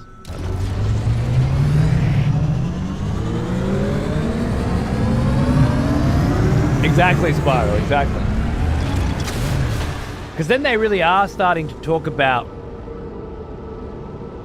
the obviously very modern, less cinematography, less shot composition, less patience, less and more snappy dialogue and snappy fucking plot progression, right? Nobody's got any fucking time, nobody's busy. And if that's what Netflix are trying to represent, if that's what they stand for, then I'm not a part of it. I like gorgeous shot composition. I think films were made way better before there was any CG. I like practical effect. And I like watching things that give me a time. Even Pluribus, which is really fucking slow, I enjoy watching because it's so beautifully paced. Just gotta turn that down because there's no music in this area anyway, just irritating sound effects. And I don't know how long I'm gonna be in it because I can't figure out where to go in there. So I'm just gonna turn it down for the sake of my sanity. For a moment. While we riff and rant. Oh, I didn't see you.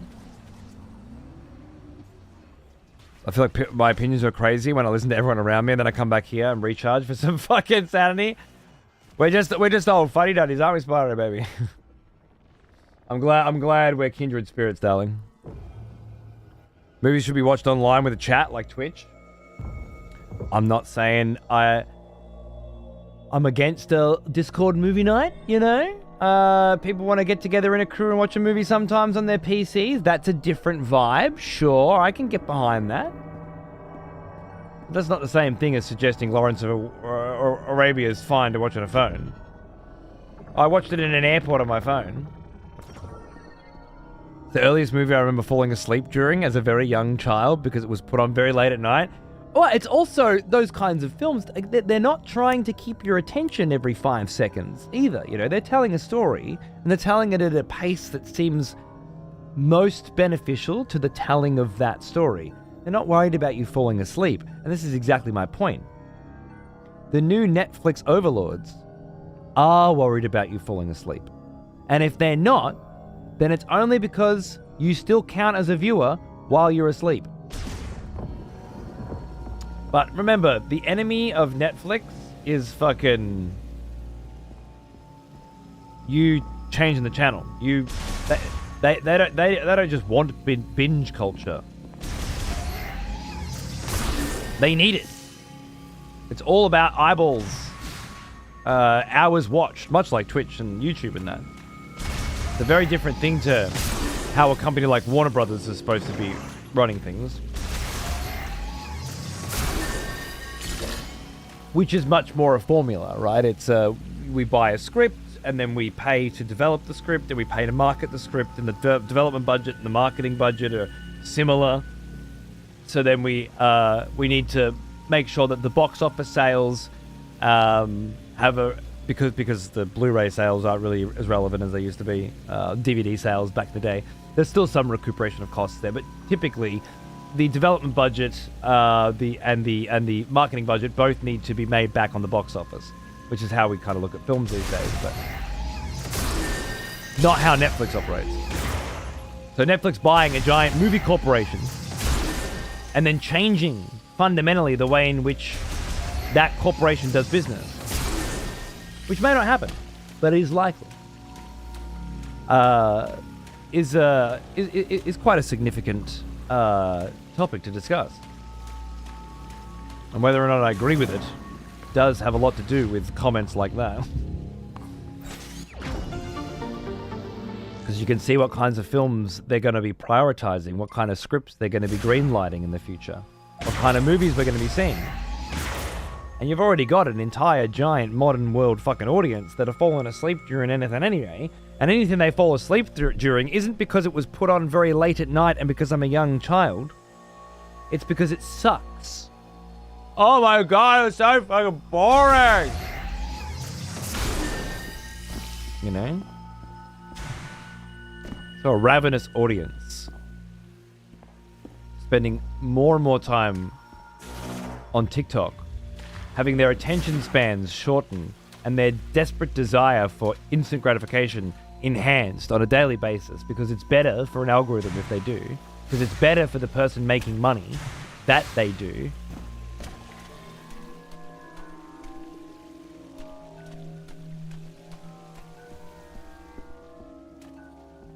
Dictating what gets greenlit, what gets made, how it gets made.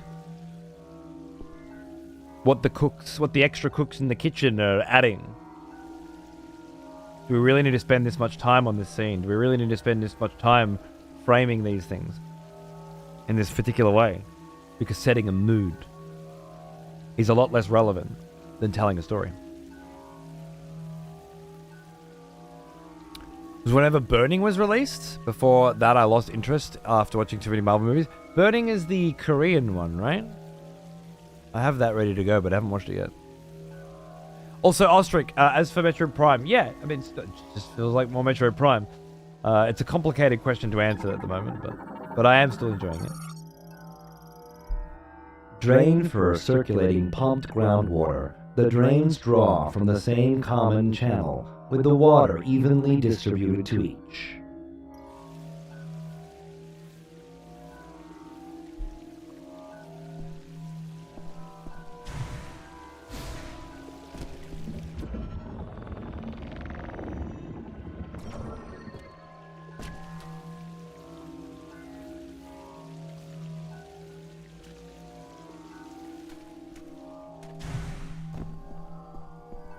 It is, and I loved it. Need to rewatch. Nice, nice. I'll bump that up my list.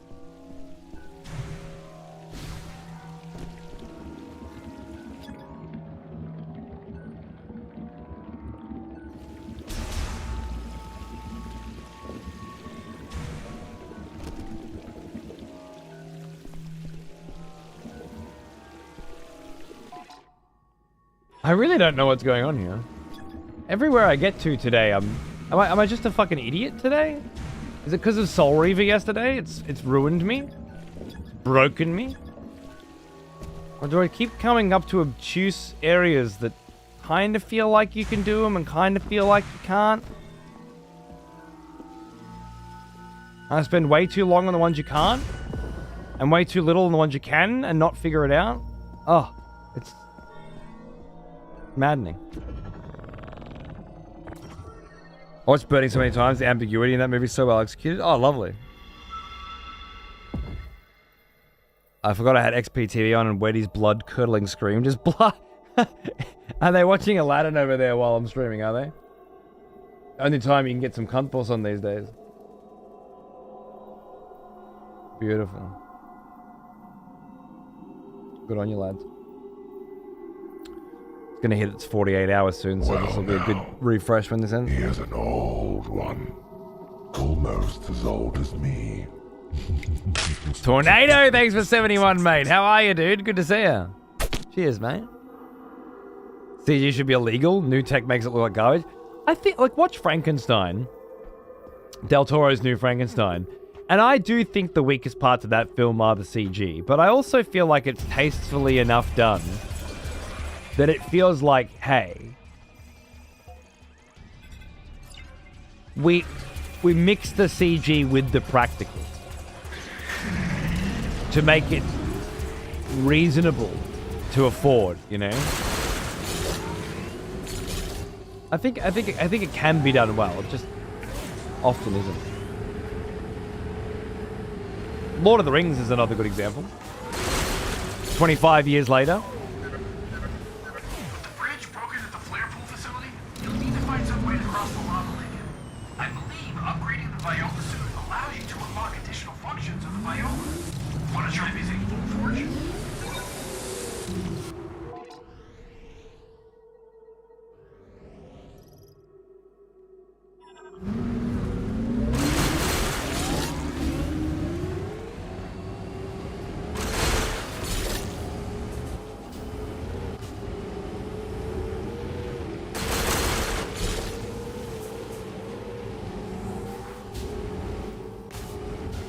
So, was I supposed to drive around randomly until he finally contacts me and tells me that the upgrade I'm looking for is in another castle? Or was I supposed to intuit that? How did you figure it out? People? That seems pretty bizarre to me.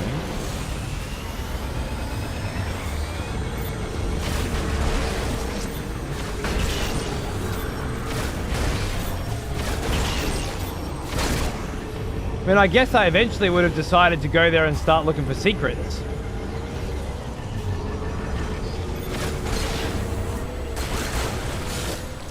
Seems a bit odd though, doesn't it?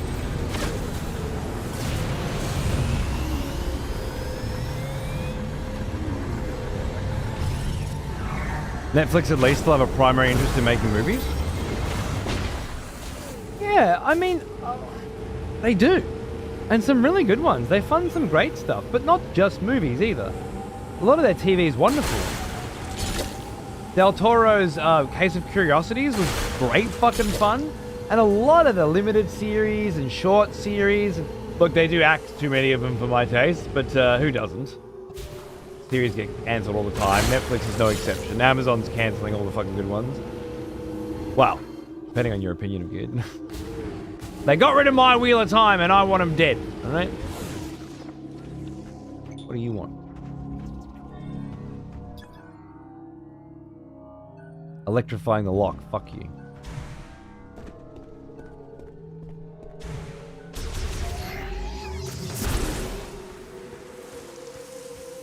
Eventually isn't something the devs should rely on. Hmm.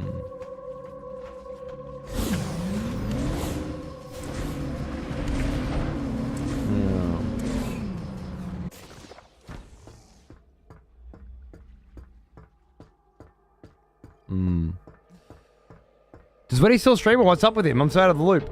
Yeah, he's done like a few streams this month.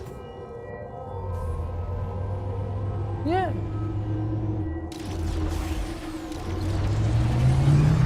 He just...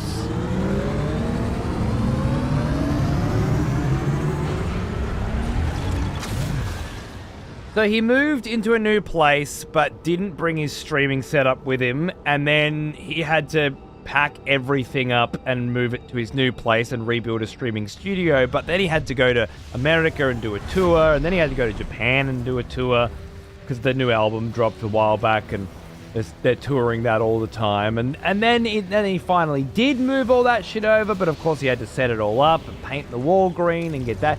So he's been like doing a lot of fucking around.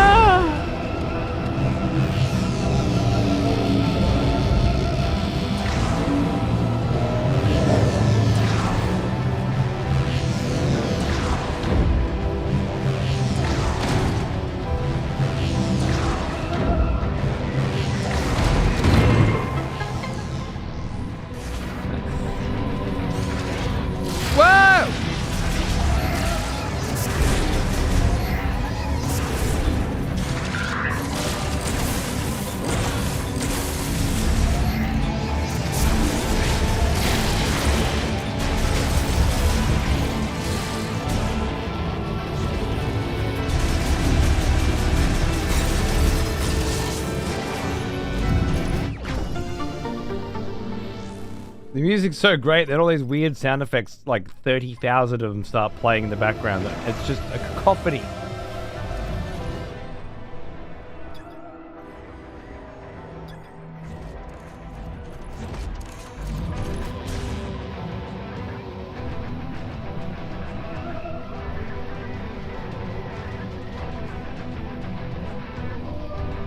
Work. Yeah. And then, of course, he's got his own psychological things going on as well. Like, after you don't stream for a while, you get into your own fucking head about it. Then you don't want to stream for a while. Are there any devices in there? You can activate here.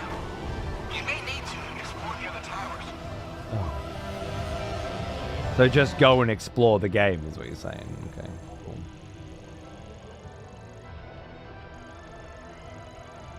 Well, there's two...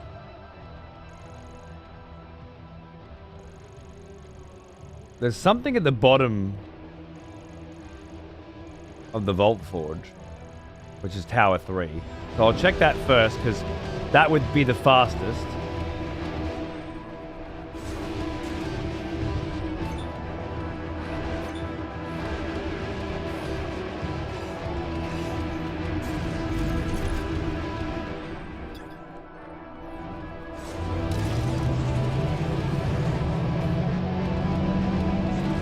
Miss them even though I don't know why they... Yeah, we all miss them.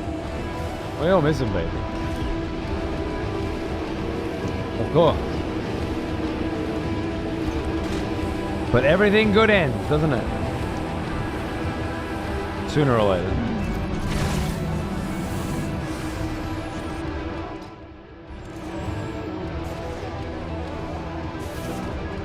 Start.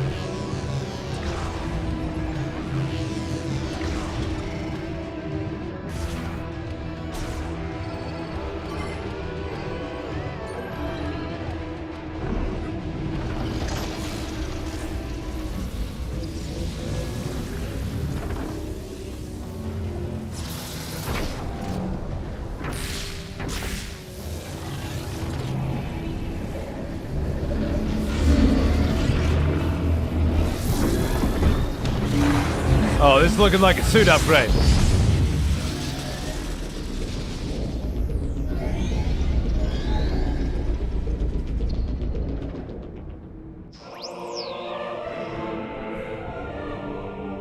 Viola IC suit acquired.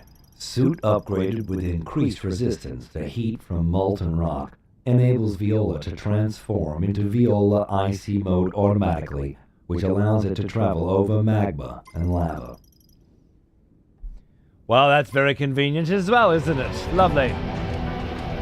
Just what we needed. Let's get the fuck back out of here. The clouds. Oh, it's gorgeous. It's gorgeous. I fell in love with this game in this zone. Unreal. The lighting, the HDR is incredible. Beautiful. Beautiful.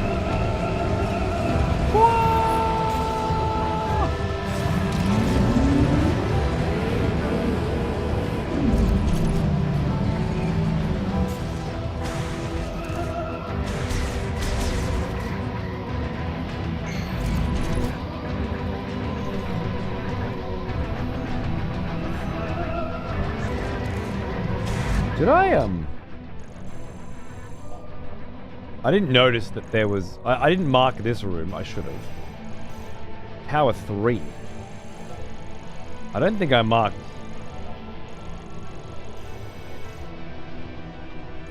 I don't know where I came into Tower 3, but I don't think I marked that either. So I don't have to remove any marks if I forgot to mark.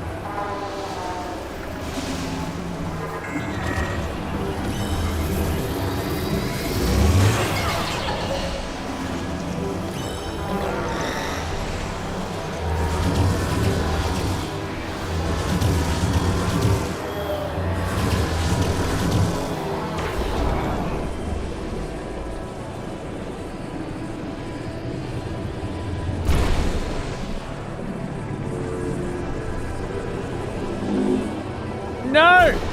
Why? Why?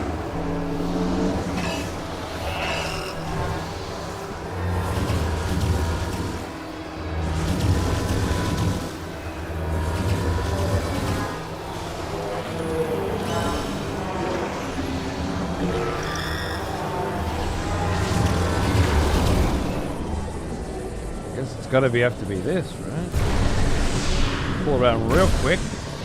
Come around real quick, right? Gotta be. Boom. Now, how do I fucking hurt you?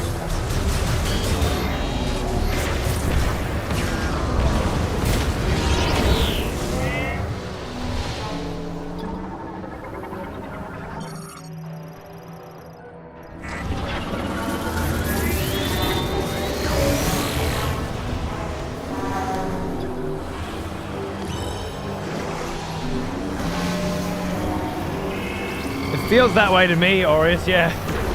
But maybe I'm just an idiot. I guess if I just went and backtracked everywhere immediately and then didn't...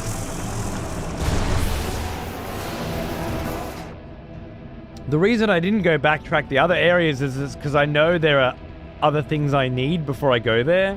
Why go there now when I've got the grapple or got the pull but I don't have the electric lock. I'm just gonna have to re-explore the same areas 5 times, you know? Doesn't seem like the right call. Oh god. Oh my god!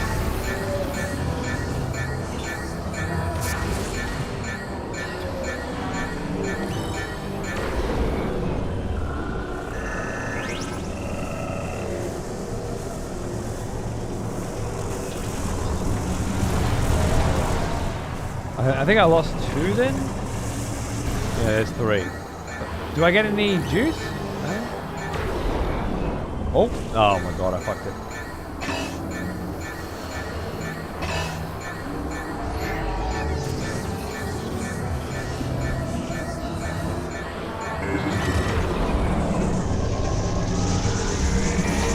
There we go.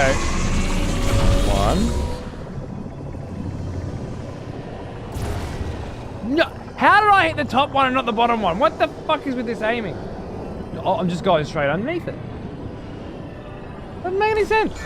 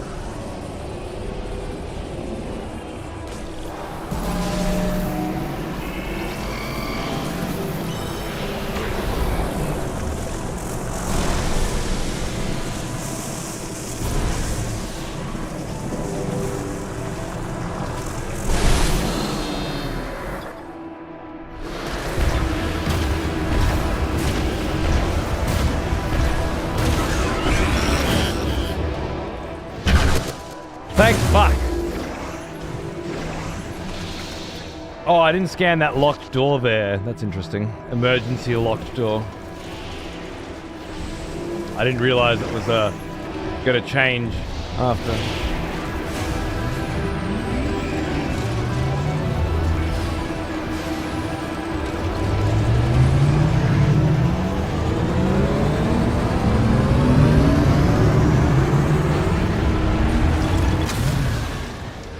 Some people hating on the suit, really? I think the suit looks great. The co-worker who loves Metroid Prime series but jumped on the bandwagon of hating this game for no reason. All he bitches about is this game at work. Really? It seems to have got some heckles up, huh? It's got a couple of big fucking gaping issues involving amiibos, but as I say, outside the whole... The desert makes the game worse. Oh, it's... not as bad as the hate it seems to be getting for me, but you know, maybe I'm just being too generous. Too smitten by the beautiful new Metroid. Yeah, all the zones, yeah, they do. They seem great. Got a lot, really nice themes. Really nice music to go with those themes.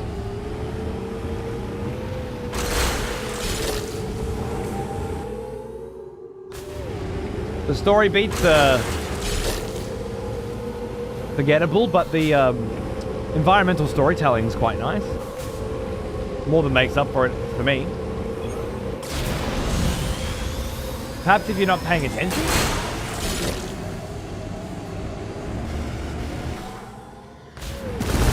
I thought the Griever reveal was very cool though. And subtle.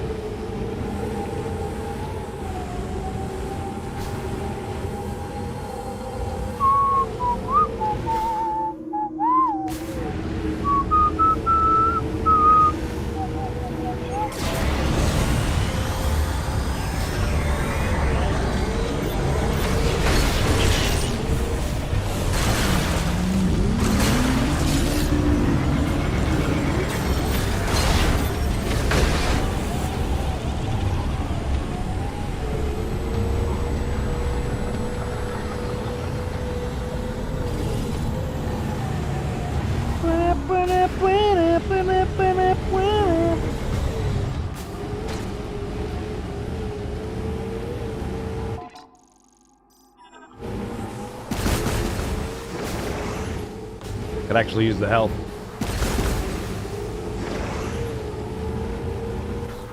Lack of fast travel. Okay, the motorbike's supposed to be the fast travel. And the crystal cloak. Yeah, again, if the desert wasn't there, would the game be any worse? The answer is, it would probably be better. I, for one, love ripping around on the bike. Yeah, I guess. I don't hate ripping around on the bike. I just... What does it add to the game?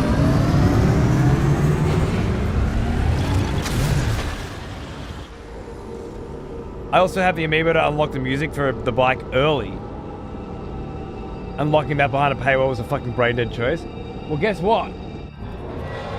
A new development has been revealed today.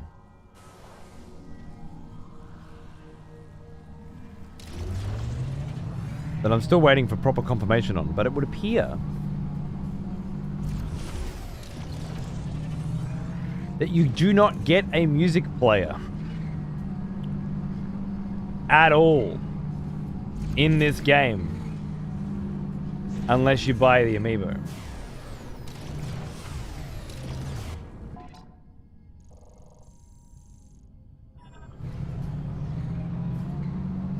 And the whole 100% unlock is the extra music.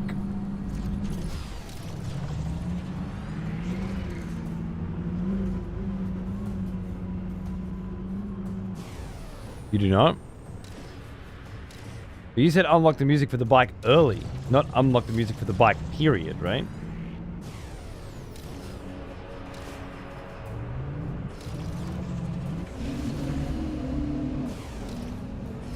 Place is still in stock. What, the amiibo? The Silux amiibo rewards are obtainable by 100%. That doesn't mean anything to me. I'm not a loser who buys amiibos like a fucking 5-year-old. You'll have to explain that to me in English.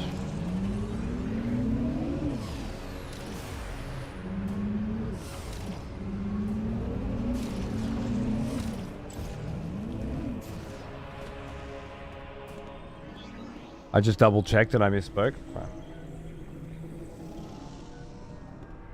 I heard the Switch 2 scanner's good enough to scan through the box. Now that's funny.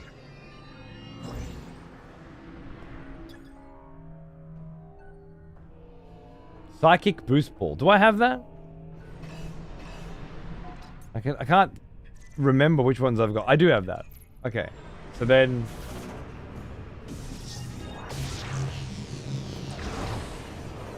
Whoa!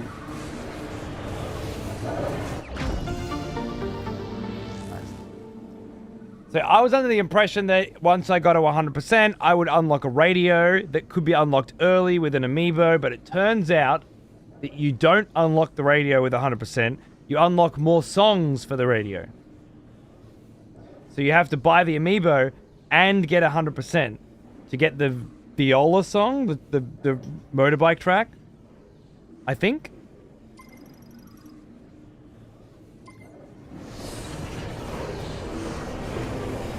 I mean, the only way to get it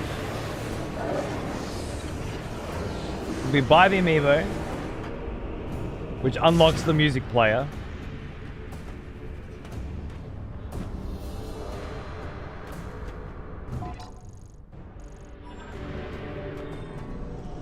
And then buy, and then finish at 100% to get that song. Is what I'm hearing?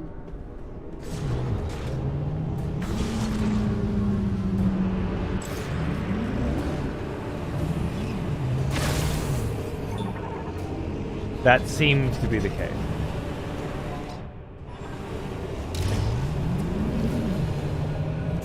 I can't reconcile that.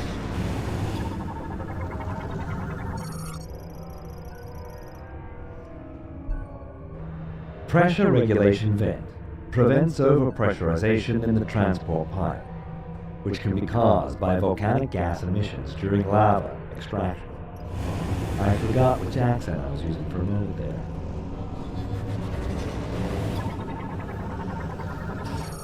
High pressure lava pump pulls material from the lava lake to send to the main pipe. Special alloys make the pump highly resistant to extreme temperatures and pressures. Tether node can be used with the psychic spider ball, which you do not yet have, and as such should not be able to know what is.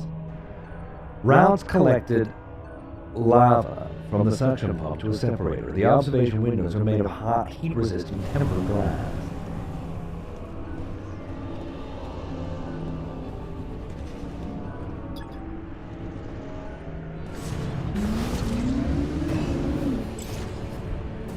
So yeah, I don't know, man. Like, driving around on the bike doesn't bring me joy. And as Aureus was talking about before, if anything, it adds a bit of confusion as to where to go next, and it makes the Metroidvania part a bit more obtuse and irritating. Like, just then, I didn't know that I couldn't get across the lava lake. I just got the ice upgrade. And so I came all the way here and then realized, oh, second time, I can't get across here. Then I went back to the desert and drove around for a bit, and then the cunt said, oh, you need to go here. None of that could happen if there was no desert. So the desert functionally adds nothing to the game, other than the ability to drive around in it. Opens it up for no reason whatsoever. Adds the ability to get lost and confused for no reason whatsoever. And, finally, requires a goddamn physical amiibo purchase in order to fully access. I don't know. Game's a solid 8. But with that desert in it, it's a 4, you know?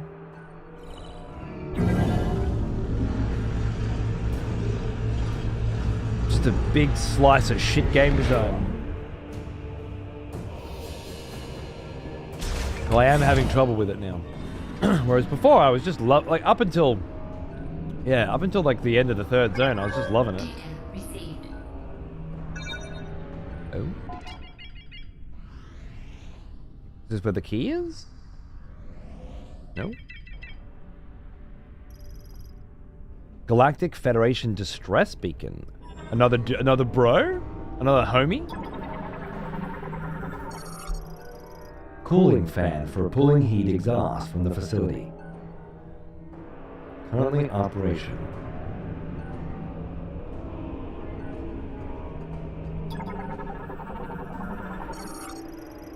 Panel installed with safety mesh.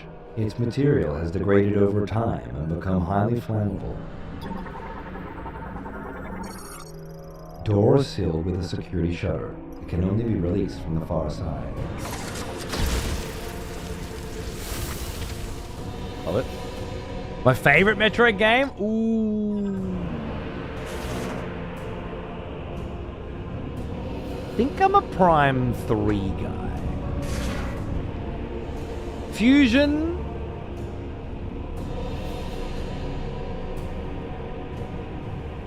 I'm a Prime 3 or Fusion guy.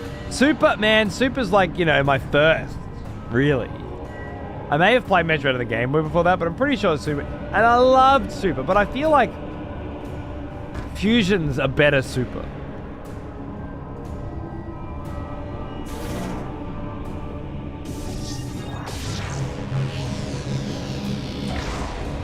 To me.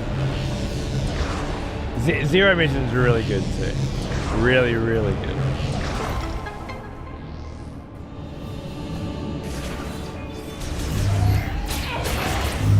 Whoa! What's that? Oh, it's one of those beam turrets, isn't it? Can you not?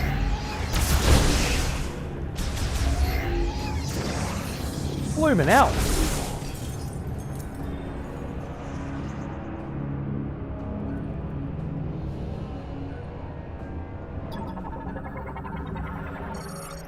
Modding Lost Odyssey onto my Steam Deck?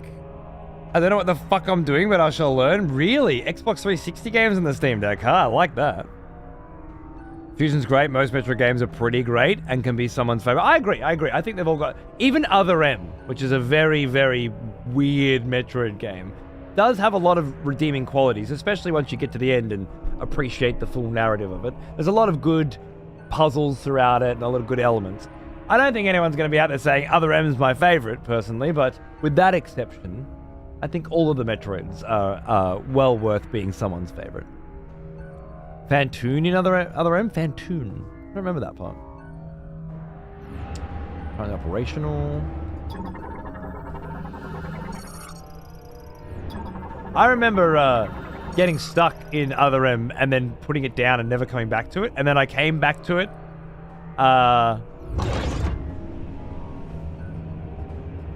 For the chronology playthrough, and I ended up liking... I was expecting to hate the fuck out of it, and I ended up liking it way fucking more than I thought I would. And that really stood out to me.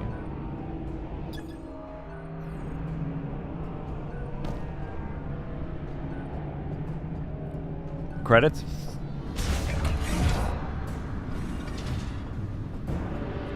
Fair enough. You like riding around in your fucking motorbike in the fucking empty-ass fucking desert that was probably made in fucking 15 minutes. So, you know, there's no accounting for fucking taste, is there, alright? Some of us like a game with a bit of a fucking story to it.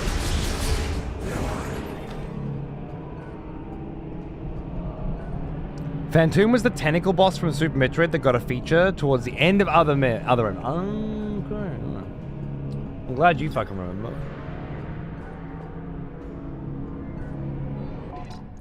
What the...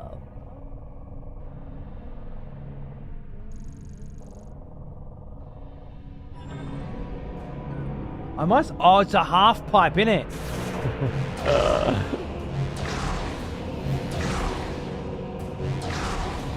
Makes more sense. The other M voice acting just killed it for me? Fair enough. I don't remember it pissing me off too much.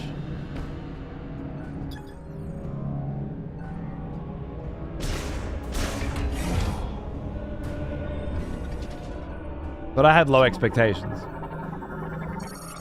Dread. I need to play Dread again, you know, on hard and do it properly, but Dread was fucking awesome. But was it like Fusion awesome or Corruption awesome? I don't know. Because they're so fucking drowned in nostalgia at this point that I find it very difficult to say something new is better than them.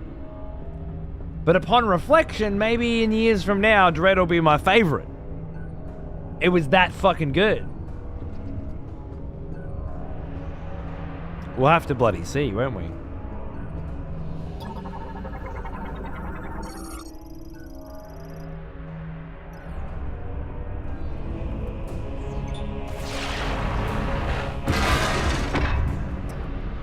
Stay true to the... I think it felt like a sequel to Metroid Fusion. Just like this feels like a sequel to Metroid Prime 3. And in that respect, I think both of them do what they set out to do incredibly well, which is continue the gameplay feel and vibe of their predecessor while adding new and exciting things to it. Now, Dread added a lot of new and exciting things to it, alongside some really fucking cool fights and some very interesting environments. This, so far, is not, in my opinion, living up to the standards that Dread has set. But the best part of Dread was the final fucking boss, really, from my memory. The whole ending sequence. This could absolutely be there. It's just, Dread didn't have... Some people say they didn't like Dread because they got lost a lot and things like that. I hear that. Or it was convoluted level design or something. I'm not quite sure if they've played other Metroid games before. You got lost in a Metroid game? Really? Tell me more. Exactly. The ending of Dread was a fucking orgasm. if this could, I don't think it will, but it could. I don't know. I was loving the shit out of this game until today. Today, and all because of this fucking amiibo shit, really. And because I got stuck on a puzzle for a bit longer than I should have. So now I hate it. Game made me feel dumb. So it's shit. I'm a modern gamer now. Ask me about my Candy Crush high score. Or whatever.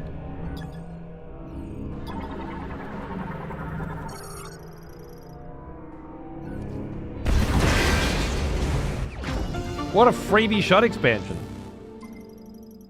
What do these amiibos do? I'm getting mixed fucking messages, to be honest with you, mate. But, I'll give you a radio player so you can actually listen to some fucking music in the desert, which doesn't have a soundtrack attached to it, for example.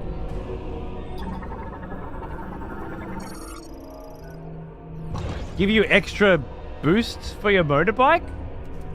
What? Or something?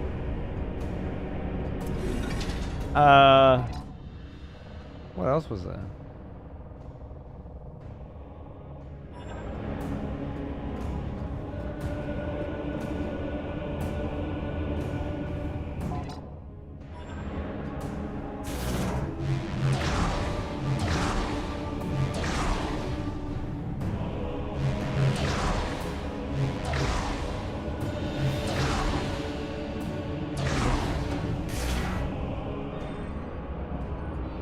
Oh, the 100% ending cutscene can be unlocked early with one of them. Yeah,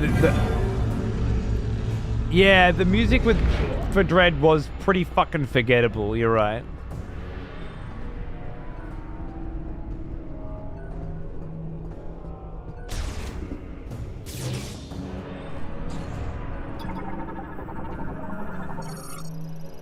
Scannerbot houses an AI that automatically inspects cargo delivered to the facility. Its X-ray scanner generates a three-dimensional analysis of a target's interior. Why, thank you. Thank you for scanning me. You, sir, are a fucking idioto. Thank you for calling me sir.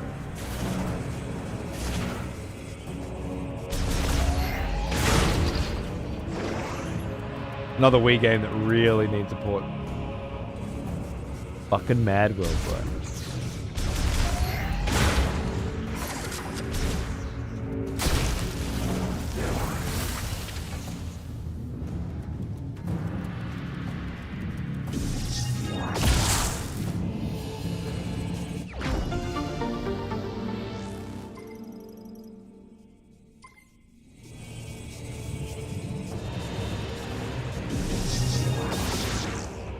One lets you know how many miles you've driven on your bike? Okay. It sounds like they just wanted to put cheeky shit on there, but then they put the radio player in there and thought that it would be like, oh yeah, just the radio player, whatever, you know, lol lol lol. They didn't realize that the Western world was going to be like, what the fuck? Took away my soundtrack?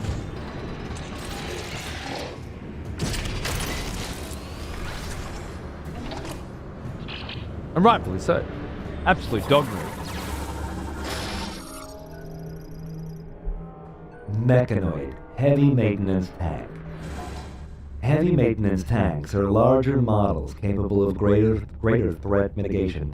Along with a more powerful welding beam, they are also fitted with reinforced armor.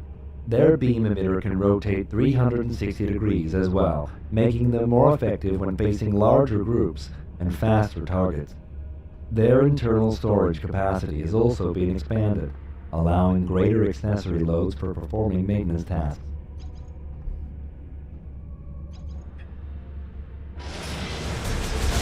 I see.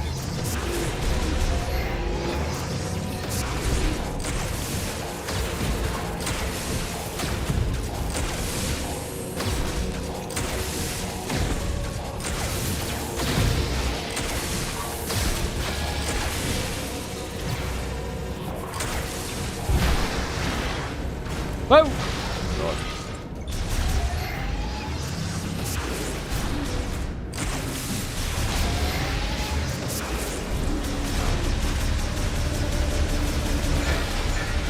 Oh my god. Okay, I gotta fucking dodge now.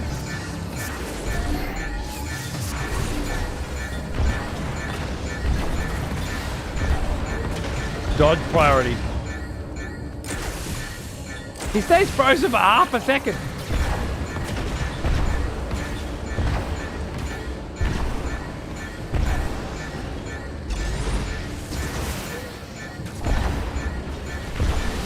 Bloomin' cunt.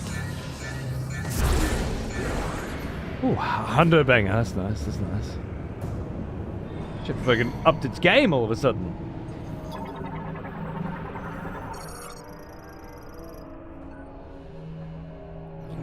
The emergency boiler uses liquid fuel.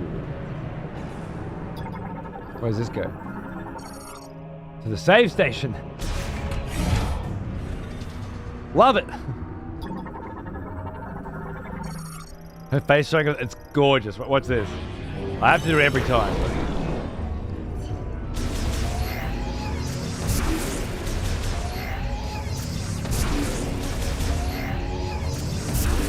So cool.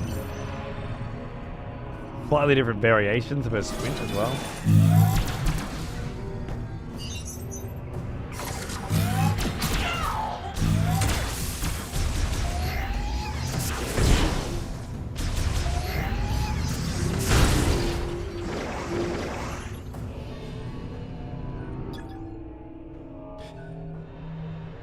Lava extracted green energy. That's what this facility was for, right?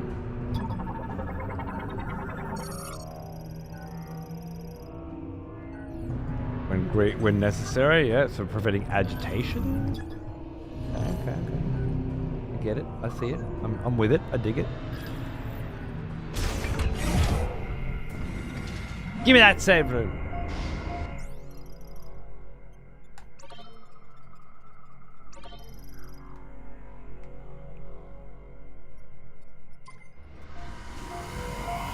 Good thing he's dead. Agreed.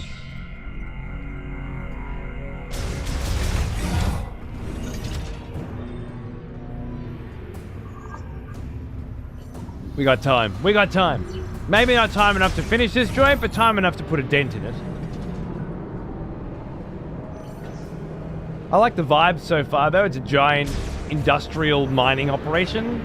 Green energy pumping plant. Maybe not mining. But it's got a vibe to it. I fully expect to walk into a room and have my health start draining because it's too hot soon. An authentic Metroid experience. Opens automatically when approached? Oh, nice. Okay. That's a electric lock. And the boiler shuts down?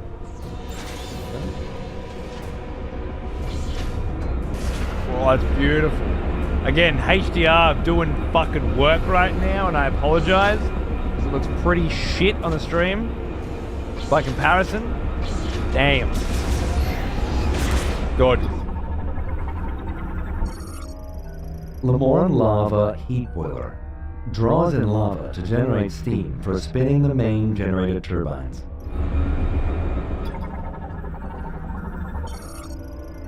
Currently offline.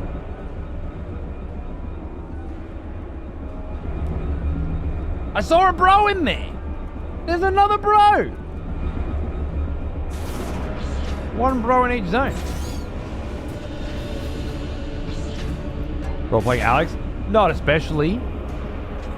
Just a nice little robot voice to make reading things out a little more interesting, palatable. Identify yourself.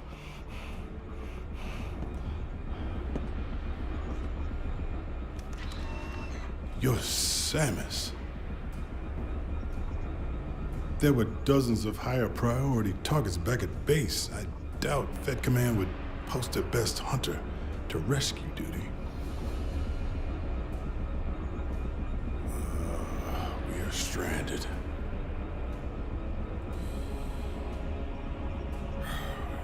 I've been trying to figure out a way out of this room. My problem is that boiler is putting off enough heat to turn me into casserole. I got a hunch these consoles are connected to it, but the encryption on them is beyond anything I've seen. Something tells me that's not an issue for you. Maybe we can turn the boiler off. I'd appreciate the assist. I don't talk. By the way, pleasure to meet you, Samus. Boiler Room Control Terminal manages boiler and room functions. Access granted. Activating control hologram.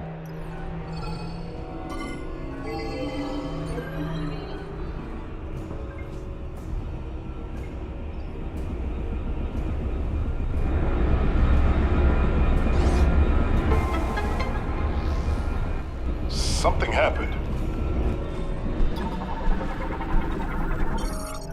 Galactic Federation Sergeant Ezra Duke. Sergeant Ezra Duke is a soldier in the Galactic Federation and a seasoned veteran of several space pirate engagements. However, his stubborn personality frequently puts him in conflict with his superiors, causing him to be passed up for promotion and assigned to lead a single squad at the UTO Research Center. Those under his command often view him as a strict and inflexible leader. However, at his core, he is loyal, compassionate, and trustworthy. Those who understand this about Sergeant Duke believe there is no better soldier to have at your side. To everyone else, his reputation is simply that of a skilled fighter, with a fondness for his firearms grenade launcher attachment.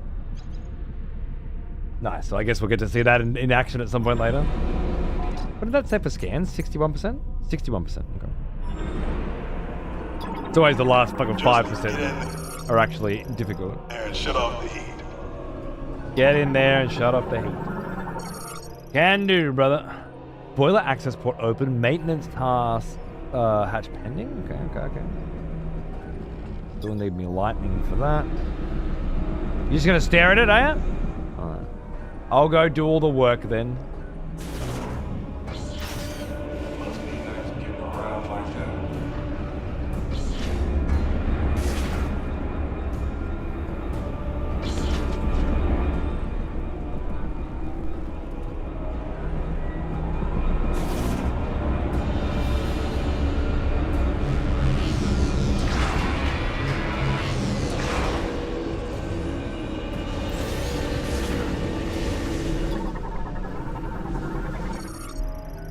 Boiler internals exposed. Cooling the surface temperature of each of its sides will cause it to seize. Next time when they add NPCs, just make it sound talk. The Metroid Prime thing to have NPCs. Oh.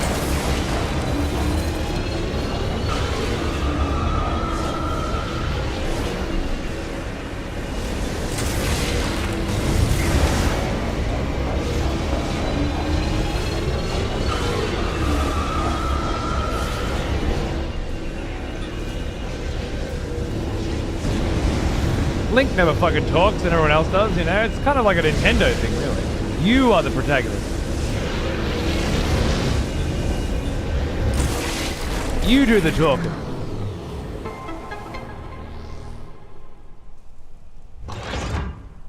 Huh. Thank you. Temperature dropping. You're welcome. Where are we headed? I'll follow you.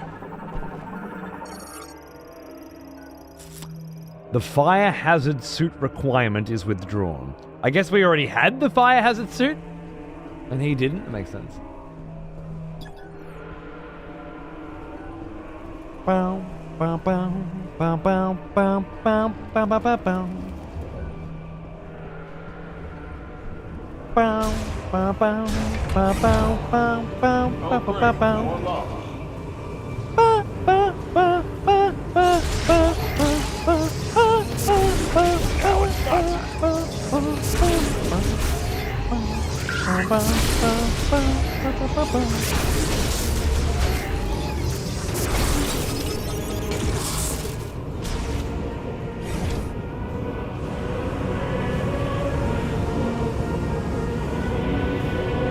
No, Samus talked in other M.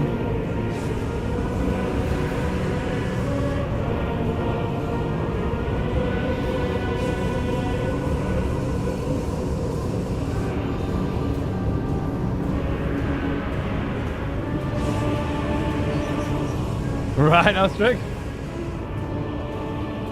Oh, is this all fucking... Oh. What? Is that Hello? Come in! Armstrong? Armstrong, do you read me? Sarge! Finally! I was starting to think I'd never break through the interference. Well, I can read you loud and clear now, Private. Hopefully the signal will hold. Are you all right? Where are you? I'm stuck. Hey, Not Remy! sure where, but there's a hologram in here with me. Looks like a cannon? I'm in a compartment on its south side. Are you safe? I should be. For now. Hold tight. We'll find you. Over and out. That doesn't sound good. We need to find Armstrong. Data received. So looking not into it, the Bike Amiibo unlocks extra skins and an odometer that tracks mileage. The Samus Amiibo unlocks a shield that restores all energy and blocks 99 damage, can only be used once a day. Additionally, it unlocks a radio for the bike that has 3 tracks. Finishing the game unlocks another 2 tracks. Finishing the game or 100%ing the game. The Psylux Amiibo unlocks voice lines on the menu and an extended cutscene in the gallery. The cutscene can also be unlocked by getting 100% scans and items. Fellow expletives, for one of our executioners is returned. It's all just icky. Take up arms, warrior. The more I learn about it, Battle rages. the more I hate it. Hello, Sun Saiyan. I know I'm not announcing my presence by gifting a sub, which is my way. But I think this should work out just as well. Your presence is announced, is noted, and is very, very much welcomed, my executioner friend. Thank you, sir. I hope you're doing well. Good to see you. Lemorn heat-resistant suit, worn by Lemorn while working in high-temperature areas of the facility, provides protection from thermal radiation and prevents lava adhesion.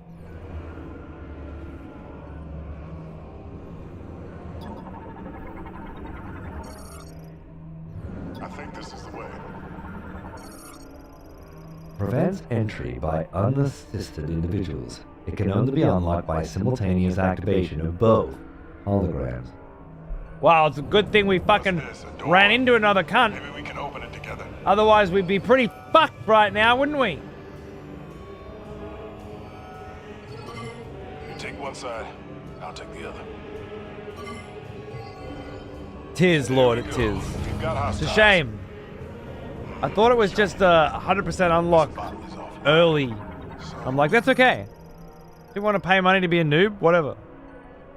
But now, I have a very different take. Cybot sent to inactive mode. It will not activate unless given a command via tuned psychic waves.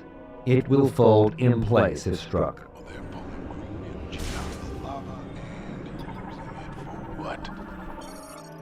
An alternate configuration of the Cybot. Its energy field neutralizes attacks, giving it exceptional defense.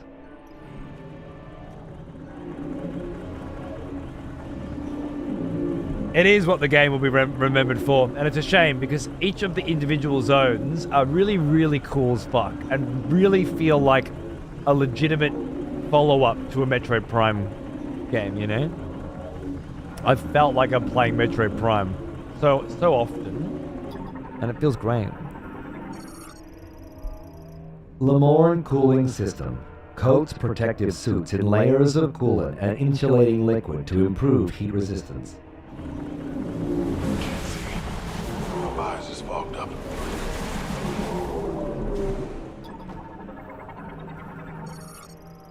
Hologram emitter, out of service due to a malfunction. displays a hologram of workers passing through the cooling system and checks for abnormalities.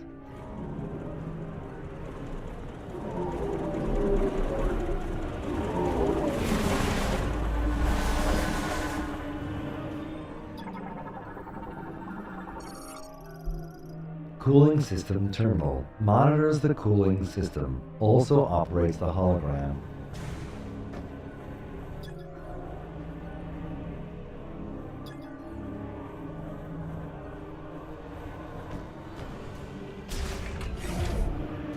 Let's get it. Let's get it. On three. Three. I really wish hard mode was locked behind normal unlock as well, because I'd be having a lot more fun beating my head against this wall, but... yeah, I don't know. Elevator recall terminal. Elevator activated. To operate, touch the hologram at the center of the elevator. Which is also dumb, with the desert radio locked behind a paywall. Why the fuck would you play the game a second time? Yeah, well, they expect you to want to play it a second time on hard and to have a radio when you do. This is the way. But really, it feels like they're very out of touch with how gamers are, you know? Especially today's modern world. Why are all these bots offline? Were they?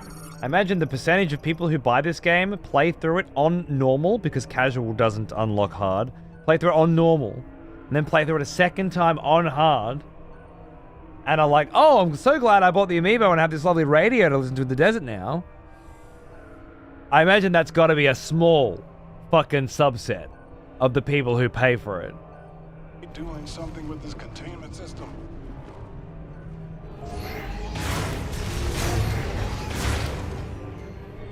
Ooh. Accessing encrypted file. Work report. Extraction process. Lava temperature regulation is nominal. Pressure of inhalation pipes is normal. GE filter status is good. Purity of extracted GE is over 99%.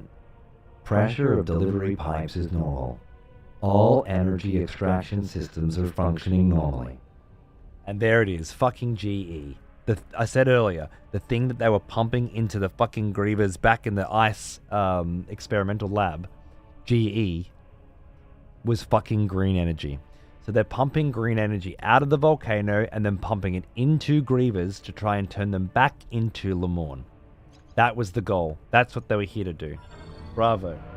I'll stay down here if you want to check upstairs. Bow, bow, bow, bow, bow, bow, bow, bow. Bow, bow, bow.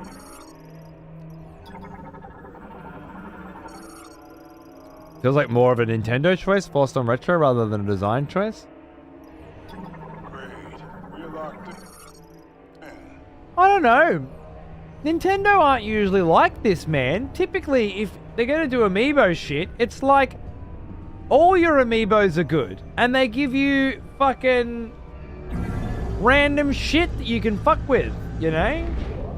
This kind of gating behind a specific amiibo and gating actual fucking content that people genuinely want, or would feel bad for not having, it doesn't feel like them. I'm sure there are other examples, but I can't think of many, if any.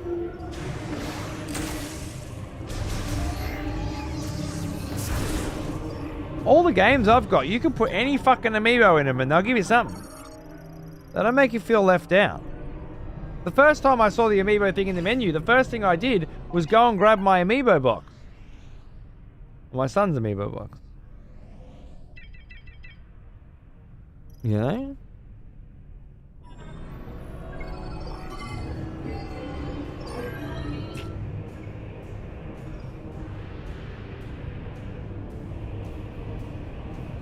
Just keep thinking of Soul Reaver and Blood Omen and how I don't feel like I have to whinge the whole time I play those games.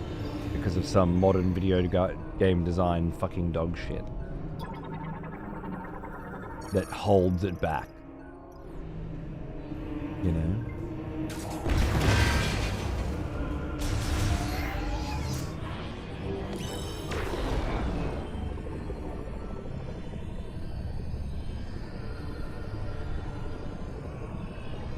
I envision more and more retro gaming in my future. Although if this review thing, this getting back into doing reviews thing works out,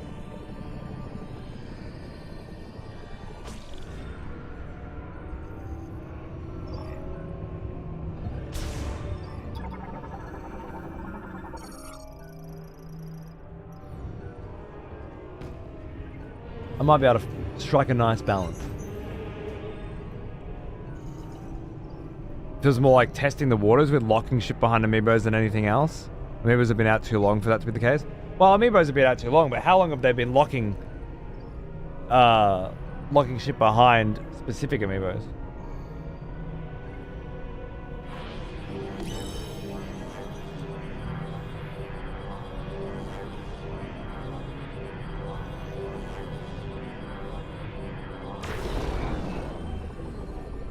Fair enough, fair enough. I wasn't paying quite a lot of enough attention when that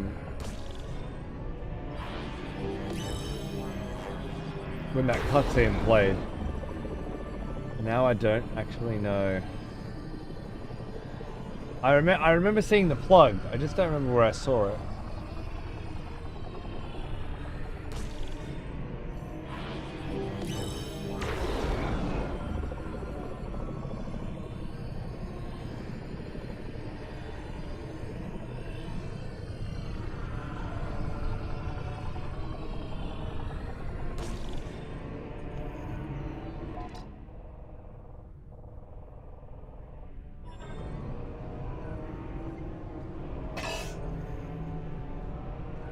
Pointless desert zone aside, I'm enjoying Prime 4 a lot. Well said, Hero. Well said.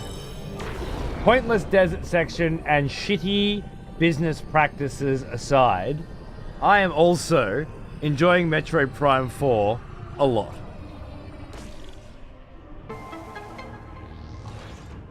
Nice work, Samus. You did it. Now let's go find Armstrong. Oh yeah.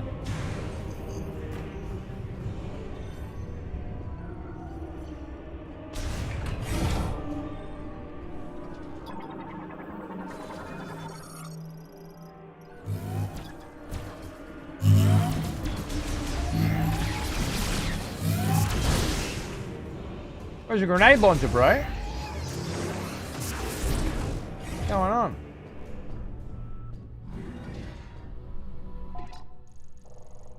Got 2 doors. Map? Yeah. So the people actually making this shit? Yeah, fucking oath. I don't know what they were doing with that fucking desert, but the people who made these zones and stuff, it's hard to follow up 18 fucking years after a third in a series and have something.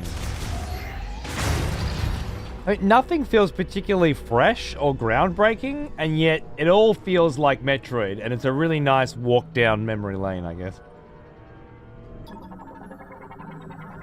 With more modern controls, much better visuals, nice modern conveniences. Just yeah, like so many modern video games these days, I just feel like there's a but after every fucking compliment I try to pay it. Ninja Gaiden 4, Death Stranding 2. What do we have here? They're pouring green liquid into this container. Is this where all that muck was headed? You can play it on Switch 1. Won't be as nice. Looks like we're going up. There's no collector's edition for this game. Maybe collector's editions aren't a thing anymore? For Nintendo? There was a Soul Reaver Collector's Edition, but when was the last time Nintendo did a first-party Collector's Edition?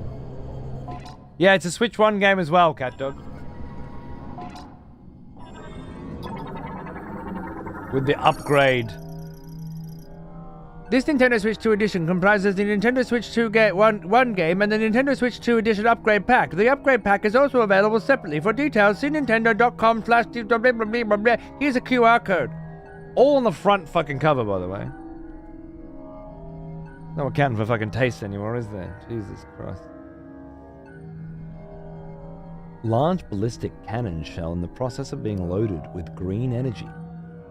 What are they doing? Unloading this thing with green They're energy? shooting it to the other side of Euros, bro. Because they rock. Injected into the large cannon shell.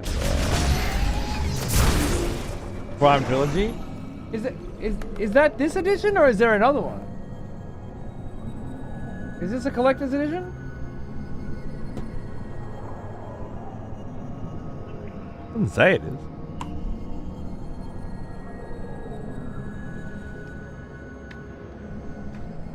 Got an instruction book. Some concept art in it. Gorgeous. The collector's was in a metal case, was it? Ah, alright, there you go. Nice. I do get some collectors every now and then, but like I got the Expedition 33 steelbook case. But I had to get that from Michael Lopriore, shipped in from America, because they weren't selling it here. But a Steelbook Prime trilogy? Well. Nintendo made a bunch of different limited skins for the Wii U. Other than that, I have no fucking clue. Skins, as in they slapped a Triforce or some shit on the controller? Right, yeah. I do remember the I've got the gold Wiimote from Zelda, but I think that came with one of the Zeldas. Didn't that come with Skyward Sword? I think it did.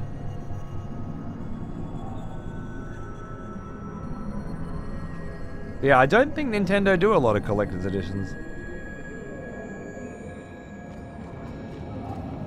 Certainly not your typical ones anyway. Hyrule Field moment, but misunderstood the assignment. Yeah, someone else compared it to Hyrule Field. I don't think this is the way. Yeah, it's not that different from Hyrule Field, but it's 30 years older than Hyrule Field. And 300% less magical. And awe-inspiring. More of those bots and some kind of artillery shell. Than Hyrule Field, somehow. Which, yeah, it just feels blatantly obvious as soon as you get into it.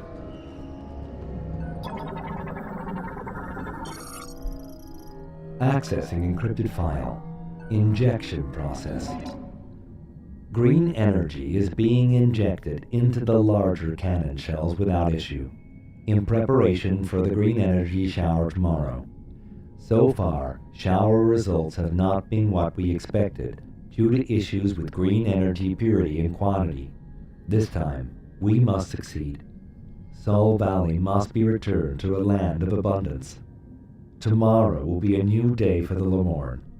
Injection 83% complete. Increasing compression ratio.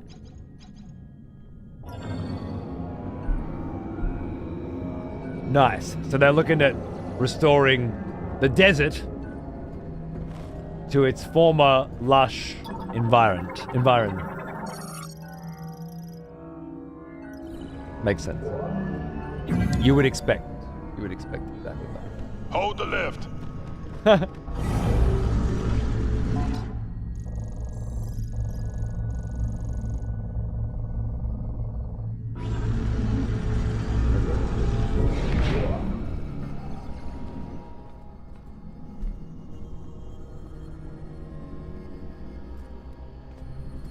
Hades 2 is my game of the year, Oris. By far. Not by that far. Whoa. I've commanded you.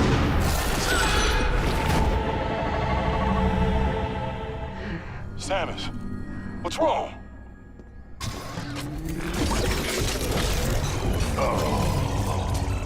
They're waking up. Come on, let's take them down. That was cool.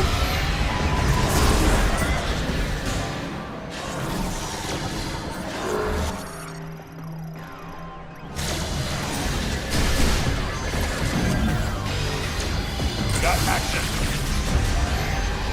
Frag out.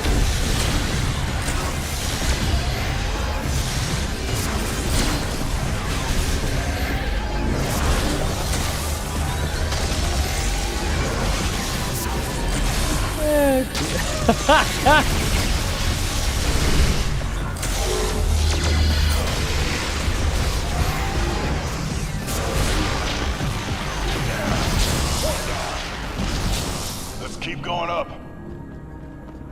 Do you think Hades 2 is better than Expedition 33? I do. Yeah. I think it's a cleaner experience that knows what it is, you know? X33's got like a lot of wishy-washy. We added multiplier difficulty modes so that you can play the game and not feel like it's so easy all the time, you know? If you've over-leveled and things like that, like there's issues with gameplay progression. The first area has some serious problems with weapon upgrades and when you get them and why. That feels awkward. I'm not saying X33 is a bad game, but I think it has more holding it back than Hades 2, which feels like a genuine 100% improvement over Hades 1, where it takes everything that's great about Hades 1 and gives it to you again, doubles it, and does it without ever repeating any content at all. No repeated bosses, no repeated weapons, no repeated environments, no repeated character dialogue, nothing. And moreover, every single goddamn fucking day you play it, it has some new surprise waiting for you. X33 is my second favorite game this year. And it's probably in my top 50, you know? But Hades 2 is... that's a banger of a fucking sequel. Speaking of banger sequels, Silk Song, I'm going to play that one next year. I don't have time for it this year. And I don't want to stream another game that nobody wants to watch.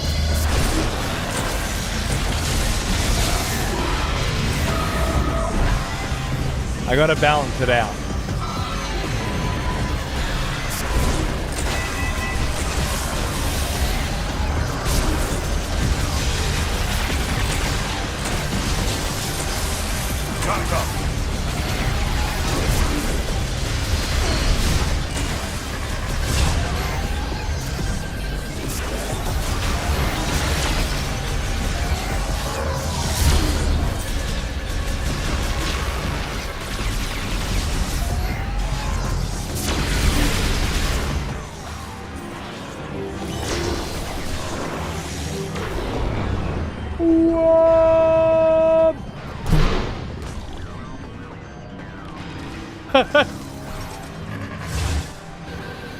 That animation was slightly cooked. You fucking... I shot is slowing them down. damn right. Up and up. E33 was amazing, but Silk Song's Magoti, yeah. I assume Silk Song would have given Hades 2 serious competition, but I didn't play it. I also haven't done Kingdom Come Deliverance 2 because I haven't done Kingdom Come Deliverance, and that looked like it could be a top contender this year as well. But, honest to God, there's 40 other fucking games. When we were playing Silent Hill F, which might be another one, I was so stuck on a puzzle for 3 days that we ended up making a list.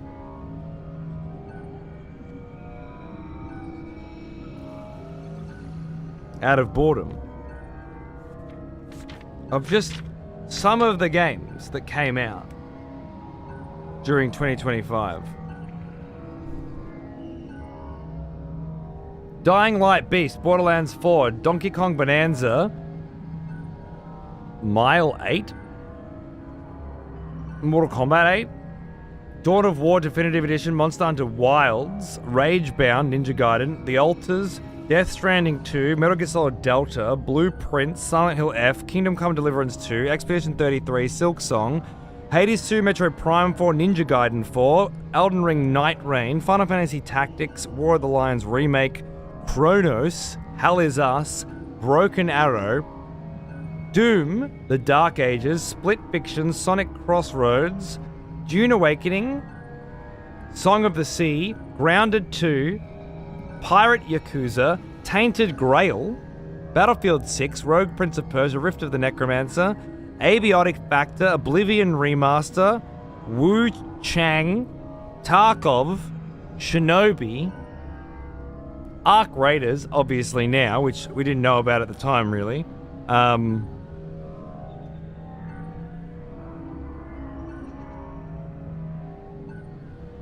Where Winds Meet.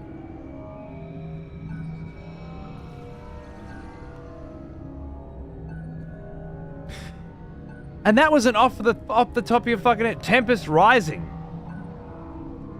Commando's Origin? Not on that list. It was a fucking year, man. I'm not usually one to jump on the, oh my god, there's so many games this year. It's like, yeah, there's so many games every fucking year. They're all great. Well, remember 1998? He is an old one. Remember 2005? Almost as old as me. Opus. 101. Here's to another fucking country, my friend. Happy country, sir. Happy lap around the block. Cheers, brother. Good to see you. I hope you're doing well. Thank you. Yeah, Where Winds Meet seems like it's got legs. I used to play a lot of Age of Wushu when I was younger, and it looks similar. I haven't dared to jump on it. Not with Hades 2 on the go, but soon. Tainted Grail, yeah. They sent me a giant collector's edition for Tainted Grail. I wanted to try it. It didn't come with a fucking game.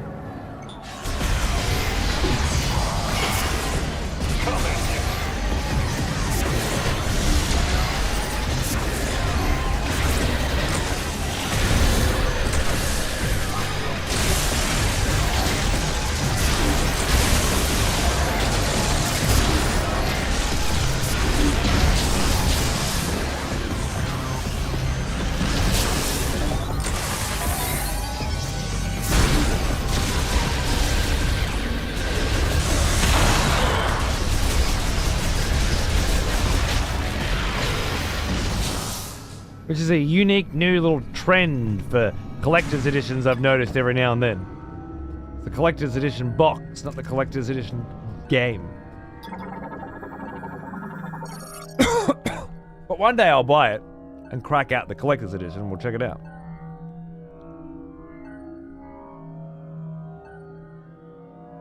Kazan was not on that list, and I can't think of what Kazan is.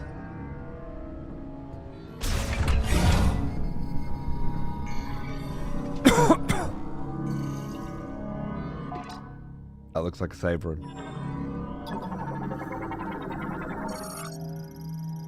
That's the thing in the Green Fury.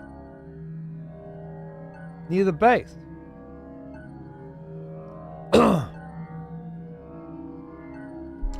Tracks the status of green energy injection into the cannon shell. It is estimated to reach capacity within the hour. Everything in this facility is pumping green energy. I don't feel good about it. Stop being a pussy. Cannon shell injection status 83%. Preparation of diffusion cannon launch complete. Green energy diffusion status pending.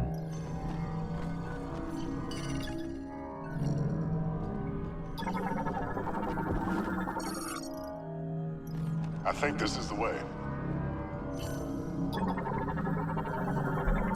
I reckon you're right.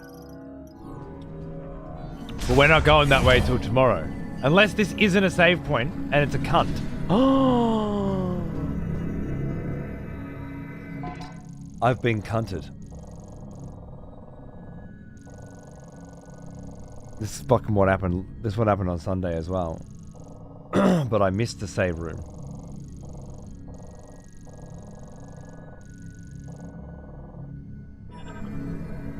We ain't over yet.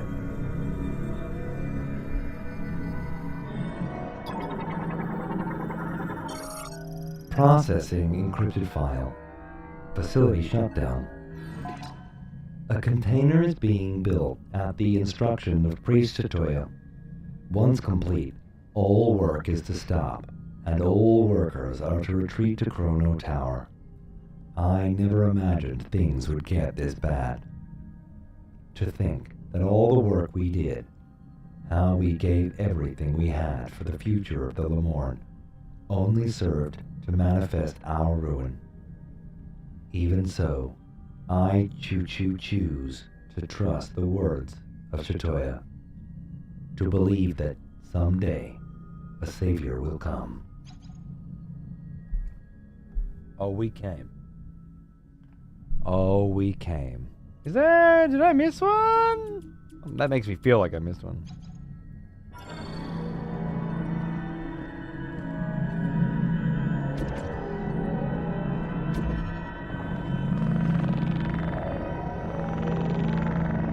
Something funny's going on.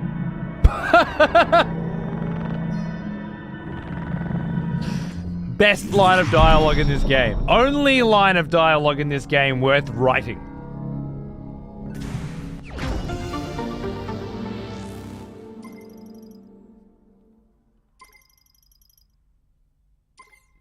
A little extra padding never hurts. And straight back to annoying Marvel character. Fine. It was good while it lasted, Duke.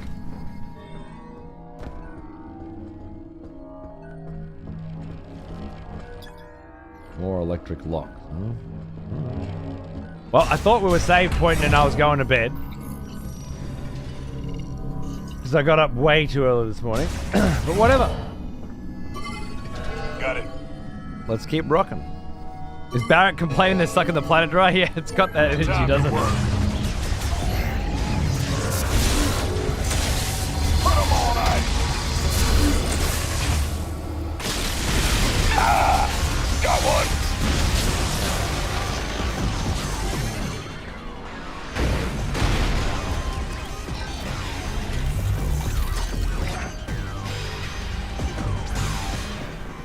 Almost a bit of Meta Ridley in there.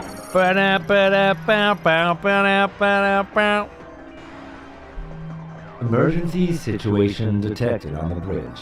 Multi-lock security gate temporarily sealed. The seal will release once the emergency has been resolved.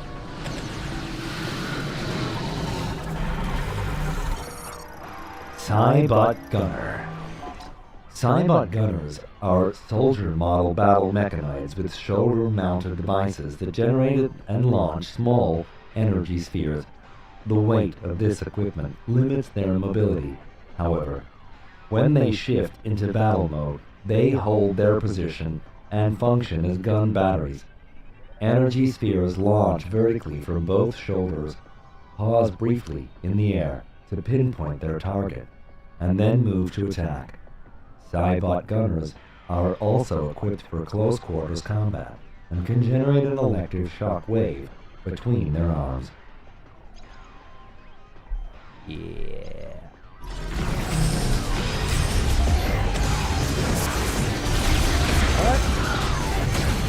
You burn? You look like you burn. Ow. Ow! That was a very convincing... Oh. One down. Oh, we fucked you up. Shield bros!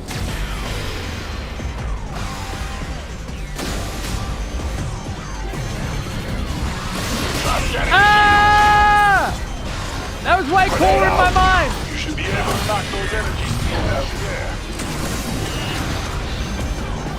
Wait, can I? Oh, I don't have the grapple yet. Still. Jesus Christ, these cunts fucked me up. With a forceful pull. I have a forceful pull, don't I? Down, Yeah, I do. soldier. Nice.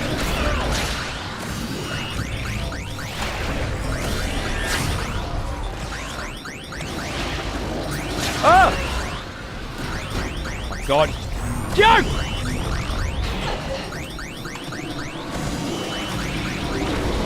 Shit. Okay, hold on. Me first. There's no heals here. Oh, what have I done? How have I let this happen?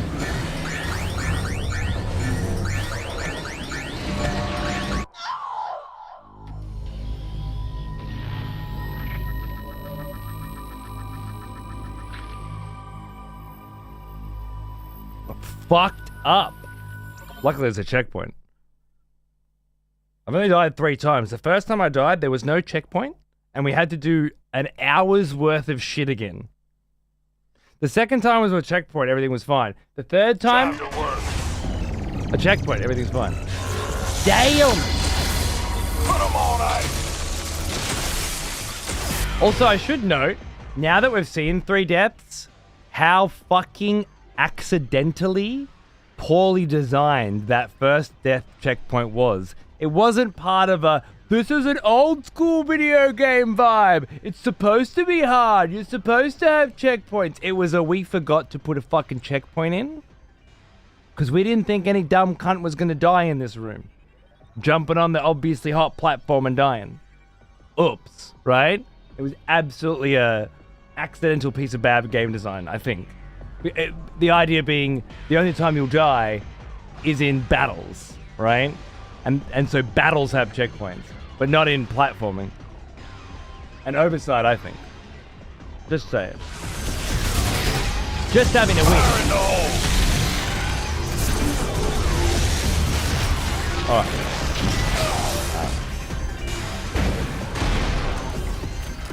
No more fucking around. You already scanned? No. Wait, did the scans not save?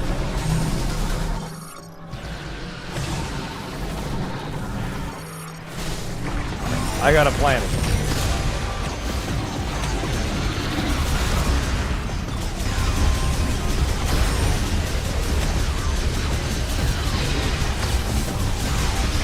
Melt the bit. What I say? Ow, ow.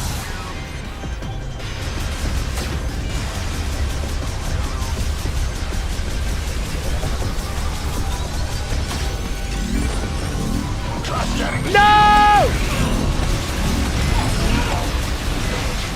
Don't you do it to me!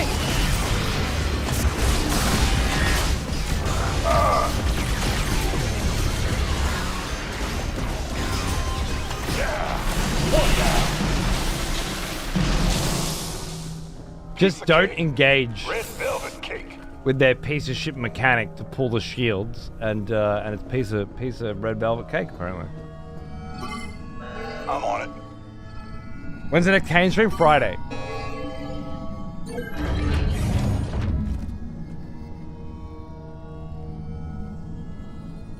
I died once so far, and it was to the boiler where you first meet this NPC here, because I panicked and didn't use Morph Ball. Interesting.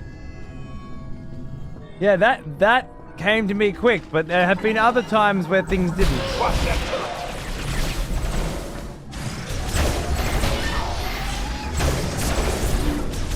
Wait, this turret's upgraded. Heavy turret.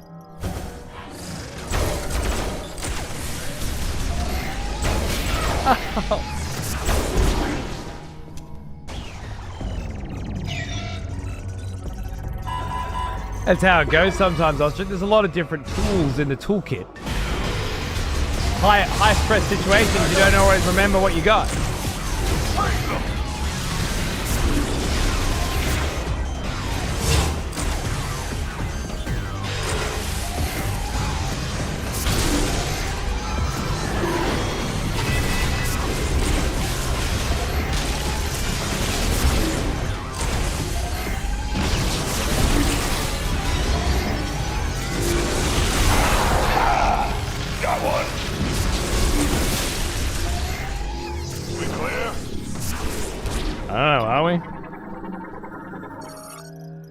I don't think this is the way.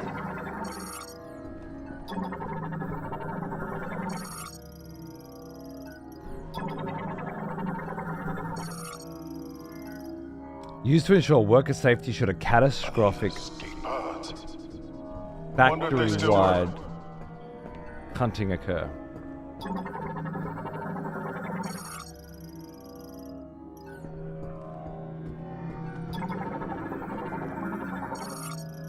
Access code approved. Armstrong's on the south side of the cannon. She must be in that room, there. Where are you headed? It's below the cannon. In order to get there, we'll have to open the access gate and go in. To open the access gate, looks like we'll have to switch the facility into maintenance mode. Can you switch it to maintenance mode from here? Can you do that from here? Is how that line reads in English. It isn't working. Looks like we'll have to do it manually. Shitty ass translators. Let's disable the clamp by going there directly. If we can disable both clamps, the facility should go into maintenance mode. And the access gate will open. The device we need is right next to Armstrong. Two birds, one stone. How do we get there? Trim. Nice work. That's where we need to go. Armstrong, we found a way to your location. Headed there now. Copy that, Sarge. I'll be ready. Nice. That's a save room. Right?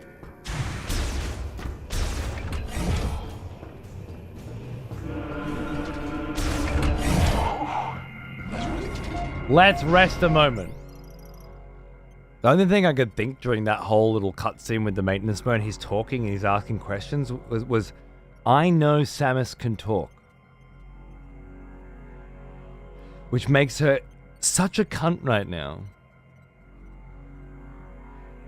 Like, maybe if I didn't know she could talk, if I hadn't played several games where she talks, this wouldn't be so bad.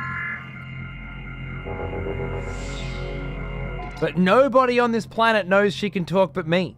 So they're alright with it, you know? But I know she can talk. And so I know she's a proper cunt.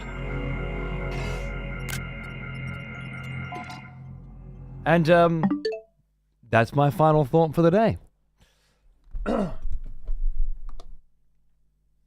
Yo, dudes! Thanks for hanging out! Sorry, I was way tireder today than I thought I would be,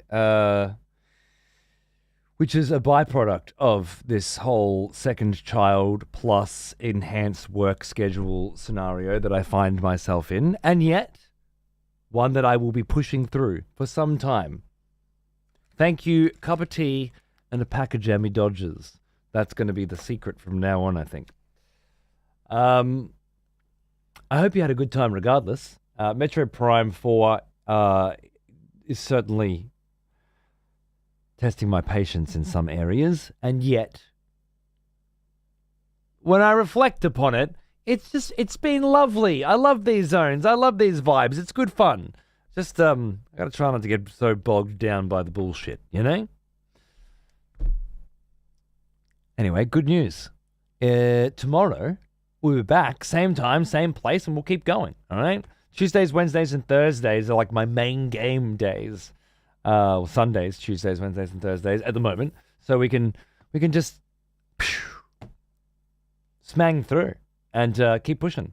I'd love to finish it this week and just finish a video game within a reasonable amount of time and be able to sort of talk about it without months passing and forgetting what's going on.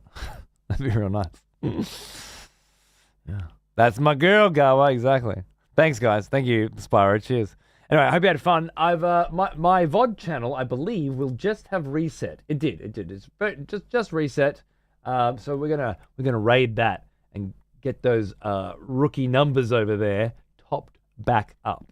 Righto? Good. And here's some old as fuck Metal Gear. for you to jam on the way out. I'll see you tomorrow. Thanks for watching.